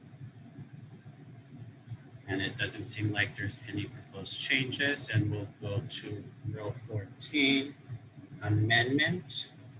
I did make a proposed amendment 23, which changes the title to adoption and amendment and adds a section in regards to the city council. Actually, before it was proposed to make this subcommittee, I didn't realize that the city council had to approve the adoption or any amendments of the bylaws of the planning commission. And if Ms. Roselle can correct me after my fellow commission members have made comments. Seeing none, Mr. Roselle, did you have any comments in regards to the city council adoption? Yes, the city council would have to approve or confirm recommended amendments to your rules and procedures. So basically, there would be a red line version showing the changes that have been made from the prior version. So the city council could make a determination if they wanted to accept them as amended or make further modifications to them. Thank you for that. A follow-up, does the city council have in its code that it has to adopt? Because right now it looks a little bit vague as to the final stage of adoption or amendment of the planning commission bylaws. My interpretation would be that your proposed amendments to your bylaws, while clearly the planning commission would vote on them, but they would not become effective until such time as the city council had approved those modifications. There has been a trend for, I'm not talking planning commission, but some of the other CAGs to have more standardized versions of rules and procedures. So the council would need to make the determination on do they want to go with a more standardized model, or given the unique status of the planning commission as a body that has can make a decision that is final unless appealed, that they're different from some of the other purely advisory committees. Thank you, Mr. Rosell. With those comments, I feel like I'd like to keep it unless there's objection from my fellow members. I apologize, Chair Chavez. I didn't see that you had recommended updates, and I'll go to you for comments on yours. Vice Chair, it's just very minor changes, just setting guidelines. I'm perfectly fine with going with RA 23 as proposed. As demonstrated, the original does not have that city council has to approve them, and your proposal does show that city council has to approve them, and that's when they'll take effect. So I'm okay with RA 23 as presented. Thank you, Chair Chavez. I was trying to see how I could integrate it into my proposed amendment. Obviously, you can bring it back up when we make a formal motion or at the full planning commission. So that's always an option. It seems at this time that that we have reached the 11 p.m. hour. I did have other amendments, but they're mostly additions in regards to the bylaws. Some are quite lengthy, and so I'm tending to not vote to go past 11 p.m. Unless I see objections from both of you. Thank you. With that, I will make some brief comments after any general comments from my fellow commission members or staff at this time.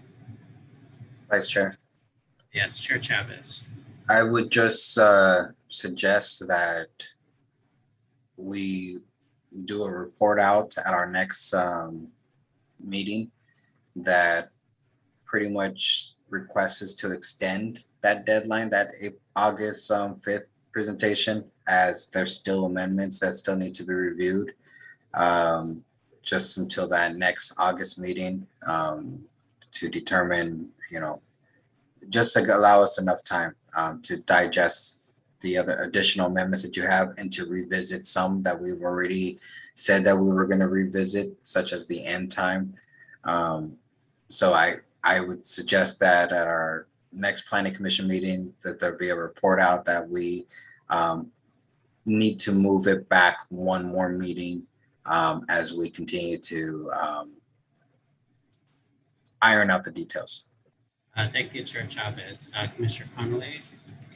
I agree. I feel like we've done a lot of good work, and I'd love to have a more like a cleaner draft to present to the commission.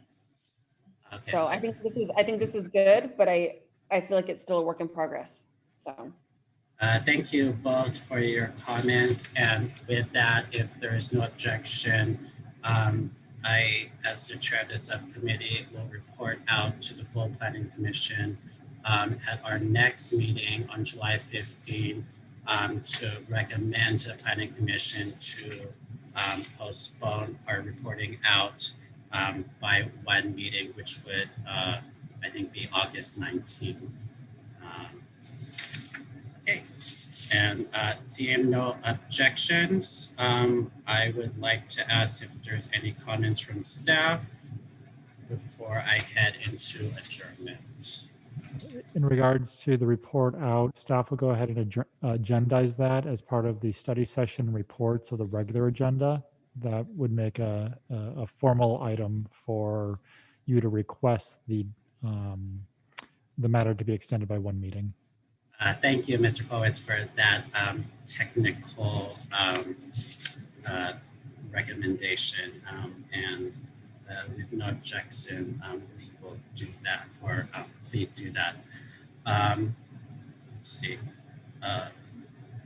Again, thank you to my fellow subcommittee members and staff. I do appreciate the length of time and energy, both in the preparation of this and as we go through our meetings.